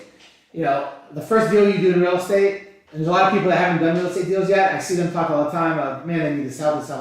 And then I see people that did one deal, and then I see people that did 5 deals, and it just gets easier and easier. So it's the same in business. The first one's always really the toughest, because you just don't know what you don't know. You've never done it. It's scary. And once you do one, it gets easier. So what I say is, you got to start by using the process. Everything I showed you, you just start doing it that way. And I promise you, I've done it a million times. If you do everything the way I show you, you're gonna do good, and you're gonna be successful. Once you start doing it, then you're gonna find out what you need to do more of. Some things that you do, you're just not doing enough of. So you got to figure out what you need to do more of. After you figure out what you need to do more of, now you got to figure out what you're doing too much of, you need to do less of.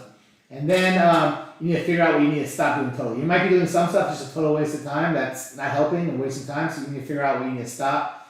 And then, of course, the most important thing is you got to take action and you got to work hard. You're not going to just be able to buy businesses, you're not going to be able to buy real estate if you're not like just all in, taking all your action and working really hard. If you're laid back and lazy, you're just not going to be able to do anything. You're not going to be able to buy real estate. You're not going to be able to buy businesses. So you gotta, instead of trying to keep learning everything and making sure everything's perfect, at some point you just gotta be like, all right, I know enough. I gotta start, and I'm going to learn from some of my mistakes. I'm going to ask questions as I go along. So that's just the most important thing. You gotta start. You gotta do it. And if you haven't done your first real estate deal yet, it's the same thing. Just if you're in step 2, PACE has shown you every possible thing that you need to know. You don't need to know everything. You should know a little bit. Just start doing the few things. See what you're doing right. See what you're doing wrong, and learn from those mistakes. There's a million people that have done what you're doing, that've been there, that've been in your shoes, that have, they're a little bit ahead of you. They're going to help you if you ask questions. Every single person in PACE's group is going to help you. Like, you ask questions, everyone's going to give you their answer. People want you to do good. Like, that's the great thing about this community, is that every single person in this community is just fucking awesome, right? If you're not awesome and you're in this community, I guarantee you PACE is going to kick you out. I've never seen anybody in this community that's negative, and I think I might have seen like one person post something negative, and you know what? They're not in the group anymore. So everybody here is only wants to help you. All right, let's see if there's any questions, and then I'll go through the letters, and then we'll be done. So let's see. When you buy a business, all right, Mr. In real estate, you get a deed at closing. What do you get for a business? Yeah. So when you buy a business, you get, it's just like when you buy anything else. You basically get like a bill of sale or receipt that shows that you own the business. The attorneys are going to drop all this paperwork, and they're going to show you that you own the business. It's basically, it's not called a receipt, but in theory, it's basically a receipt showing that you bought it, but it's going to be notarized, and the attorney's going to have it. It's all legally done, and every single business I buy is done through an attorney. Now, there's a couple different ways to buy businesses. You could buy a business as a business, and then it's definitely done like that. Or you could buy a business by just buying the assets of the business. And if you buy just the assets of a business, you're basically just getting a receipt showing each thing that you bought or didn't buy. But there's a few different positives of buying a business just for the assets or buying it for the business. And I'll get into that more. It's a little complicated until I talk about it. But you basically get a receipt in essence of showing that you bought it, that you own it, and the person selling it's going to sign every paperwork showing. And then if you owe them money, you're going to have a note that you're going to sign that shows this is how much money I owe them, this is how much I owe them every month, this is the interest rate, and if I don't pay them, then they get to take the business back. So yeah, this is a hustle. If we shouldn't look for businesses deals to bring you in California, what city and state do you recommend to look for? No, I mean you can bring me deals anywhere. I buy business deals everywhere. The problem with bringing me business deals right now is you don't, unless you've gone through one of my last masterminds or gone through someone's course or something, you just don't know what is a good deal or not a good deal. So you're going to be bringing me a ton of deals that's going to be wasting both of our times, right? Can you imagine sending somebody real estate deals and you don't know how to comp a property? If you don't know how to comp a property and you keep sending people real estate deals, I mean, you're just going to be wasting both of you guys' time because you're going to be sending them deals that aren't worth looking at. So it's the same thing in the business. If you send me a whole bunch of business deals and you don't know how to determine if it's a good deal or not, I mean, it takes a lot of time to go through these, so it's just going to be a waste of our time. Once you understand how to do it, then 100%, bring me unlimited amounts of deals. But until you totally understand that how to value it and know it's a good deal, it's kind of hard to try to pitch it to me because you won't know yet. But if you know a lot about it, for sure, I definitely would love to see a reel. All right, 100% will help you. When you buy the business, do you take over their LLC or how does that work? So Josh, so basically that's what I was just saying. There's two ways to buy a business. You could buy it by taking over the LLC and owning the actual business, or you could buy it and not take over the LLC, you just buy the assets of the business. So there's 50-50. So there's tax benefits to each person. There's a tax benefit to the seller and there's a tax benefit to the buyer to do either to buy it as an asset sale or to buy it as a business sale where you're taking over the LLC and everything. When you're buying the LLC and taking over everything, you're responsible for all the debt and you're responsible for all the assets and for everything. If you're buying an asset sale and you're only buying what you want, you could basically just buy whatever you want. So you could buy just the name, you could buy just certain assets, you could buy just the employees, you could buy just certain debts, and it's just certain liabilities. So there's pluses and minuses for both. I would say they're both done equally as much depending on the type of deal that you want to do. So I'll explain to you what the benefits are for both. There's a lot, like I said, tax benefits, but also liability benefits. And if you're buying the LLC, then you get to use the business credit. It's easier to borrow money. So there's different pluses and minuses. And sometimes the owners will want to sell it to you just as an asset sale, and sometimes they'll want to sell it to you as a business. So it'll just depend on the situation. But I do go into that a lot more thoroughly when we talk about how to buy a business. All right. Thanks for sharing your time. Yeah, no, of course. It's fun. I like doing this. I wouldn't like doing it every day, but I like doing it every so often for sure. It's fun. And it's really fun if I could help someone and they actually buy businesses or real estate. Like the coolest thing is when I give people a proof of funds, and they come back to me a few days later. Man, I just put this property under contract. I love that. Like that's why I give people proof of funds because they come to me and they show me all these different deals they got afterwards. If nobody got any deals, no one showed me the deals they got, it wouldn't be fun doing it anymore. But literally sometimes a few weeks later, they're like, look, I closed on this deal, look at this check. I just made $15,000 because you helped me with that proof of funds that I don't know if I would have been able to buy if I wasn't able to get proof of funds. So I love doing this stuff if I see you guys make progress and you guys are making money and it helps for sure. Do you have a large marketing department reaching out to motivated business owners? So I actually have, when I'm super motivated to buy businesses, I have I'm gonna make a YouTube video and show you what it is, but I have a desk after desk after desk, and I have like a station where people write the letters, people mail the letters, stamp the letters, do all these different things, and they mail them out or just do emails so yeah, I do have a team that does help me with this. They're not on staff full time because I don't do this all the time, but if I was to do this all the time, yes, I have people that love doing it and help me with reaching out to all the different business owners. And I do have marketing, a team in every business I have. So I do a lot of marketing, a lot of social media, a lot of pay-per-click, a lot of all different types of marketing. So I have a marketing department in every business that I have for sure. All right, so we're done with that module. So I told everybody I was going to show them a little bit about these letters. That'll be the last thing I show everybody. Let me figure out where this is at. So this is at, so going back again here, these are all the different modules that I have. I have 16 modules, right? So everyone can look really fast. There's 1, 2, 3, 4, 5, 6, 7. So module number 7, sourcing deals, is where I have all my letters. I'm going to show you my letters right now. So I'm going to go through just a small part of module 7, which is going to be my letters. And then we'll be done. Just to get an idea of creative things you can do with anything. All right? So let me find where this is. Module 7, letters. See, this thing goes on forever. I teach every possible thing you need to know about business. But let's go to sourcing deals and letters. Only because somebody asked me about that. I wasn't going to show it. But because somebody asked me about it, I'm going to show it. I have a whole section here just about partners, how to find your partner, what to do when you have partners. Let's see here. I had more partners than anybody. Number 6. All right, so we're almost there. Number 7. Let's go to letters. Number 7, letters. So just so you see, this is how to source deals. This is my whole section on sourcing deals. I have off-market versus on-market deals. I have personal network. I have social media, business and professional network, online searches, sending letters to business owners of interest. That's what we're going to go through right now, and then we're done. I'm not paced. I can't go 24 hours. I can go a few hours, but we've already been over 4 hours. But I'm supposed to be 3.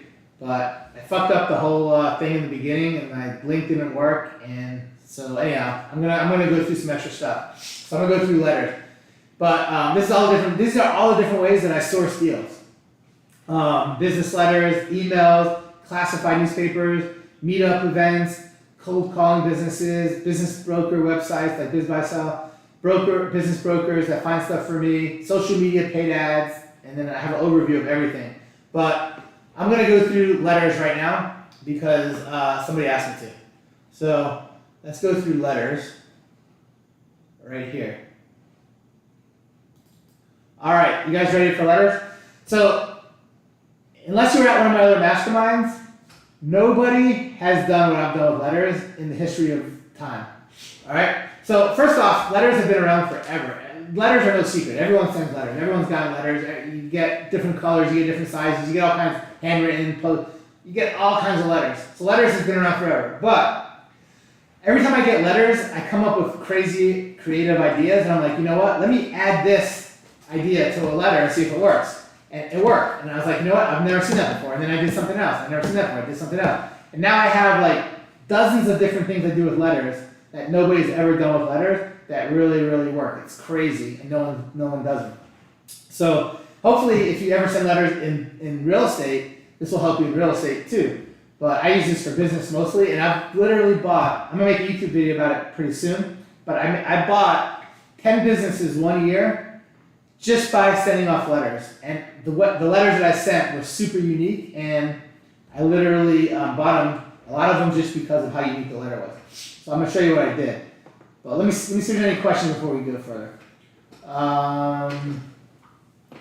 Let's see.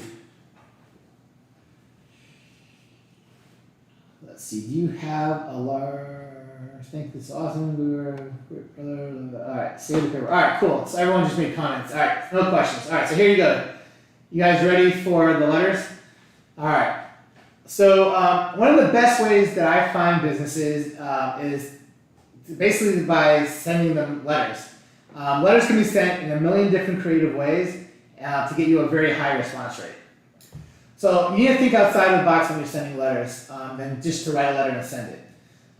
You should gear the letter creativity toward the type of business that you're sending it to. So based on the type of business that I'm sending these letters to are basically the type of letters I'm going to do. I'm going to show you all types of ways to send letters based on the types of business that you're sending it to make the letter that much better. All right. So target one industry at a time when you're sending letters, and then it's always best to do your homework on the business so you can make it a little bit more personalized. The more personalized you make the letter, the better response that you're going to get. So like if you know a little bit about the owner, you know a little bit about the business, and you put it in the letter, like, oh, I saw you won, blah, blah, blah of the year award in 2020. Man, that's so awesome. I looked up to that. That's just a great award to win. If you put something like that in the letter, you're going to get a better response. So if you make it a little bit more personalized by doing little things like that, that's really good. All right. The next slide is going to talk about all the different things that I do with letters. Half of them you've heard before, half of them you probably haven't. And a bunch of these no one's ever done besides me, ever. So first off here, and I'm going to have pictures of all these different letters I sent off so you can see them. So obviously these are all the different things you can do with letters. A lot of them, again, you're going to know about, not a big deal, but when you put a lot of these together and mix and match, it becomes crazy, and I'm going to show you how. So different size letters, right? So you could have different size letters. The paper could be different sizes, the envelopes could be different sizes, and the postcards, if you send postcards, they can be different sizes. So just changing the size of the letter can make a difference. Changing the shape of the letter. This is something that no one's ever done besides me. I'm the only one that's ever done this. If you've ever seen this before, you're full of shit, because I've never seen it before and I've gotten millions of letters. Changing the shape of the letter. What does that mean? So I'm going to show you pictures of letters I've sent like that, and these do the best for me. So when I try to buy an HVAC company, the letter looks like an air conditioner. Yeah, it looks like an air conditioner. So I'll send a letter that the letter looks like an air conditioner, and I'll send you pictures, but it's shaped like an air conditioner and it looks like an air conditioner. And when you open it up, the letter's in there. I'm gonna go through what's inside of it after. So if I send a letter to try to buy HVAC companies, I'm gonna make the letter look like an air conditioner. When I sent the letters out to all my gyms, what I did was I made my letters look like gyms. What I did, I have letters that look like barbells. So or weights. They're like oval, and it looks like a barbell plate. So when they get it in the mail, it's a black barbell plate. It'll say 45 pounds on it, and that's what the letter will look like. The front will look like the front of a barbell, the back will look like a barbell. And when they get it, they're super curious because they're in the gym industry, and now they got a letter the shape of a barbell that looks like a barbell. Or I'll do, other types of things that look like it, right? If I try to buy a flower shop, I'll have it look like a flower. I've done a lot of, I've tried to buy a lot of plumbing companies lately. And with my plumbing companies, they're actually shaped like a toilet. My letters are toilets, or they're toilet paper. Here, I actually have a few right here. I get some back on there. Let me show you.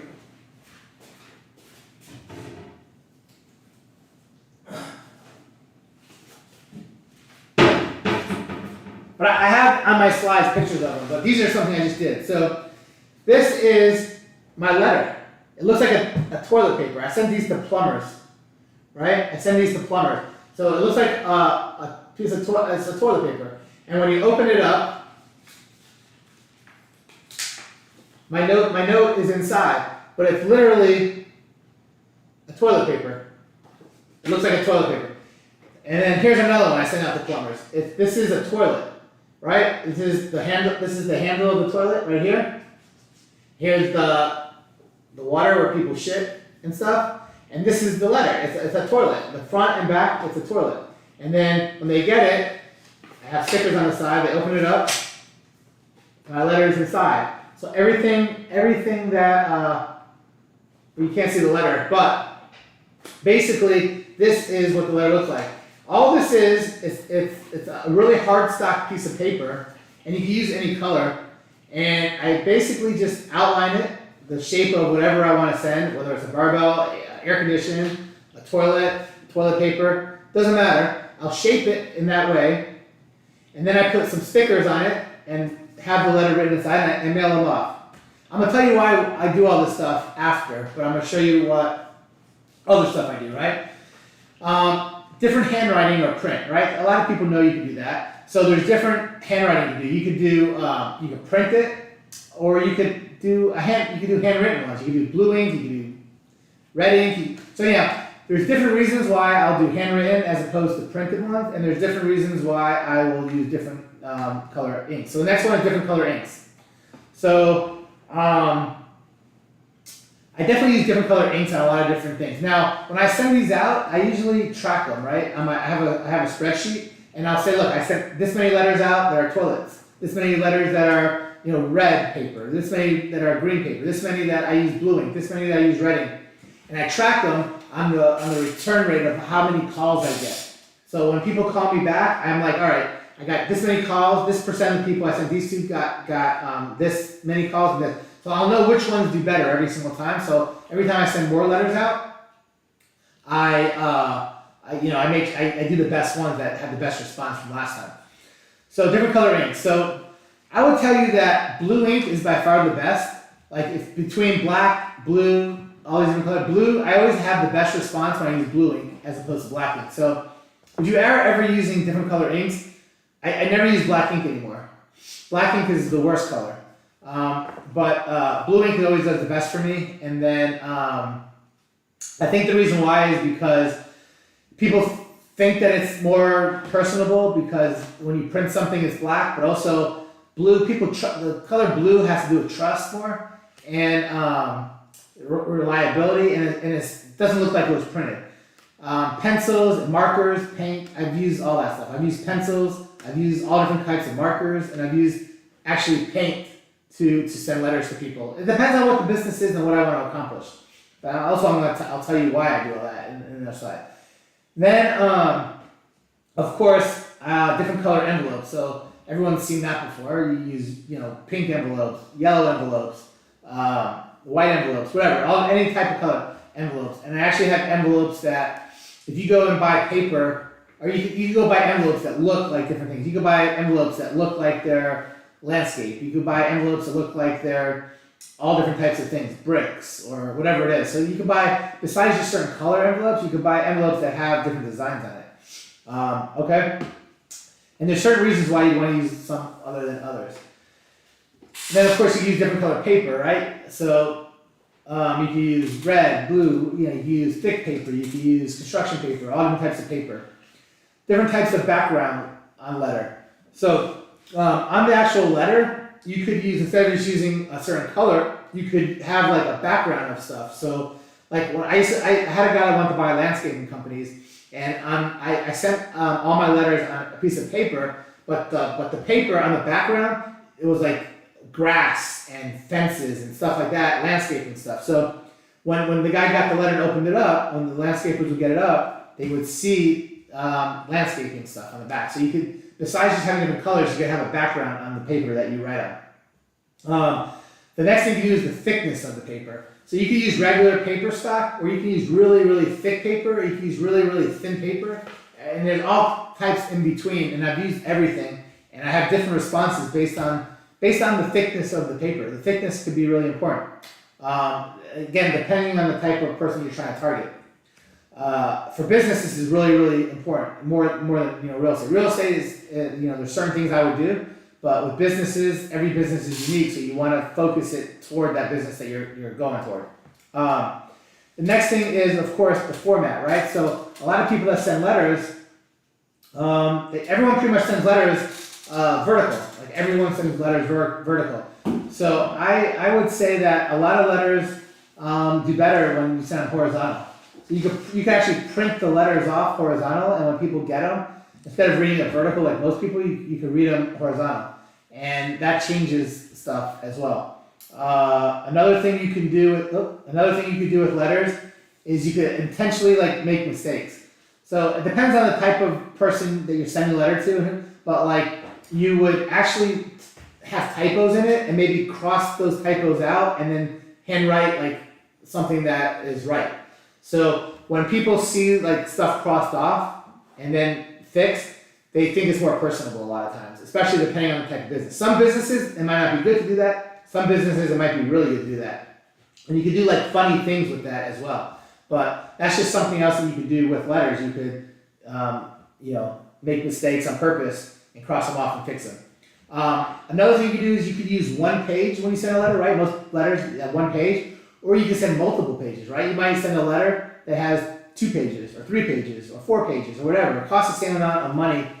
Every single thing I'm going to show you for right now is almost going to cost you the same amount of money, no matter how many, no matter what you use. Now, obviously, if you use really big envelopes, it might cost you a little bit more, and usually it's worth paying a lot more for those extra envelopes because you get way more people to read them. But what I'm talking about now, almost all this stuff costs the same 50 cents or whatever it costs now to send a letter, 55 cents or whatever. So the next thing, multiple pages won't cost you extra to put in a letter. And what's cool about multiple pages, you can do multiple pages and you can write like, again, depending on the business and what you're trying to accomplish, you might want to like put like just a few words on each page so people, it's kind of like interesting for people depending on what the business is. Or you could you put stuff on the different pages. You could also, instead of using like regular size pages, you might could do like smaller sheets and do multiple pages, and then it'll make sense because they don't all fit on a small sheet, the whole thing you want to write. But these are just different ideas. You don't have to use all these. You can use some of these and you can mix them together. The next thing, of course, is you could use postcards instead of letters. A lot of these things people know. You can use postcards and letters and all different types of postcards. This is something cool that I do that I don't really see many other people do, or really haven't seen people do. But I make the letters look distressed, right? So when I say distressed is what I'll do is I'll get like a lighter and I'll just burn I'll get the letter and I'll burn all the corners, or I'll burn a couple corners, I'll burn the whole thing around. And it looks pretty cool actually when you have a letter and this looks burnt all around. It definitely brings a lot of attention to the letter. So depending on the type of business, if it's a business that has anything to do with fire at all, I always burn the letters. I always burn the corners. I always do something. Of course, you could send letters that look like they're crumpled up. You could send letters that have sloppy stuff on it. And again, it depends. Are you trying to buy a garbage company? Are you trying to buy, an attorney office? So you got to match it up to the type of business that you're trying to buy. But these are all different things you could do with letters. You could cut corners off letters and have it where it looks like you ripped the letter or cut a corner off or whatever. All right. The next thing you can do is you can send So I had a lot of escape rooms, and if you know what escape rooms are, they're rooms you go into and you have to solve all kinds of puzzles and clues to get out. And at one point I tried to buy a bunch of escape rooms, and what I did was I would send letters out, and the letters were puzzle pieces. So you could go buy blank puzzle pieces that are in the shape of a letter, you put them together, and you could do it towards 4 pieces or 8 pieces. Anyhow, you could buy Hobby Lobby and all these different places, Amazon. You could buy puzzle pieces, and what you do is what I did was I basically had a puzzle piece that was blank, and I would write the letter on the puzzle piece. Then I would break the puzzle piece up and throw it in the envelope, and then the person that got the puzzle would have to put it together to read it. And you don't make like a lot of pieces, so it's not like hard, but maybe you do like 4 pieces or 6 pieces or 8, whatever it is, and it just makes people more curious to put it together and see what you have to say. So that's another thing that I've done with letters, with the puzzle pieces. This is something that I came up with that I've never heard anyone else do as well, that I came up with, a crazy reason, but different scents, right? you're allowed to put whatever scents that you want on a letter. When I say scents, I mean make it smell different. So when I send letters out, sometimes I'll put like a cologne on it, a perfume. Sometimes I'll make it smell like flowers. Sometimes I'll make it smell like different types of food. Sometimes I'll make it smell like Lysol. Sometimes I'll make it smell like, it depends on the business. But basically the point is, it doesn't cost you any extra money to make a letter smell however you want. You can make the letter smell however you want, and you can send it off. And I promise you, when somebody gets it, they're going to be very curious, especially if the smell makes sense for the type of business that you're sending them. So, a used car smell, if you're trying to buy a car dealership, or whatever it is, you would basically make the smell of the letter different. The next thing I do with letters is I put like something inside the letter just to make people curious, right?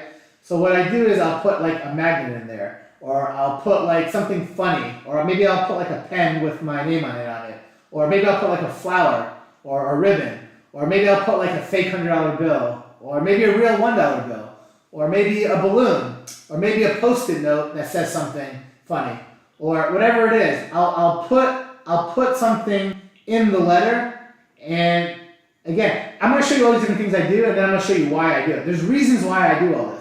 There's a reason why you're sending somebody a letter. You send somebody a letter because you want somebody to open it, right? Well, if the outside of the letter looks unique or different, someone's going to get very curious. I want to make somebody very curious about the letter. And if I make them very curious, they're going to open it. So that's why I make the letter so unique on the outside. Once you open the letter, what's important? You want them to read the letter. So a lot of the things I do that I'm putting inside this letter, or the scents that I put in it, or these different things that I just showed you that nobody else does, makes them very curious, and now they want to read the letter. If they just have to put a puzzle piece together to make the letter, are they going to read that letter? I promise you they're going to read that letter. They're just going to be so curious, and they're going to be like, wow, this person's super creative and funny. I'm going to read it. So, and then once they read it, you want them to act. So then I do certain things to get them to act. I didn't even show you all the stuff I do with letters yet. We're going to keep going, but I'm just showing you the reason why I do all these things. You send letters because you want people to look at it. Then you want people to open it. Then you want people to read it. And then the last important thing is you want people to actually read it and do something. You want them to call you. You want them to email you. You want them to do something. So all these things are things that I do to get people to do one of those steps in that letter. All right, let's keep going on it. The next thing I do is this is cool. I haven't seen many people do this hardly ever. And this is something I do that really, really gets people to open up all my letters, is I put a different type of seal on my letter, right? So if you have a letter on the back, you can lick it and seal it, or you could seal it with something else. So the different things I seal it with is I seal it with stickers, right? I have stickers on all my letters here that seal the letters. So I use stickers a lot. Instead of just licking it and closing it, I'll put a sticker on it. And on top of putting stickers on, the thing that I do that's really, really cool is I use a wax stamp for a lot of my letters. So I have, it's really easy once you know how to do it, but I have a wax and I melt it and I put it on the back of an envelope where it seals the envelope, and all I do is I have this stamp and I stamp the envelope, and then it looks like that seal, and it's a wax seal. And it looks really, really cool because no one used wax seals to close envelopes for the last couple hundred years. So when you get an envelope and all of a sudden it has a wax seal on it, and you can make the wax seal look like anything. I have wax seals that look like, some that say have a good day, some say, smile, some say, air condition. It doesn't matter. They make them that say anything. And you use it, and if you get a letter and it says something that you can relate to, you're going to open that letter. So I use all different types of seals. This is something that that's so simple, that's so easy to do, that people don't do, that help me more with letters than anything else. I use different types of stamps. So my point is here, and I'll show you all these letters here, but basically, everyone uses American flag stamp. Now, I love America as much as anybody else, but the America stamp the America stamp on an envelope is boring. Everybody uses it. It's not unique. It's like you see it, it's like no big deal. Like you just look at it like this, like spam mail. So what I do is I never ever use that type of stamp. And I use American flag stamp, but not like a basic one. I'll use like a really cool special one. But I use stamps that say love on it, and there's all different types of love stamps. I'll use stamps that have Zodiac seal on it. I'll have stamps that have baseball players on it. I'll have stamps that have Martin Luther King on it. I'll have stamps that have famous people. I'll have stamps that are have different holidays on it. I'll have the craziest amount. I'll have stamps that people just haven't been seen before. So when they see these, they're like, oh wow, this is a real person sending me a letter. It's not like a bulk mail. Like they have, they took time and used a special stamp.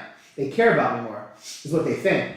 And then the other thing that I do with stamps, instead of sending one 55-cent stamp out, I might put 5 10-cent stamps and one 5-cent stamp. So now when people get a letter, they have 6 stamps on the letter, or 3 stamps, or 4, whatever it is. It's not one stamp, it's multiple stamps. You know how curious that makes people and how unique that is? It helps, I promise you. So when you're sending letters out, differentiate yourself from other people by doing these types of things. So that's stamps, okay? The next thing I do that I do huge, that I very rarely see anybody do, is I put lots of stickers on my envelopes that I send people. All my letters have a lot of stickers on them. And on top of stickers, I'll do stencils, and I put it on the outside of the letter. So if you look at all my letters, there's like, this one has a smiley face sticker, this one says fragile, this one has, a picture of an animal, a dinosaur. I love doing pictures of dogs. Everybody loves dogs. So like I love taking pictures of dogs because you get your envelope, your letter in the mail, and there's a sticker of a dog on it. You're gonna open it because you like dogs. Because who doesn't like dogs? So you open it. Sometimes if I'm sending it out to try to buy restaurants, I'll have all types of food stickers on it. If I'm sending it to HVAC, I'll have be cool or different things like that. So depending on what I'm sending, I have like fruits and vegetables and unlimited amounts of stickers. You can buy stickers for less than a penny each. They're super cheap. And you can get all kinds of cool stickers. And there's some with butterflies, rainbows, trees, donuts, stethoscopes, there's doctor type stickers. There's so anyhow, just get cool stickers, sports stickers, all types of animals. Anyhow, based on who you're sending letters to, get those types of stickers. Go to Amazon. You can buy they sell 1,000 stickers for it's like 3 stickers to a penny or something, on Amazon. You can buy them really cheap. So, and on top of putting stickers on the envelope, then I'll put some stickers on the letter on the inside too, because you want them to read that letter. So you do different things, and you mix and match and see what works for you. All right. So then I make words stand out on me on the letters. So like when I'm sending letters, I'll underline certain words just so I know people will really focus on that sentence or that thing that I want to do. So I'll underline some stuff, or I'll make a certain word very bold, or I'll make a certain word with a different color ink, or a different font, or I'll put an emoji, on it, or something like that. So I'll do all kinds of things like that with letters that I don't see many people do. And then of course, if I send letters out and I don't get a response, I'll usually wait like a month or 2, and then I'll send a second letter out. And I already know what the first letter looked like, so then I'll make my second letter kind of correlate to where if they get the second letter, they hopefully they'll open the second letter. So a lot of times people don't open the first letter, I'll send a second letter, but most of the time I just do one letter, but sometimes depending on the business. And so if I'm doing a mass email, if I'm doing a mass mailing out, and I'm sending like 1,000+ letters out to a company, to different companies, like in one industry, a lot of times I won't send a second letter out. But like if I'm like focused on a certain industry, and there's only like 40 or 50, companies that I can send letters to, if I send 40 or 50 out and I don't get responses from everybody, I'll send a second letter out to all the people I don't get responses for.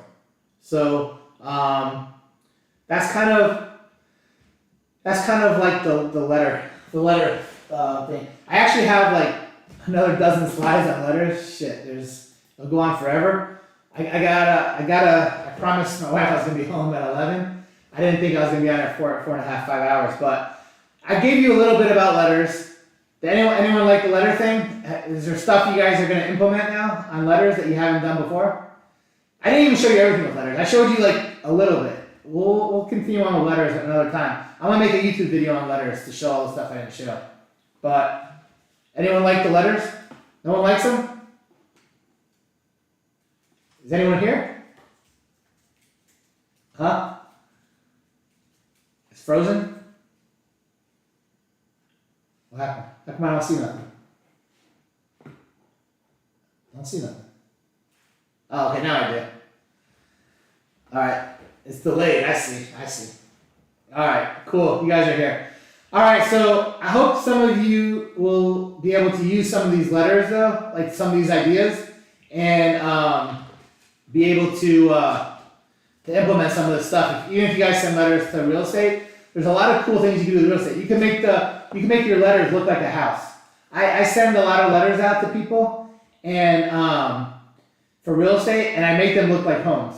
Sometimes I even make them look very similar to the home that they are. I've seen people send postcards out and they have a picture of your home on it, but I actually will send the shape of the home on a letter, and it's not that hard, and it gets people's attention. If you send someone a letter and it has a picture of their house on the letter, there's a way more likely chance they're going to read it. And I've actually gotten letters like that. So I have so many homes, so I have people send me postcards and stuff all the time, and I've seen people send me actual pictures of my home on a letter, but never the actual shape and everything on the letter. But just so you know, all these things with letters you could actually do, and the post office delivers all my letters. I've never gotten letters back because they weren't allowed to be sent that way. I've gotten letters back because the companies I sent them to went out of business. I don't always check before. If I send like 1,000 letters out, I don't check every single business to see if they're still in business or not. It's cheaper just to send them all out and lose the 55 cents if they come back than to pay to go through every single one. The time is not worth it. So I do get letters back a lot of times when people went out of business, but basically that'll be a good start. So if you guys liked it, it's going to be saved on YouTube. Make sure you subscribe to my YouTube channel. You can go back and review this, and it's going to be on there. But I'm going to be having a lot more videos on this YouTube channel. So I'll make some more of these if you guys liked it, and especially if you guys, if one of you come to me and say, look, man, I sent a letter out and I did this, this, and this, and look, the owner responded and I was able to buy that house. If somebody says that, and you show me that you bought someone's house because of it, man, I'm going to start showing you a lot more stuff. So I hope that was good. I gotta leave now. I'm gonna talk in the group and see if you guys want to do something else at some point, and make sure you're all friends with me on Facebook, and you'll see a lot more stuff because I do post a lot of cool stuff on Facebook. And I guess until next time, I'll see you there. Thanks for staying with me this long. That's a long damn time. So I'll see you next time.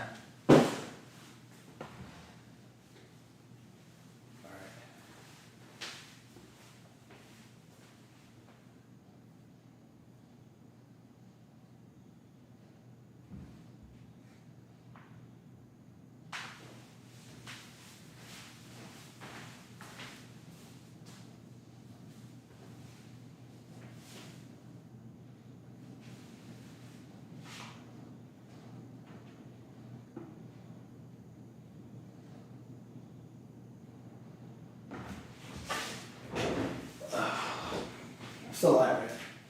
Huh? You are? I didn't cut it off, right? You used to see it, right? Yeah, let's cut it. Huh? Yeah, it's probably cut it. Yeah, I'll